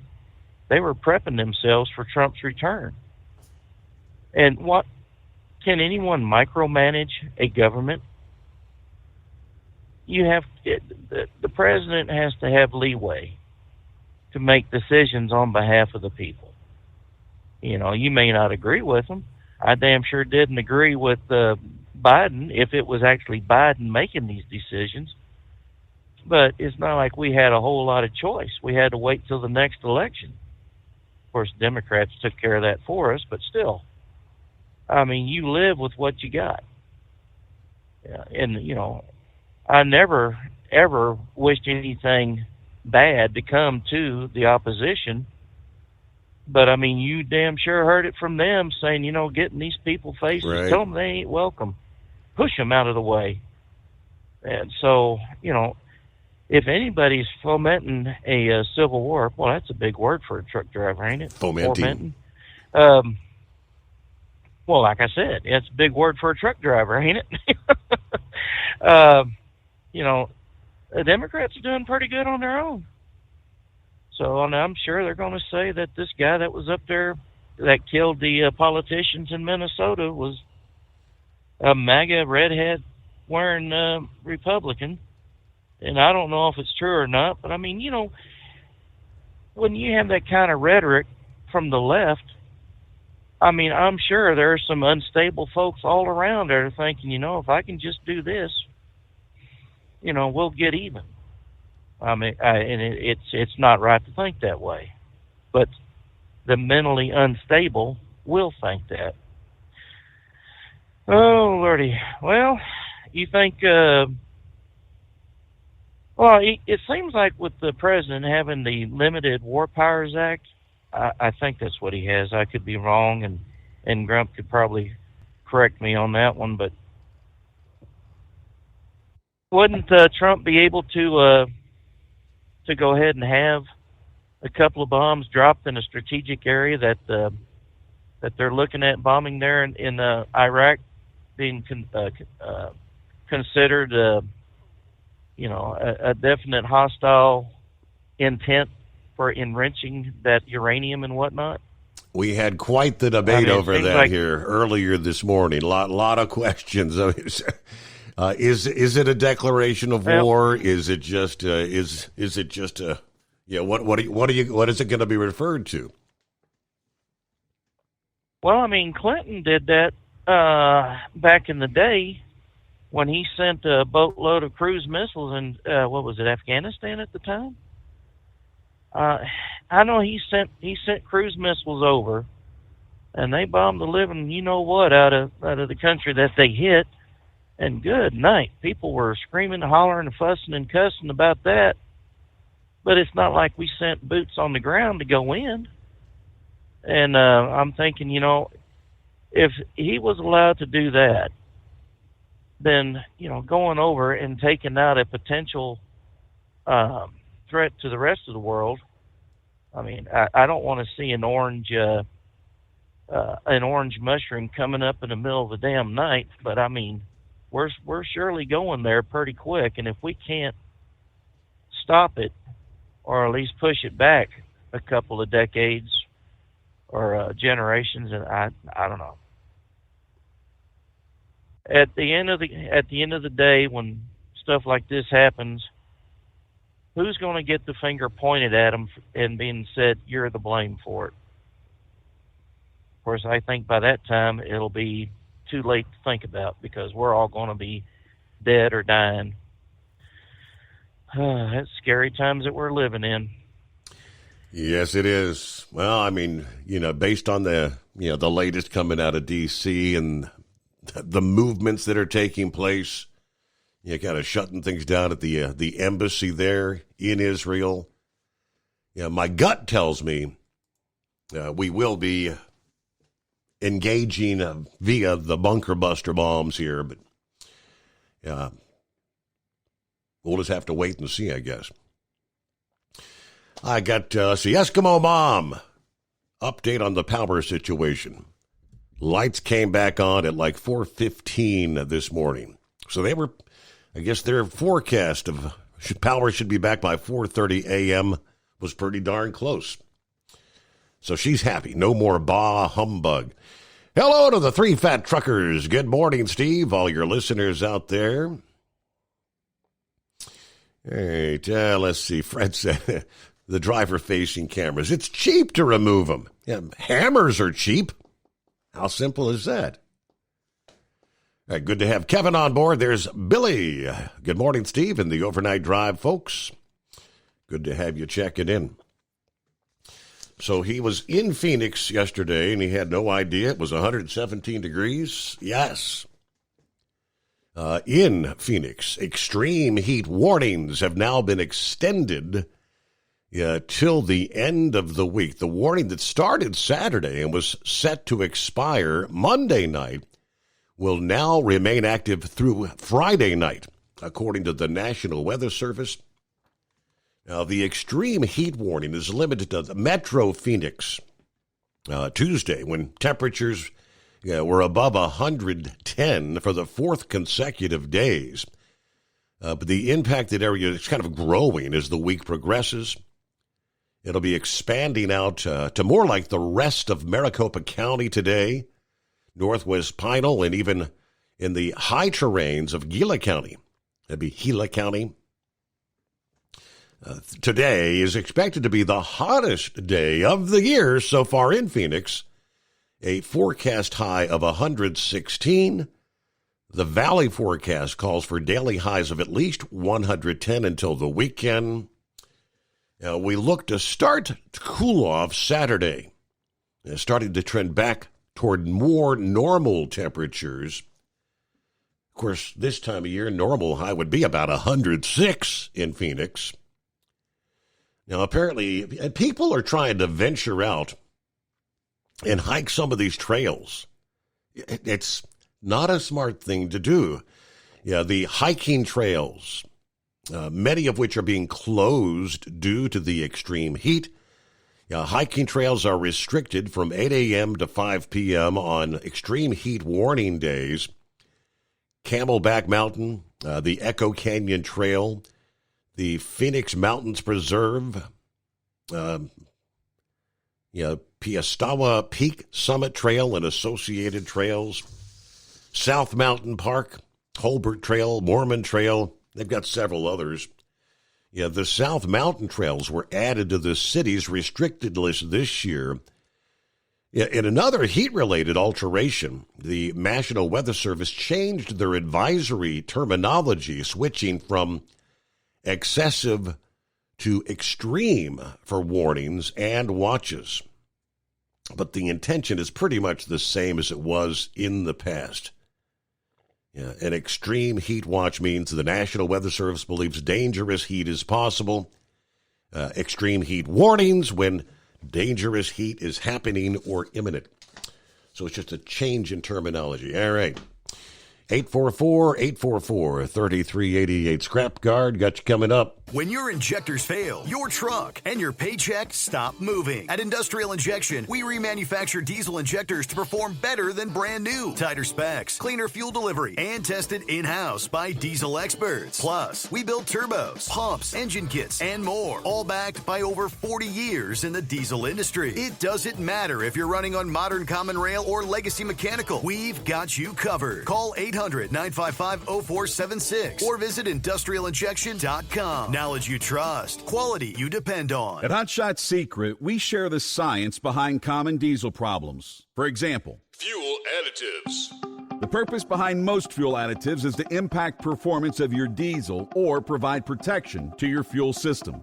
Hot Shot Secret Everyday Diesel Treatment provides both performance enhancement and protection with 6 key components. This fully formulated premium fuel treatment includes the performance-enhancing cetane boost, injector cleaner, and LX4 lubrication, as well as protection against water with a demulsifier and rust inhibitor, plus a stabilizer that minimizes fuel filter clogs. Everyday Diesel Treatment delivers a 6-in-1 premium fuel treatment for every fill-up, every time. Everyday Diesel Treatment is available at truck stops, Tractor Supply, O'Reilly's Auto Parts, and online at HotShotSecret.com. Hot Shot Secret, powered by science. We know being over the road isn't easy, but getting parts for your truck can be. Rainey's offers over 100,000 parts and accessories, from chrome to cab comforts, watermelon lights to necessary replacement parts. It's all available on our website. Got questions? Our team of experts has your back from start to finish with unmatched customer service you won't get anywhere else. Head to Rainey's.com to get $25 off any order over $250 with code DRIVE25 at checkout.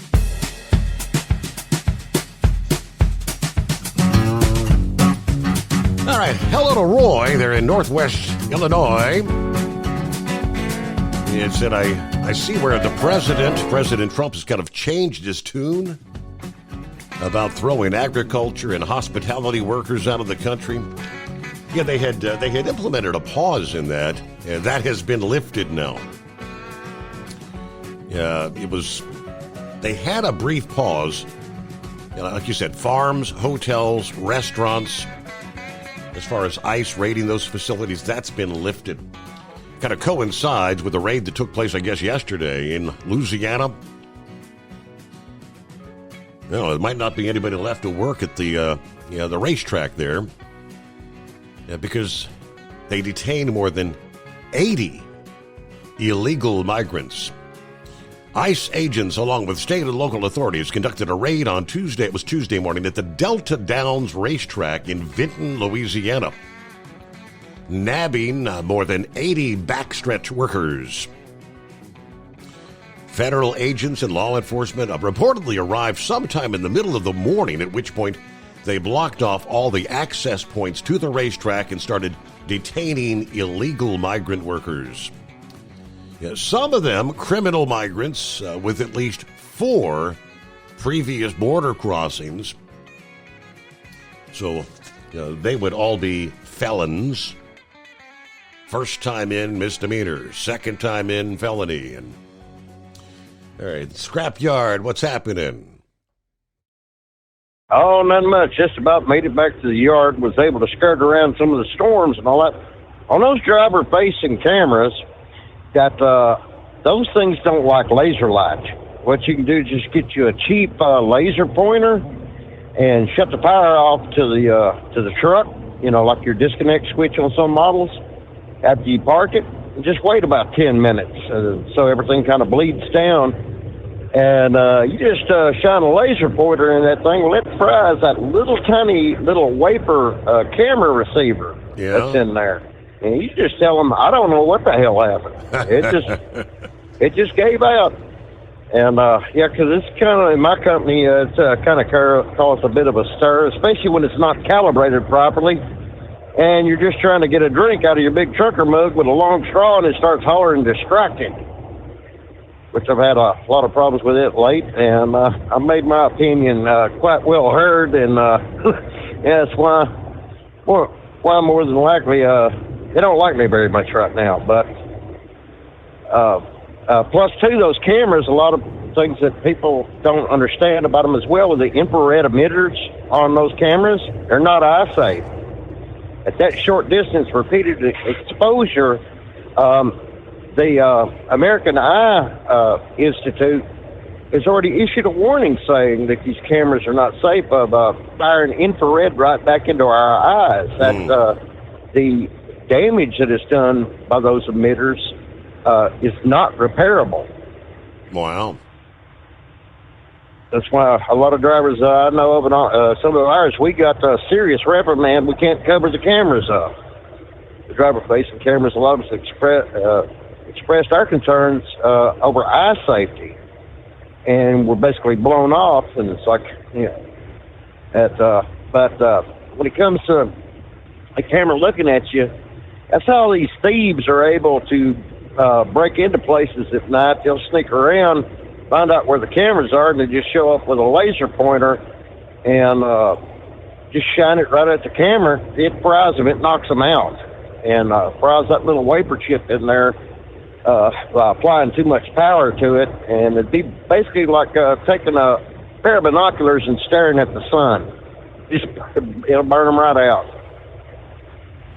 Very interesting. So you're going to be the guy that you say, hey, scrapyard, we've replaced 4 damn cameras in your truck, and ain't nobody else having trouble. What is the deal? And maybe it's not just my radiance. I'm not sure. Yeah, but boy, that was a hell of a mess on that Gun Squall and CB radio. There's a lot of interference tonight for some reason on Channel 19, and at least down here in Arkansas. That was a hell of a mess on that Starship static fire test that went on. And here's something quite interesting. I slowed the footage down and zoomed in on it. Yeah. If I'm correct, something flew into it up toward the top of the ship. On the right-hand side, if you look at the footage, zoom in real close, and run the highest resolution settings that you got on your device for better quality. And I'm not sure, but it looked like something flew into it. Okay, interesting. I'll have to. Yeah, I've only seen one video, and it was just a very, very brief clip that just kind of showed the major explosion, not the before and after kind of thing. So. Well, I'll do some. Yeah, they do have some high. So they do have. I forgot what the channel is. It's on YouTube. They do have some high definition feeds. They're like 4K Ultra. Mm-hmm.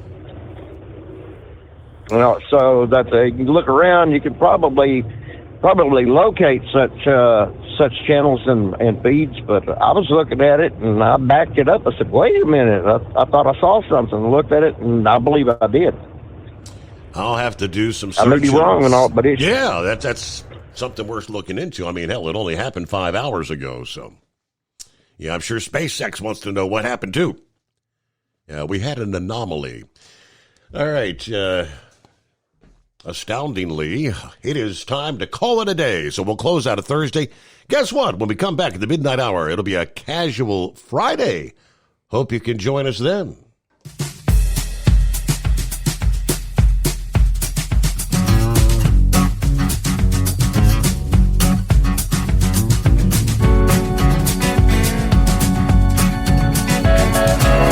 Never guess the places that I've been. You never guess the places that I've been. 'Cause everything is like a dream, yeah, but only in that dream that I live in. I'm never gonna let the day begin. Never gonna let the day begin. 'Cause everything is like a dream, yeah, but only in that dream that I live in. Oh, don't wake me up before you go, and I'll just make this bed my home. Oh, darling, please just let me sleep. Give me my dreams.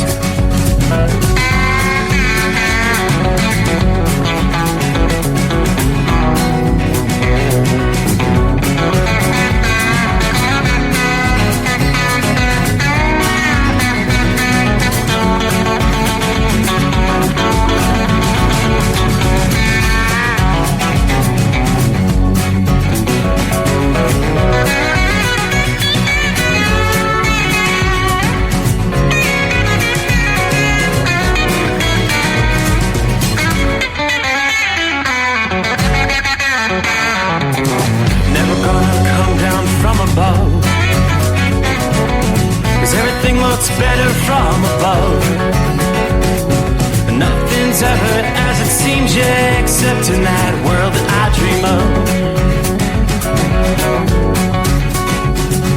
Never gonna lose the ones I love.